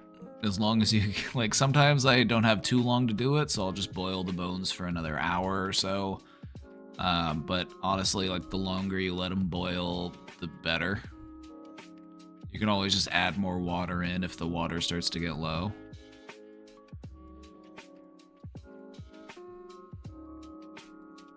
So it's flexible. Do you have the veggies frozen? I do.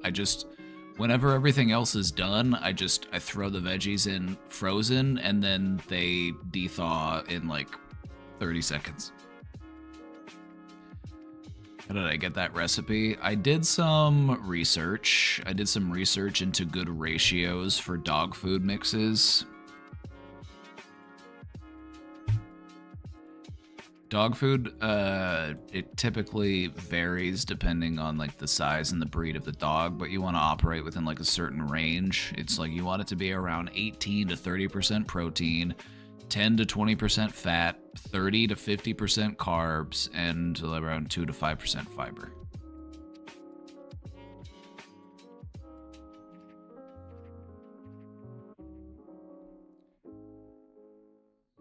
It tastes like chicken soup, kind of. It like there's no salt or anything in it, so it doesn't have any seasoning, but it still has a lot of flavor. Like I've tried it.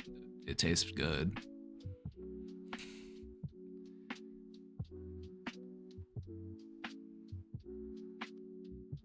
Do you ever cheat and add store-bought chicken broth? Nope. You could, like, if you wanted to just, like, I mean, you could, but I always just make my own chicken broth. I'll also keep, like, scraps of chicken if I ever, like, butcher a whole chicken. Like, I have frozen chunks of chicken in my freezer that are just, like, parts you wouldn't eat, but I can make, like, chicken stock out of them. So, like, I'm the type of person to, like, keep that kind of stuff on hand for cooking.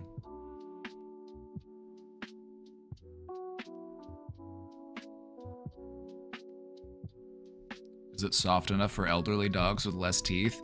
Yeah, you can actually make it really soft. Like the stuff that I make, it comes out the consistency of like oatmeal. The reason why I do that is because I blend it up and I try to make it into like a soft pate. And then all of the gelatin in the bones will make it like kind of turn into almost like a jelly. It'll be like a... The reason why I grind it up is because I'm feeding multiple dogs and I want them all to get the same amount of all of the ingredients. That's why I blend it up. Because I noticed if I didn't blend it up, it's just like, oh, this spoonful might have more chicken and this spoonful might have more vegetables. And I wanted it to be more consistent. But if you're just making it for one dog, you could probably get away with just like chopping stuff up and not having to like puree it if you don't want to. You could probably skip that step, but it kind of just depends. Like we have 3 dogs that we feed, and so I blend it all up so that they can all get even amounts of all of the ingredients. But if you're just cooking for one dog, you could probably get away with just chopping stuff up.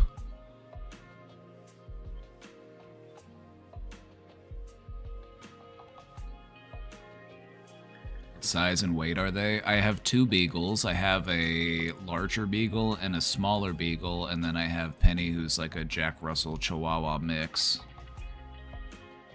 And they vary between like 20 pounds and like Atticus is probably closer to like 30, 35 pounds.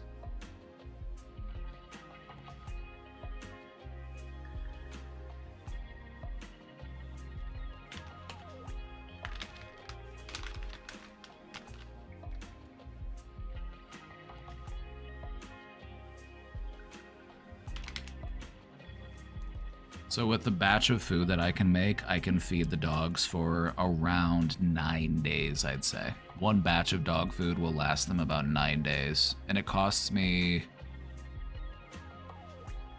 right around like $9 to make it. The chicken costs about $5. The chicken's about $5. The rice and lentils are really cheap. Those are like less than $1. And then the frozen vegetables is like $1. So much more affordable for one dog. You could freeze it if you wanted to. I don't freeze it because the amount that I make, I can feed it to them before it starts to like go bad. So I have like kind of like a good balanced routine with the dogs. Like I can make a batch and then just like keep it refrigerated, and it's only 4 chicken legs. It's the leg quarters, so it has the thigh and the drumstick. It's not just the leg. All in all, it comes out to like 2.5 to 3 pounds of meat. Because when I originally was coming up with the recipe, I was weighing stuff to like get a good ratio.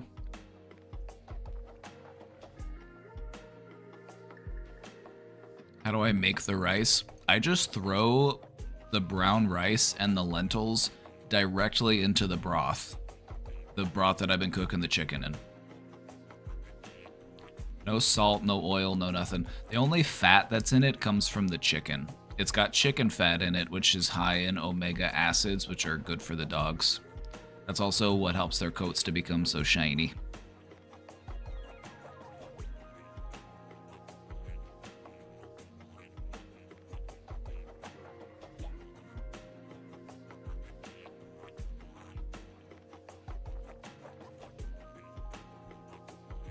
So yeah, about once every week and a half or so, I do dog food day, and got it down to a science.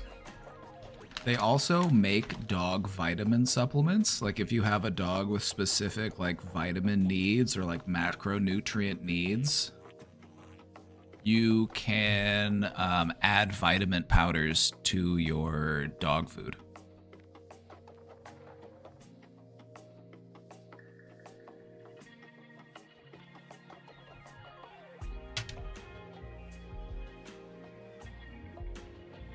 I'd like to incorporate some spinach and blueberry. You know, cutie cheeks, if you sat down and just like crunched some numbers, you could come up with a dog food recipe. You could get frozen spinach, you could get frozen blueberries, you could get whatever protein you prefer. Making dog food is not that hard. It's actually pretty easy once you get the hang of it. Canned pumpkin, I'll do canned pumpkin in there sometimes. I'll do it like seasonally. I made a batch with canned pumpkin around Thanksgiving for the dogs, and it came out orange. A somewhere place, thank you for the 30 bits.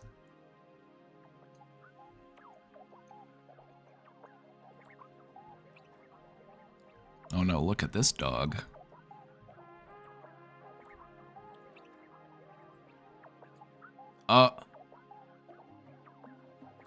Looks like a little troublemaker. Oh, doing some yoga, I see.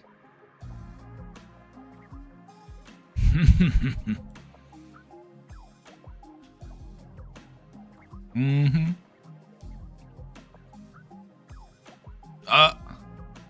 Not them driving. You don't even have a license.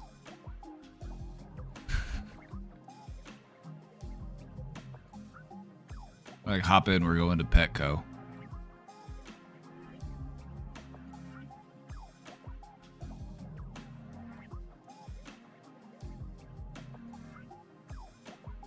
Alright, we got some questions in the question box. Let's hop back over real quick. Luckily, my dog is smaller and only eats like 1.5 to 2 cups a day. Her food costs $100.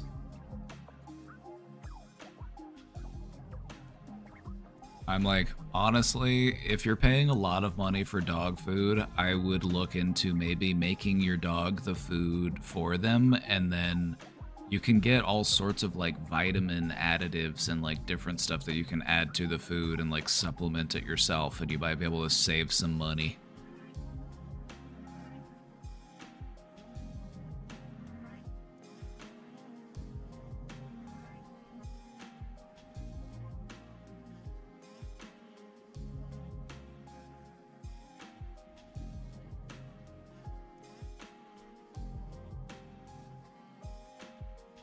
This is good advice. I will run it by my retired mom. Thank you. Hey, no problem. You know, just do some research. It's really not that hard once you get the hang of it. Like, I've got my method, and I've tried to find just the most cost-effective way that's also like nutritional for the dogs. So that's what I do. Just chicken. Well, you know, it's a flexible recipe. You know, sometimes if I have like a different protein or a different grain, you know, I'll mix it up a little bit, mix it around a little bit.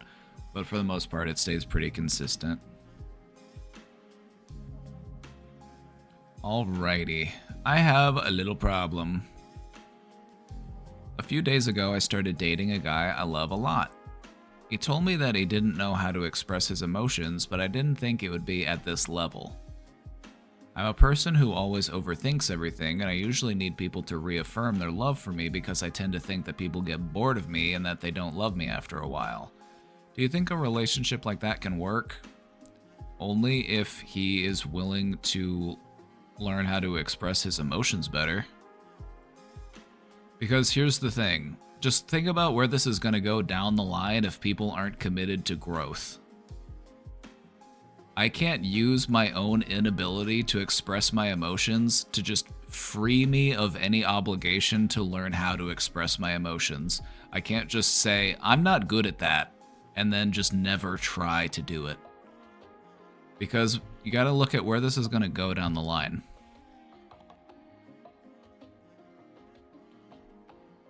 If you need that affirmation, if you need that reassurance, if you find yourself overthinking and placing the blame onto yourself, then I just feel like this is just going to be what happens going down the line in the relationship.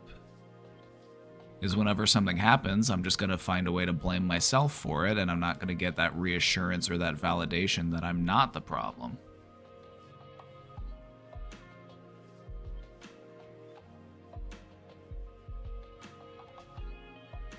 But I think it can work so long as everybody's committed to actually working on it.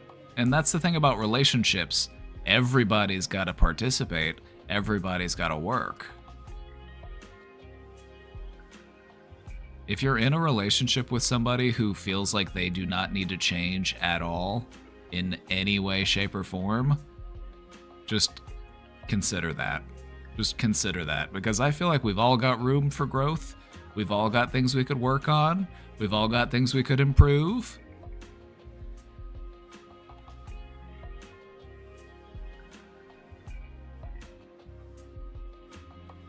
I love him a lot, but today, for example, I felt a little bad because I wanted to hold his hand, and when he felt the contact, he pulled it away and changed the topic. Oh. He's like that. He told me that physical contact is hard for him, but I don't know. I started to overthink it. Alright, so I would look at it this way. I would believe him that physical contact is hard for him. I don't think that he pulled his hand away from you because he thinks that you're gross. I don't think that that's why he did it. He probably... Okay.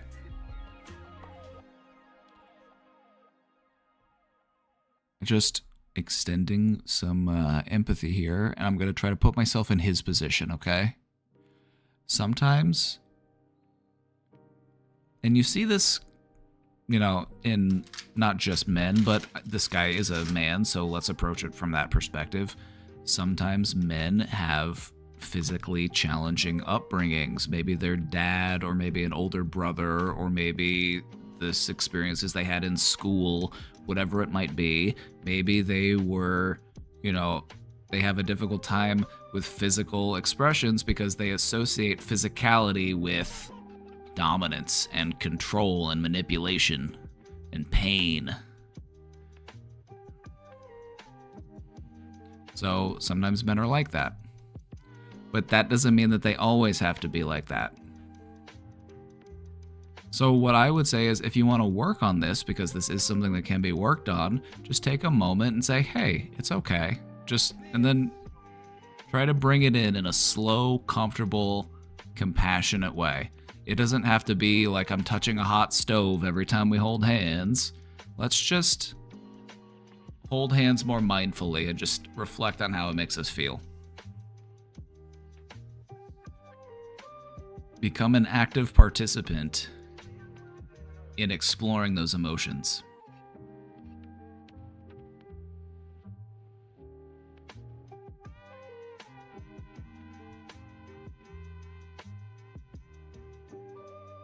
This afternoon, he has also been somewhat absent, although he recently wrote to me to tell me that he was busy with some things. I thought a lot this afternoon.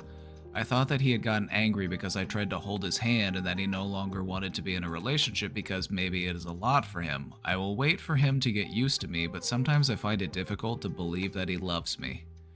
I think he's trying his best to, but you gotta remember that sometimes we have to learn how to love people in a more effective way. We can only love in the way that we know how. And I feel like that's something we can learn. That's something we can get better at. That's something we can become more expressive, and we can become more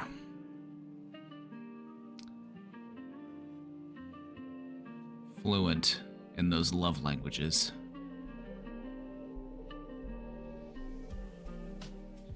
I wanted to talk to him about this as the adults that we are, but I don't want him to feel pressured because it's quite difficult for him to have contact.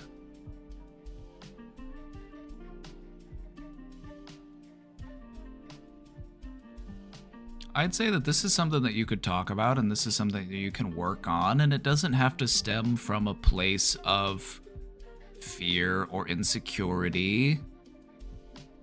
You know, I would say he probably doesn't want things to be this way. He probably wants things to be different, but he's just not sure how to make that happen. And so I would just say, communicate about it, talk about why he feels that way.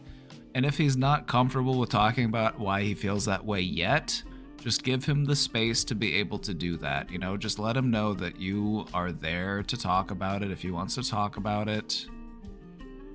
You know, you're learning how to show each other empathy. You're learning how to show each other compassion.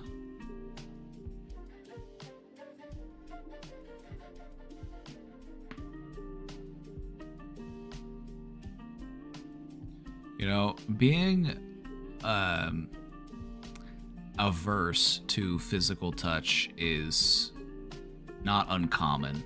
Being averse to physical touch can happen for a number of reasons. You know, sometimes it's just due to physical abuse that we have endured. Maybe it's due to a sensitivity. You know, there are different reasons. But it is something that can be worked on. It is something that can be overcome. So I would just say, you know, it's okay to talk about it, and it's also okay to say, I'm here to help you work on that if you'd like. You know, no pressure. I'm not going to make you do it, but I'd like to help you because I think it would be good for our relationship.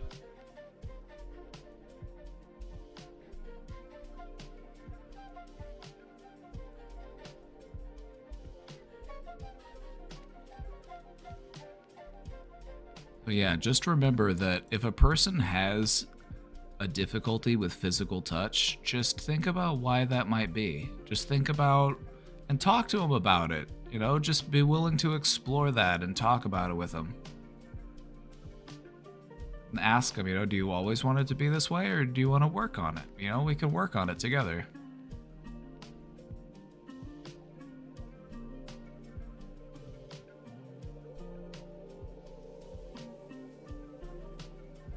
You know what you could try doing? You can try this if you've got somebody in your life, you can try this one. Tell them you want to send them some love, and then hold your hands with them. And then tell them, I am going to send my love to you through my hand, and I want you to try to feel it in your hand. And while I'm doing that, you send your love to me through your hand, and I'll try to feel it in my hand. You know, you don't have to talk, just focus on that feeling of contact, that point where the two of you meet. And try to feel the love that you're sending each other. Yo.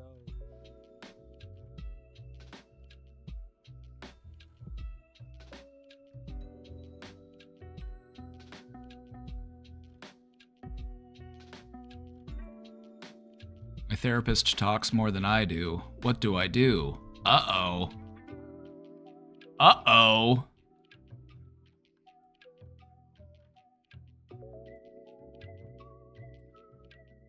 Uh-oh.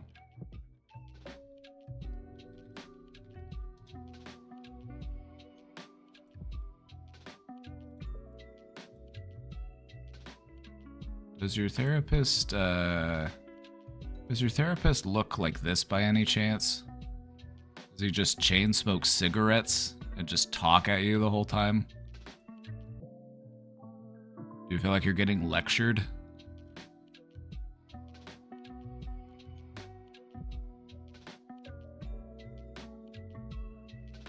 Yeah, this is a problem. This is a problem because therapists should not be doing a majority of the talking. Therapists should be doing a majority of the listening. When I went to school to be a therapist, we were taught that you should not be doing most of the talking.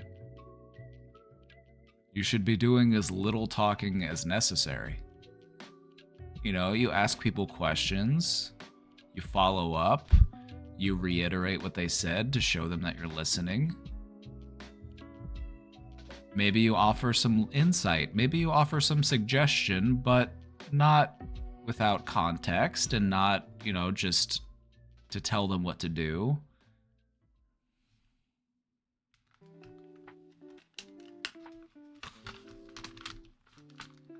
Like, you're not paying to go get lectured by somebody to tell you what to do. Although there are some styles of therapy that do that, but I don't know if that's what you signed up for. If your therapist is doing more talking than you, then I would look at changing therapists. It's also okay to let your therapist know that you're looking for somebody to do more listening. You know, maybe drop some hints and see if they can get the idea. Like, hey, I'm actually kind of looking for somebody to, like, listen to me.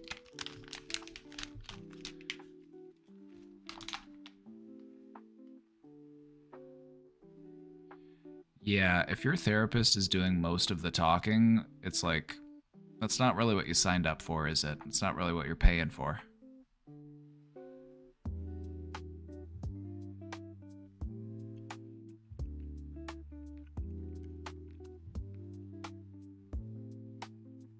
A therapist should be doing like 10% of the talking, if that.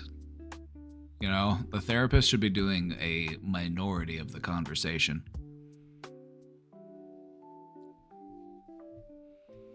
Let me give you an example of all of the things that a therapist might say in a hour-long conversation.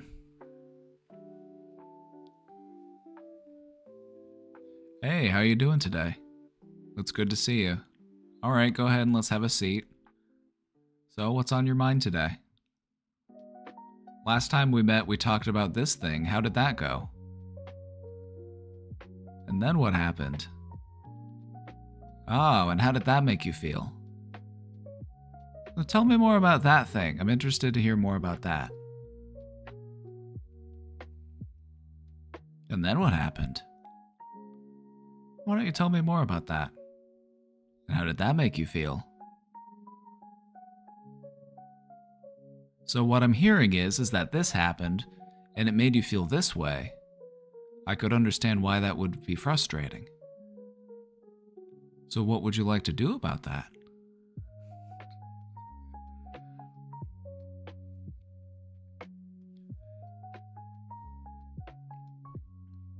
You are not there to drive the conversation as the therapist. You are there to help direct it. You're there to help steer it. But you're not in the driver's seat. The client is in the driver's seat. You're in the passenger's seat. And maybe you're given some directions. You're saying, hey, turn left up here.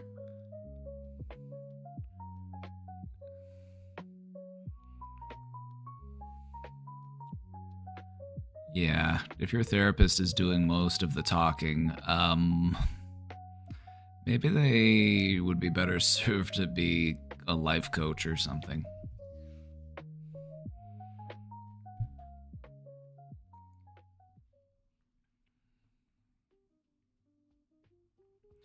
No, the reason why they don't do that is not just because it's bad practice, but because they know it's bad practice. We know that if a client goes into a therapy session and the therapist just talks the whole time, the client doesn't really get anything out of it. So yeah, that's a problem. That's no good. So I would maybe look into a new therapist. Maybe they could refer you to someone else, or you could talk to your therapist about what your expectations are for therapy and then see if they're willing to adapt. Because that's also an option. You don't always have to switch therapists when your current therapist isn't working for you. Maybe they just need to switch up their style.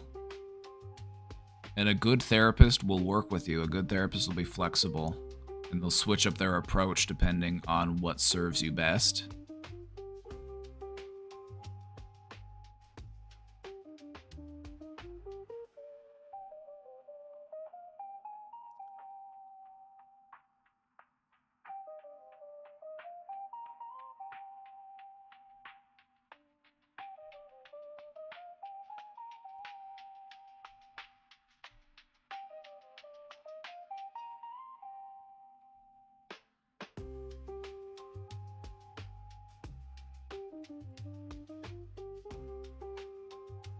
You see, when I do therapy, I love to do it in a free-form way. I love to just go. I love going free-form. I understand that a lot of people really appreciate having some structure and an outline for how the therapy session will go. And it kind of just depends. Kind of depends on the person.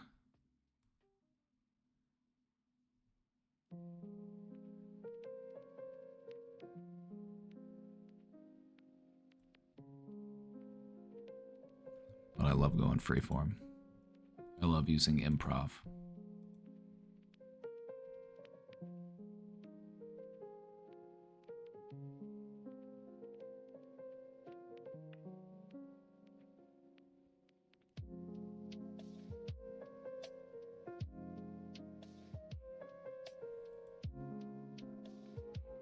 Some people respond well to that type of structure within therapy, but some people don't like it because it kind of adds a certain sense of like, I don't know, it makes you feel like you're in school, or it makes you feel like you're at like a job interview or something instead of like having a casual conversation. Because sometimes the magic of therapy is that you're able to like forget that this is a therapy session, and you're able to just like feel like this is a human to human connection, and I can let the walls down and I can feel a little bit more comfortable and more open, rather than feeling like I need to be open right now because that is the assignment.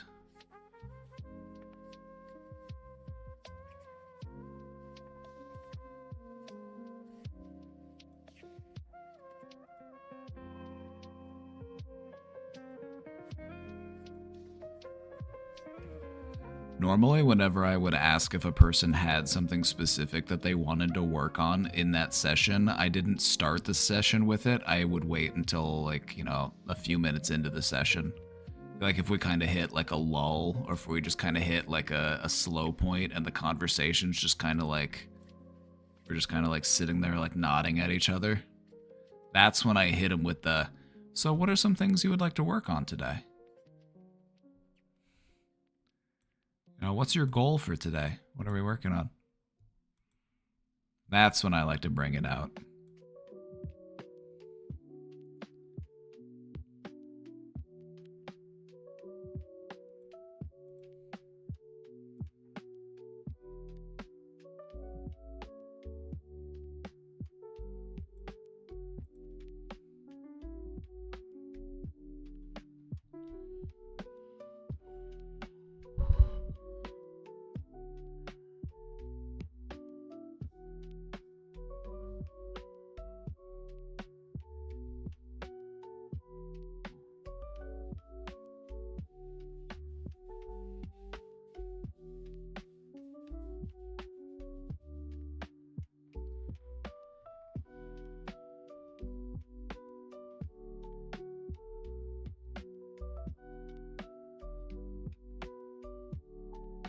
Damn, I got a big head.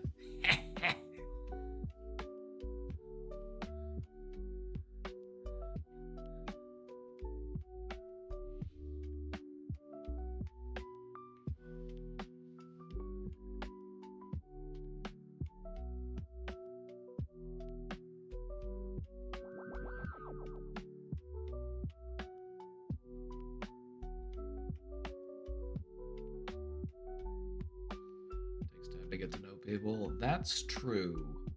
When you do therapy, you have to learn how to switch it up depending on who you're working with. And sometimes, you know, you might meet somebody and you might come to an idea of how to work with them, and then you might realize, like, well, maybe there's a better way that we could be doing this. Maybe there's a more effective means.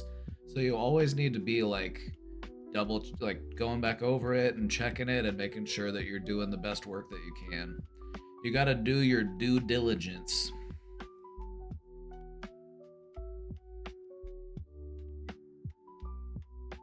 Enjoyed your stream with Mike. Just followed. Hey, how's it going? Yeah, Mike's a good buddy of mine. Mike and I were good friends.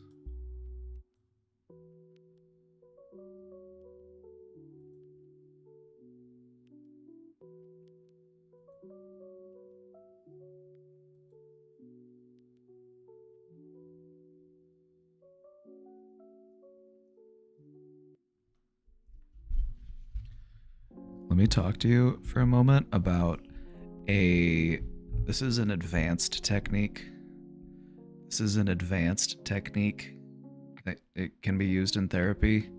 And this is something that should be used with a high level of awareness. This isn't something that you just want to use willy-nilly. This is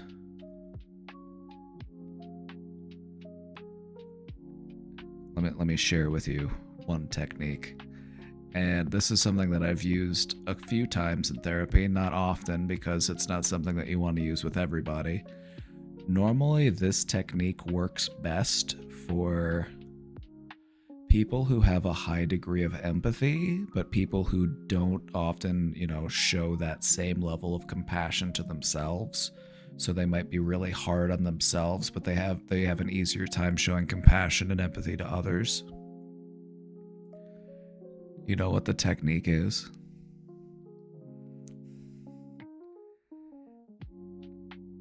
Sometimes for the sake of relatability in therapy, what you can do as a therapist is talk about something that you've been through or something that you've experienced that is similar to what the client is going through. And this is a technique that can be used to, show that you have lived experience or show that you can relate to them on some level.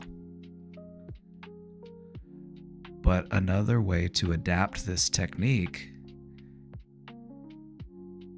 is to talk about something that you're going through that or something that you've been through that very closely resembles what the client is going through, and then asking them for what their thoughts are.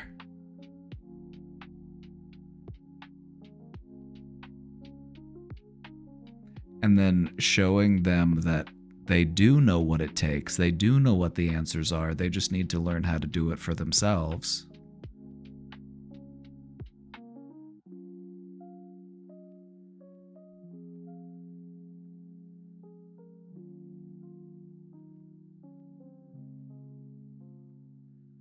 Discuss something about someone else, or pretend you've been through it, or share a real experience.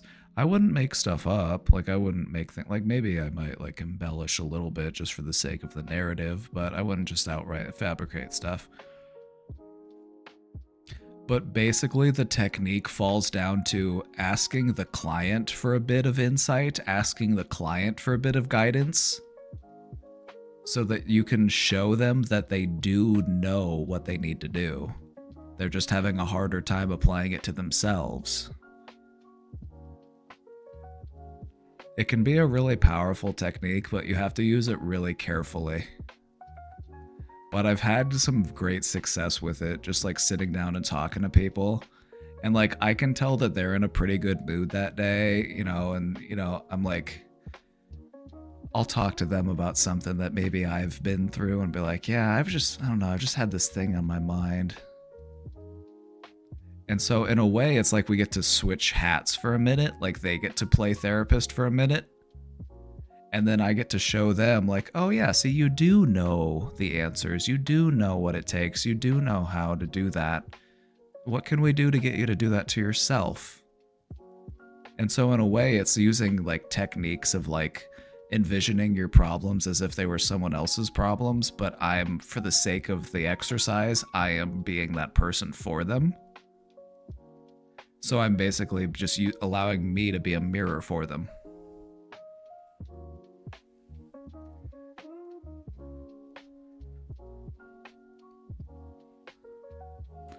That's one of my. I enjoy that technique. It's a very situational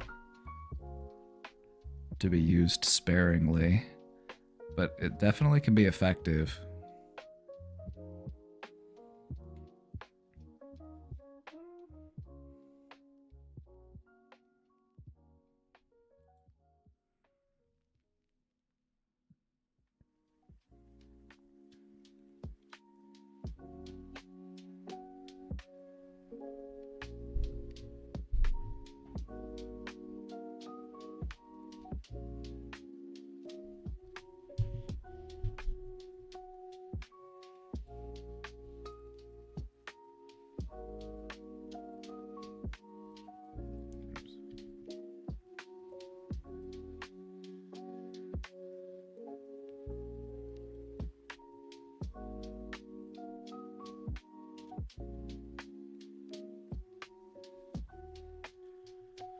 I had a therapist for 3 years. Gestalt therapy. She helped me in a very, very bad depression. She was very important to me. During the pandemic, we started doing it online, and for no reason, I don't know exactly how, we stopped talking to each other. I don't remember what happened, but neither she nor I reached out to each other, and suddenly the therapy ended. I feel guilt, remorse, hurt by her, and I even had a bit of trauma from therapy. I miss her, I feel abandoned, I feel like I did something wrong that let her down.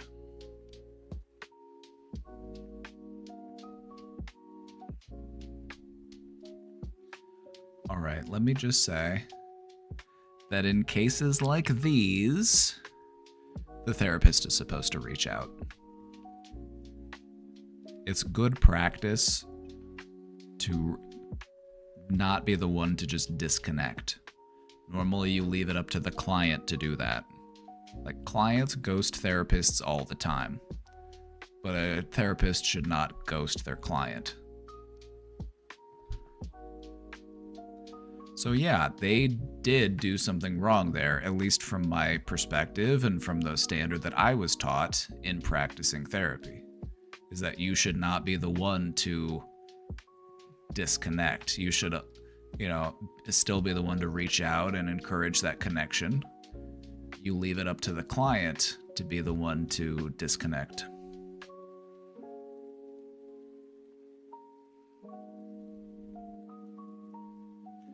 And so, you know what?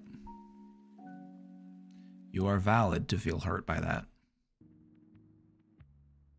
I would see why that would hurt, and if you are valid to feel that way.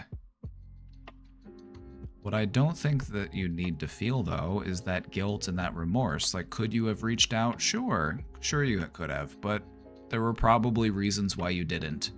You probably didn't do it out of anything malicious. You probably didn't do it for any ill intent. You probably just had life get in the way and you fell out of contact.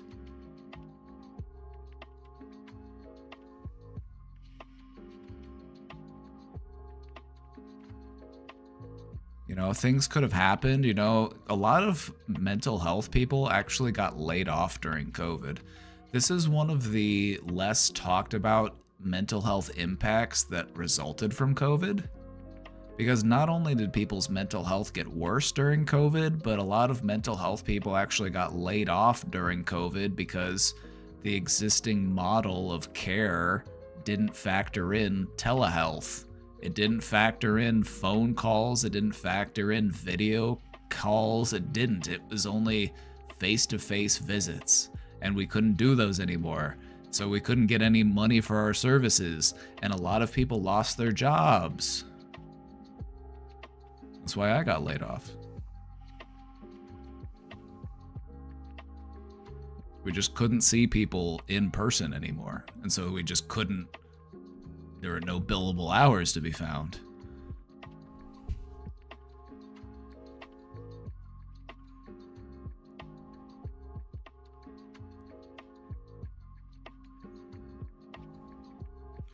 I want to talk about something real quick. I want to talk about something that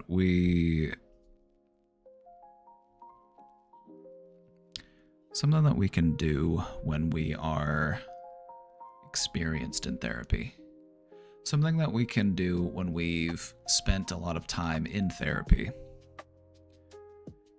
When you find yourself facing an issue, facing a problem, facing, intrusive thoughts or a difficult mood or whatever it may be, what I would like you to practice doing is taking a moment to just ask yourself, what would my therapist say about this? What would my therapist tell me to do?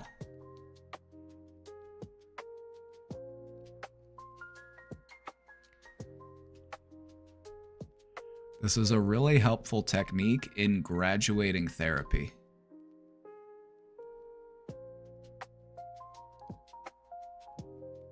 Learning how to trust yourself. Learning how to follow your own advice. When we go to therapy, it's easier to take the words and take the advice and the guidance of the therapist because we view them as a professional. We view them as an expert. We can take what they have to say and it can give us the direction that we need. We trust them, but we might not trust ourselves. And so we have a harder time following our own advice or believing what it is that we should do. And so what I would recommend, and what I would often recommend to people who are graduating therapy, is to learn how to trust your inner therapist. Just ask yourself what your therapist would say about whatever it is you're facing, whatever problem you're mulling over, whatever you're dealing with. What would my therapist say about this? And you know what? You might not get the exact answer, but you'll probably come really close.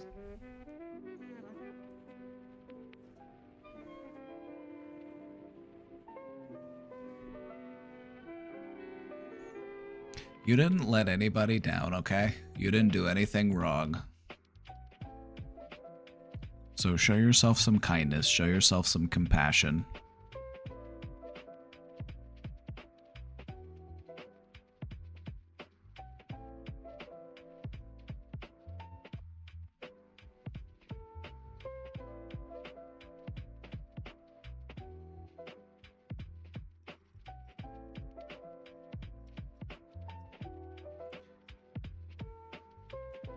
If you ever do get back into therapy, that's something that you could talk about to your new therapist. You could talk about what happened with your old therapist. Just an idea.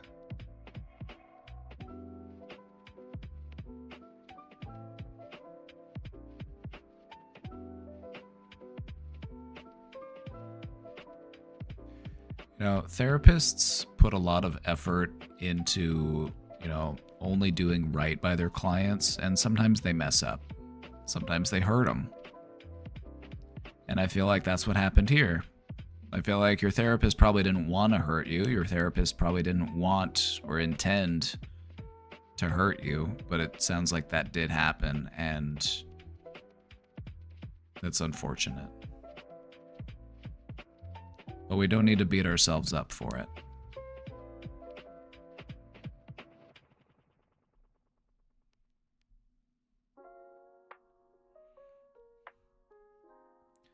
The worst was us getting laid off and knowing people were getting hurt, abused, and children's CPS services went dormant. It really sucked. Oh yeah. COVID was a terrible time for people's mental health. Not only were people stuck at home, but they were, driving themselves crazy stuck at home. You saw a huge uptick in domestic abuse, domestic violence, neglect of children. And the services that were supposed to be there to help people in those situations, they were getting gutted because they were not having the funding they needed. It was terrible. It was a terrible time. But we're here. We made it through. Whatever it takes. No, we will make it through.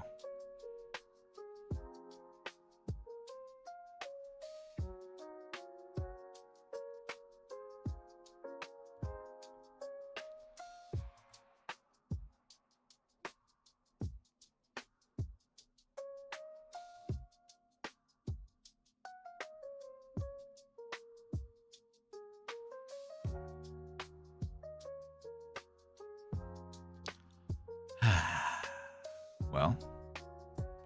What should we talk about tomorrow? I think I want to do another presentation tomorrow, but I'm not sure what I want to do yet. I have a few ideas.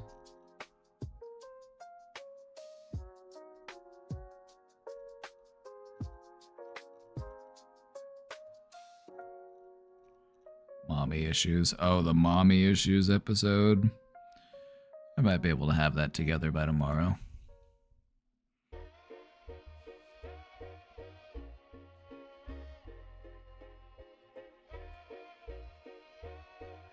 Mommy issues. Like, daddy issues can really mess people up, but mommy issues can also mess people up.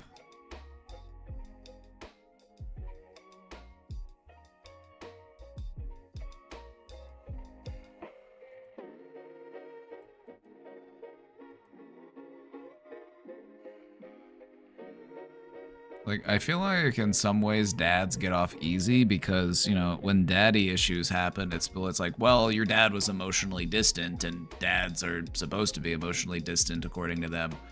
But like, when it comes to mommy issues, it's like there's a cultural expectation that your mother is supposed to be like the compassionate one and the caregiver and the one that you can like come to when you're in a like an emotional turmoil. And so there's this expectation for them, but then also if they don't do that, it's just like, well, now who do I go to get this? Because the person that I was supposed to go to isn't available.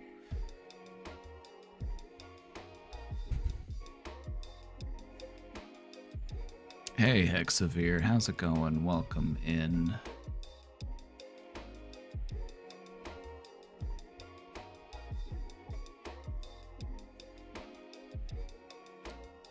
Moms can't really win. It's the fucking patriarchy. Fucking patriarchy at it again.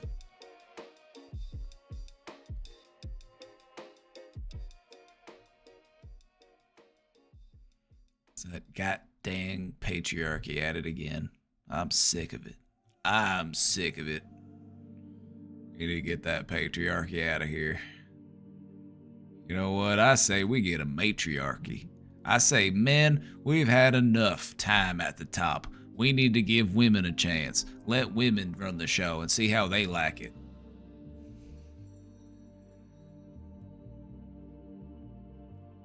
As a mom, I know I had more pressure not to fuck my kids up. Oh yeah, absolutely. That's something that I'll want to factor in on this discussion and that presentation is like there's a cultural expectation on women to be the one to do all of the child rearing and all of the child raising. Like, Dad, you go off and make money. Mom, you do everything else.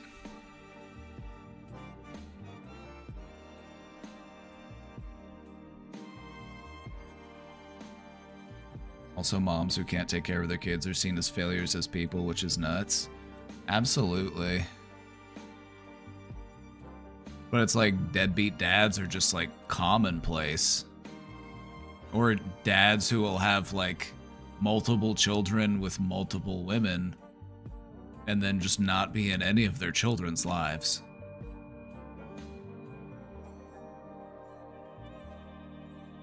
I don't think it's possible to be a parent and not mess up a little. Oh no, that's expected.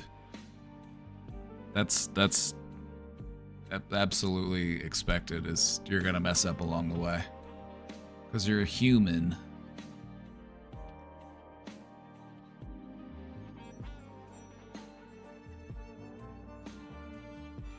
I do reframing thought exercises, but I don't believe in my reframings. Do I need to believe in them for them to be effective? If I just repeat them enough, will it help? Repetition is key, but also believing in it is also key. If you don't believe in your reframings, maybe we need to take a look at what those reframings are. One of my favorite ways to reframe is to not just come up with an entirely new thought, it's to modify and tweak the existing thought, because I find that that's an easier approach, and that's also, it makes it more believable. It also makes it easier to adapt. So let me give you an example. Let me give you an example. A reframing would be, let's say you have a belief that you're trying to reframe, and that belief is, I don't like myself. Just simple as that. Just simple as that. We'll keep it simple. The belief that you're having is, I don't like myself. To reframe that, we're not going to just do the opposite. We're not just going to say, I like myself, and then we're just going to repeat that until we like ourselves. That's not going to really help. What I would recommend to reframe that belief would be, I feel like I don't like myself, and I'm working on changing it. So we're taking the existing thought and we're just modifying it a bit. That's actually easier for us to do, and it makes it, because just jumping from one thought to the other thought, it's a bit of a leap. But if we can take a thought and then just tweak it a little bit, that's actually easier. So take that thought and just tweak it a little bit. So if your reframing isn't really working, dial them back a little bit. Dial them back a little bit and just maybe make that step a little smaller. You're still making progress. You're still heading in the right direction. But sometimes we try to get ahead of ourselves. And what I like to do is I like to acknowledge the existing belief. If the belief is, I don't like myself, acknowledge that. Own it. That's how you feel right now. We're working on changing that, though. We're not trying to just convince ourselves that we like ourselves. We want to acknowledge that we don't like ourselves right now, but we want to do something about it. We're working on it. That's what's important.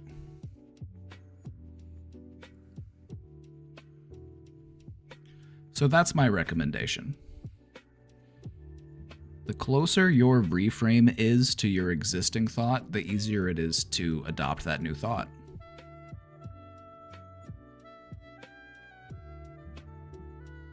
So just modify it a little bit. Throw in a new word or two. Sometimes even just turning it into a question is a good way to reframe it.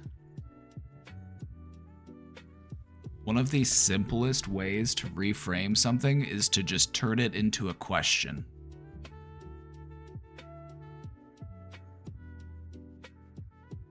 My friends don't actually like me, and they only invite me out because they feel sorry for me. My friends don't actually like me, and they only invite me out because they feel sorry for me?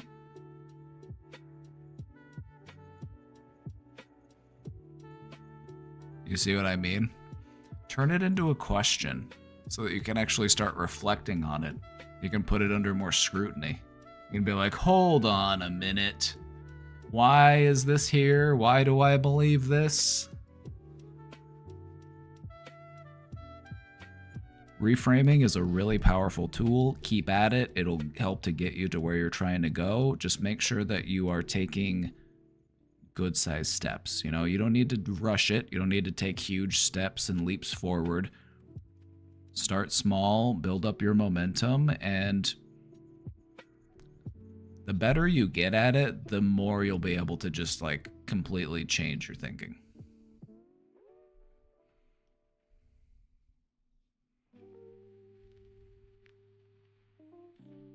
I used to hate when people gave me compliments. I forced myself to take a second, think about it, and thank the person rather than dismissing them. I don't know if I'm fully there, but I'm better at it.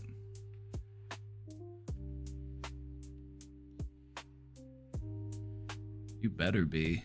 You better be better at it.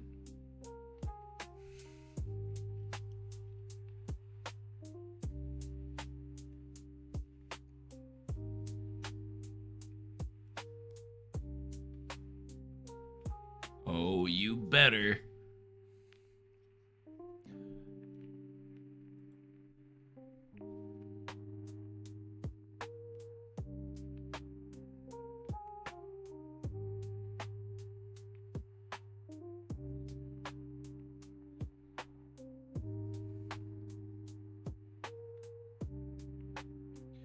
Yeah, but it's really helpful to recognize the way that we receive compliments.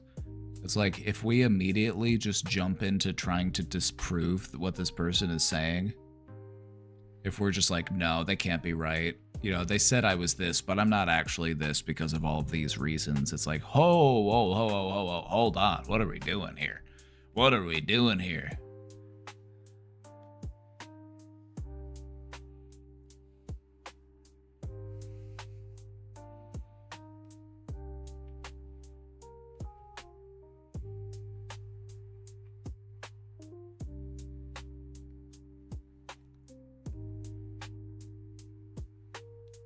For reframing, it doesn't matter if you believe it. Do you truly believe the worst case will happen? Or are you afraid it will happen?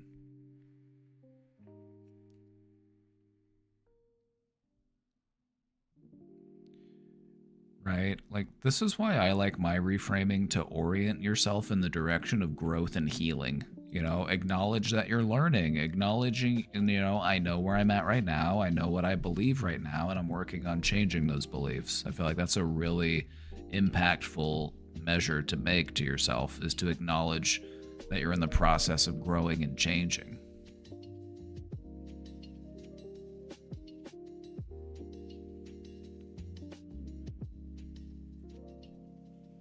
Nobody's perfect. And if anybody out there convinced you that you need to be perfect, well, they were wrong.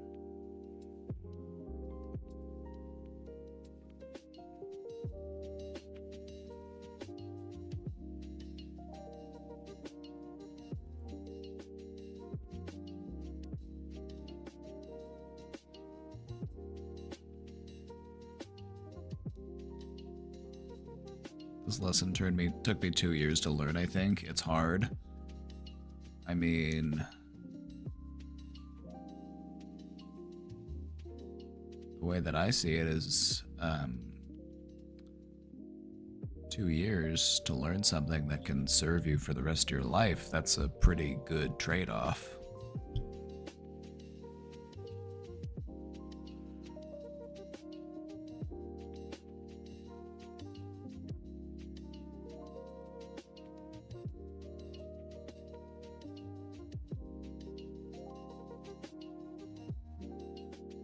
Hello. I'm the kind of person whose therapist talks a lot. Maybe I'll look for another one, but I can't right now. Do you think a not very good therapist is better than no therapy at all? Yeah, I would say probably. I mean, as long as the therapist isn't actively doing anything harmful to you, if they're not just like giving you terrible ideas, then yes.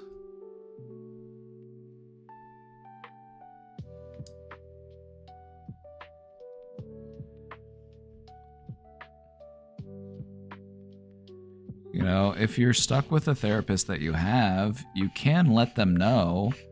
You can't, like, let them know. Just communicate that to them. Like, that's okay to do. You don't have to, like, you don't have to always be nice to your therapist. You don't always have to, like, just follow along with what they are making you want to do or something. You know, you can let them know, hey, this style, this approach just isn't really working for me. Just letting them know, like, I think I just kind of need somebody to listen to me right now. You know, just drop hints. Drop hints and see if they pick them up. And if you drop hints and they still don't pick them up, well then tell them directly.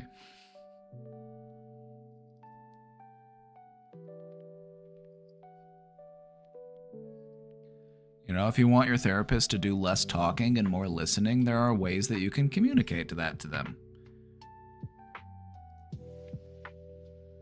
Just let them know, like, I don't think I'm really in the mood for feedback or for suggestions right now. I kind of would just like to express myself and be heard. Would that be okay? You know, just let them know.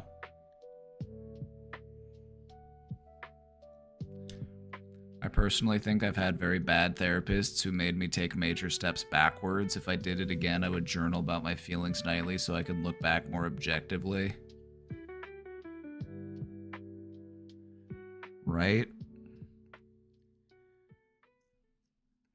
See, this actually ties into something that people have mentioned before, and it's the concern that if they get a new therapist, that they have to start over from step 1. There's this misconception that if I switch therapists, I have to go back and talk about every single thing that I've ever talked about in therapy, and I have to do all that again. And that is just not true, actually. You don't actually have to pick up right where you can, in most cases, pick up right where you left off.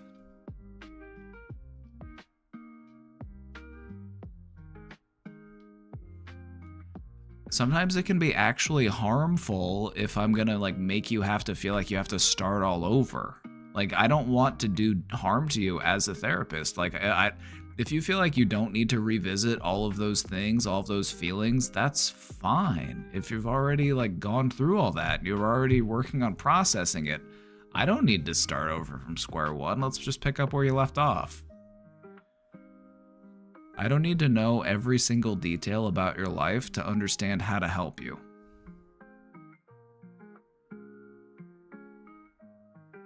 And I feel like that's something that I wish more people understood. Sure, the more detail a person has, the better, but there's only so much detail a person needs to be able to help you go in the right direction.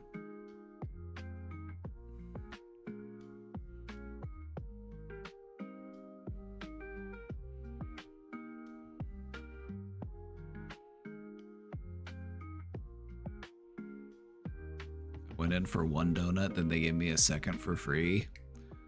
Ooh, it's your lucky day, isn't it? Lucky day, isn't it?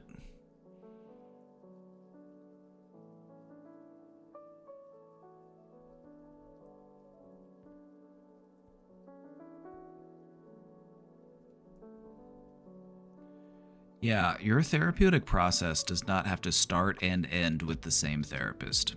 It's not true. Also, don't forget, a majority of the work of therapy is done outside of the therapist's office.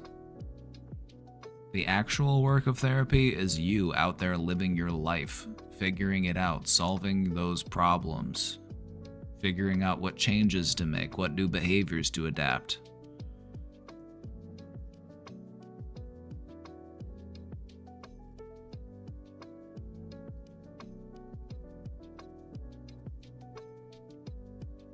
So yeah, I've known people who have been like, well, I've been seeing this therapist for years and I don't want to see a new therapist because I feel like I'll have to start all over. You don't have to. You don't have to. You can pick up where you left off.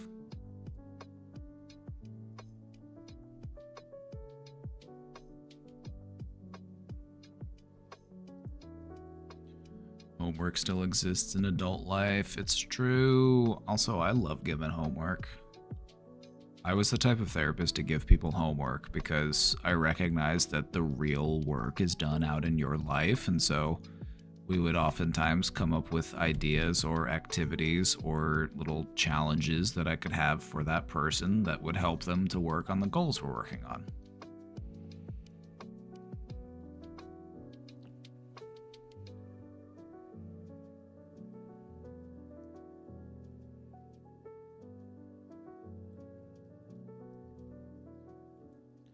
Sometimes therapy can feel like being at the dentist. Like, sure, I go in there when I need to get in there deep. I go in there when I need a good cleaning.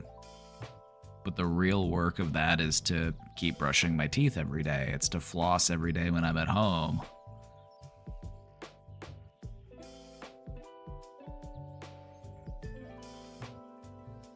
Also, going to the dentist normally can kind of be painful and uncomfortable, and it doesn't always make you feel good afterwards.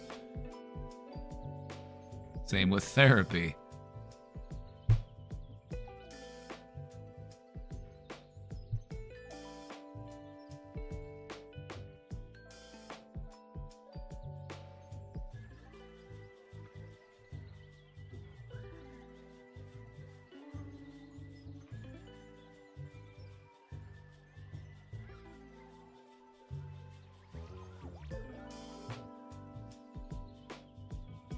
have issues with habits, very hard to stay on task.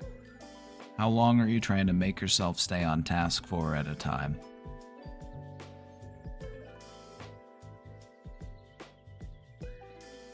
One of the things that I've noticed when people have a hard time staying on task is they're putting these demands on themselves to stay on task for long periods of time, and we're just simply not wired to do that.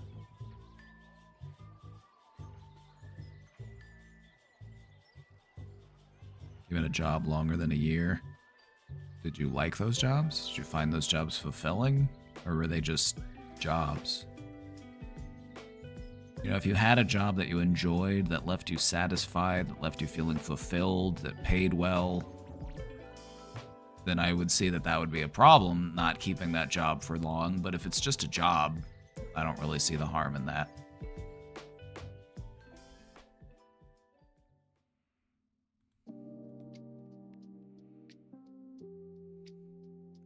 You gotta remember, people just aren't wired. They're not built to be that way. You know, the capitalistic system just does not line up with human evolution.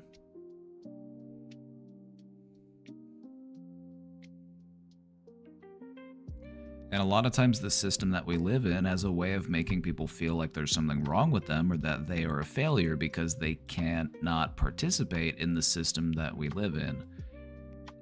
But what I feel like a lot of people are waking up to is that the system that we are living in is broken, not we, the people who are forced to participate.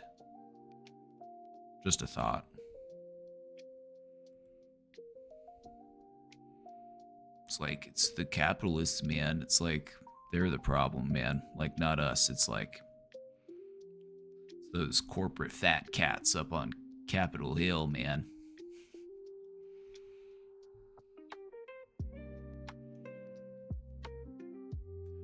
Hot diggity dog. Hot diggity doog.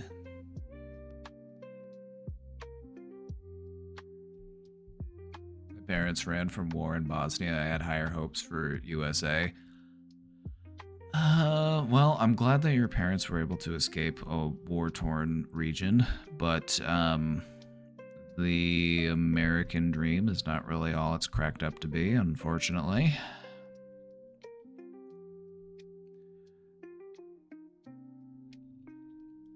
And one thing I feel like a lot of people, especially from like Europe, are recognizing is that Americans are still fighting for access to things that, you know, Europeans have had for a long time, like healthcare and schooling and public transportation. And it's like, yeah, we're still trying to get that here. Like,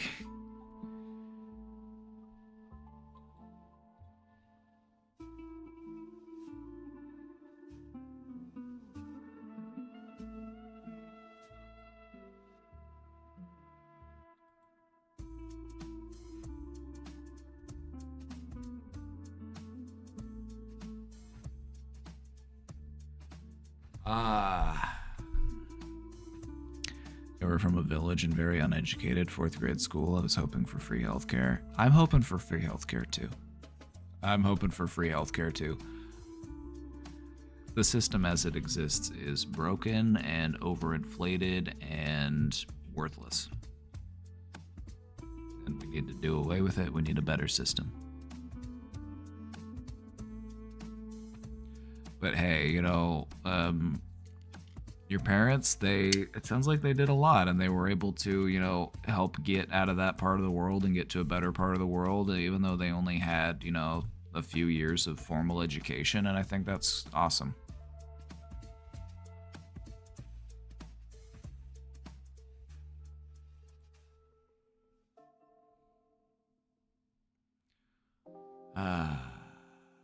Alrighty. It's taco night. It's Taco Tuesday, so it's taco time.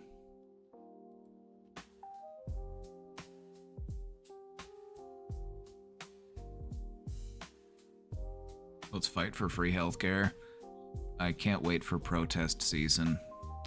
I can't wait for protesting season. it's gonna happen. It happens every year. It happens when the weather starts to get warmer. People don't like to protest in the cold. Cold sucks. So you're probably going to see a large uptick in protests in the upcoming months. You know, March, April should be pretty exciting, pretty juicy. So if you know, you feel passionate about a cause, now's a great time to start planning and organizing so that when protest season rolls around,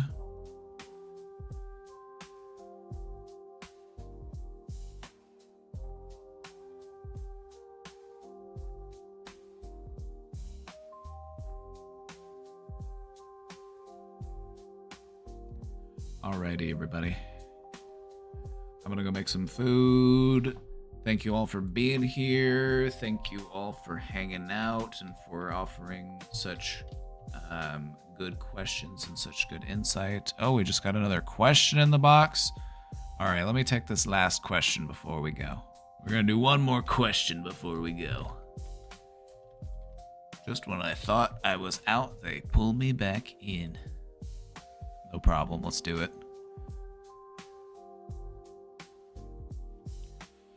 Do you think that in a deep depression it is better to try to escape from reality? For example, avoiding the news, etc. I am not well, and I see the news from Gaza and I feel much worse, but at the same time I do not want to be an alienated person. And also I like to watch profound and sometimes sad movies, music that touches me, sad ones too, when I'm feeling down. Is it better to avoid it, forcibly choose something happier?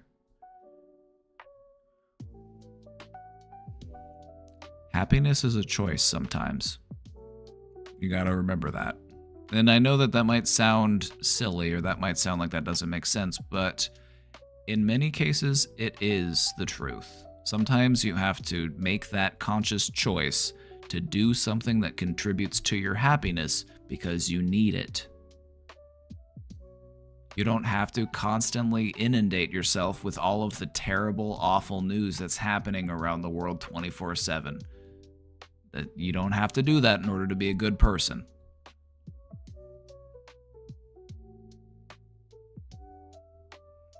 You don't have to constantly remind yourself of every terrible thing that's happening in the world in order to be doing the right thing. Sometimes the right thing to do is to take good care of yourself so that you can take care of the people that you care about, or so that you can be more rested to actually have conversations about this kind of stuff so that you don't feel so emotionally overwhelmed. So take time to choose your happiness.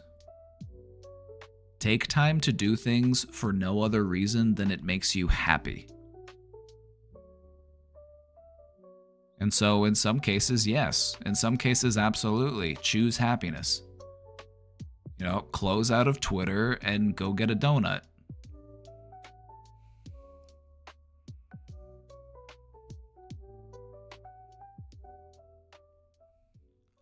One of the things that was really eye-opening to me when I was dealing with depression was recognizing the ways that I am contributing to my own misery.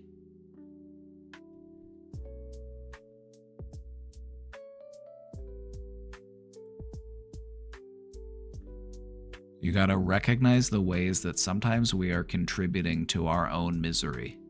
If we're just constantly reminding ourselves and exposing ourselves to the worst horrors of humanity, if we're only listening to sad songs, if we're only watching sad movies, if we're only, you know, focusing on those types of emotions, how is that affecting you in the grand scheme of things? So sometimes you just gotta be mindful of the ways in which you are keeping that candle lit.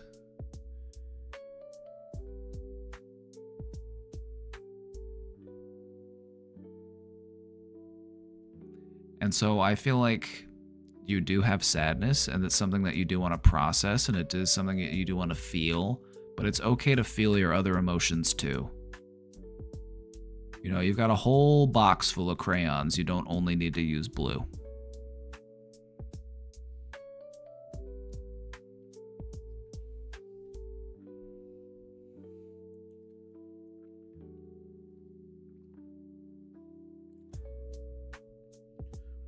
Also, remember that sometimes familiarity gives you comfort. And sometimes we will stick with a sad emotion because it is a familiar emotion. We would rather know that comfortable sadness than risk an uncomfortable or a unfamiliar happiness. So just think about it.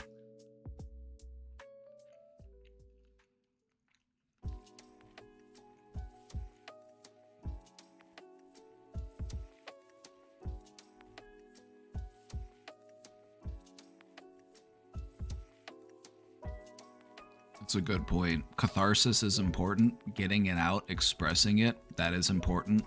But just wallowing in it is not.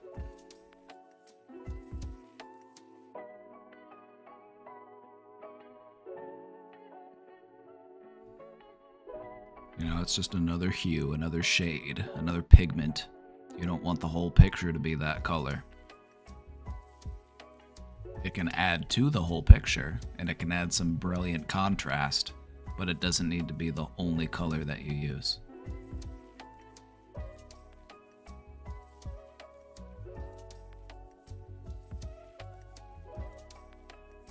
Kurt Cobain quote, "I miss the comfort of being sad."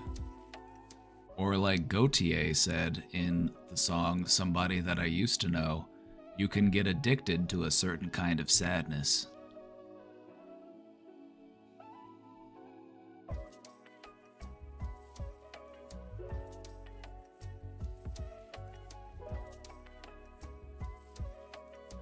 Sadness feels like love for me, like my sadness is a reminder that a part of me is suffering and needs care. See, you're onto something there. Because allowing yourself to feel your emotions is really important. Acknowledging those emotions and validating those emotions instead of just suppressing them and not feeling them. That is helpful and that is healthy.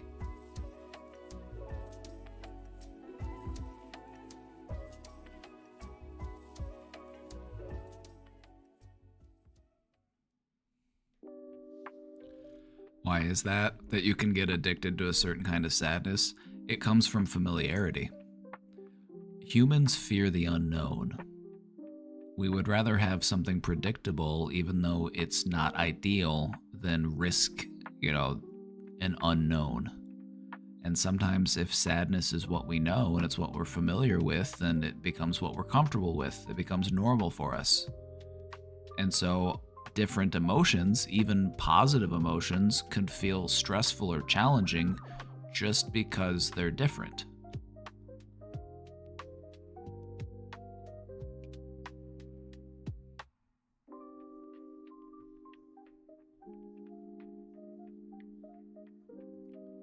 So yeah, there's comfort to be found in familiarity.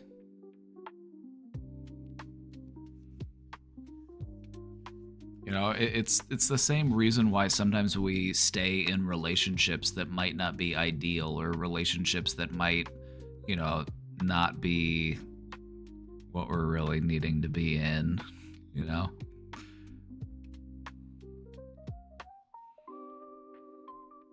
Sometimes we keep stuff going just because it's all we know. And so what I would say is, seek joy, seek happiness, pursue it. Allow it in, and recognize that sometimes it might feel weird. Sometimes it might feel uncomfortable, but that's just because you're not used to it. It's like, coming inside from the cold, and it's like, ooh, warm in here.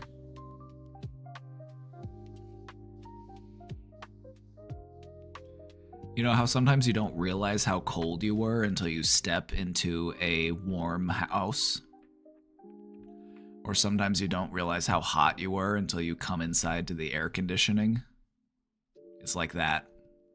Like if you spend so long as a sad person becoming more happy, it feels that it's like a bizarre transition. You're just like, oh, this feels weird. This feels different. Not necessarily bad, feels kind of good, but I'm still like suspicious of it because it's different.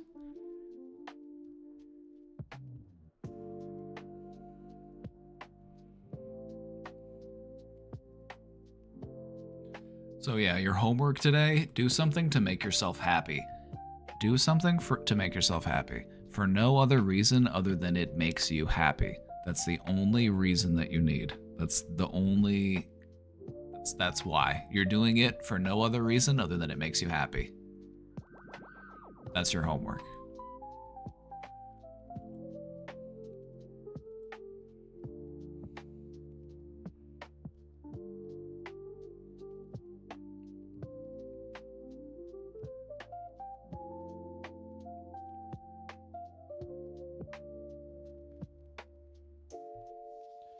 In this attention economy, when we watch something or try something new, we usually don't even fully appreciate or experience it. Many people just make a snap judgment and either love it or hate it.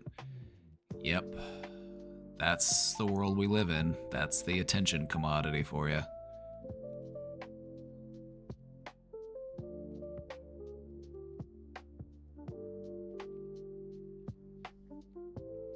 They gave us too many choices. And when we have too many choices, we feel like we have to make snap decisions. Do I like this or do I hate this? I need to know right now so that I can move on to the next thing. I've got a backlog of things I need to make up my mind over. Do I like this thing or do I hate this thing? All right, hurry up. I got more choices to make.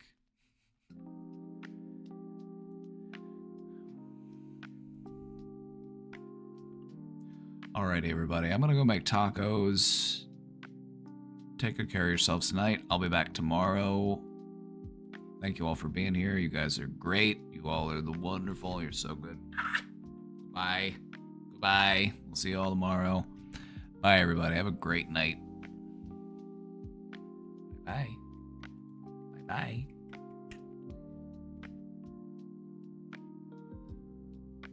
Don't forget, check us out in the Discord. Soon we're going to start doing some Discord community events. You know, games, chat, movies, etc. We already do movies, but, you know, other stuff too.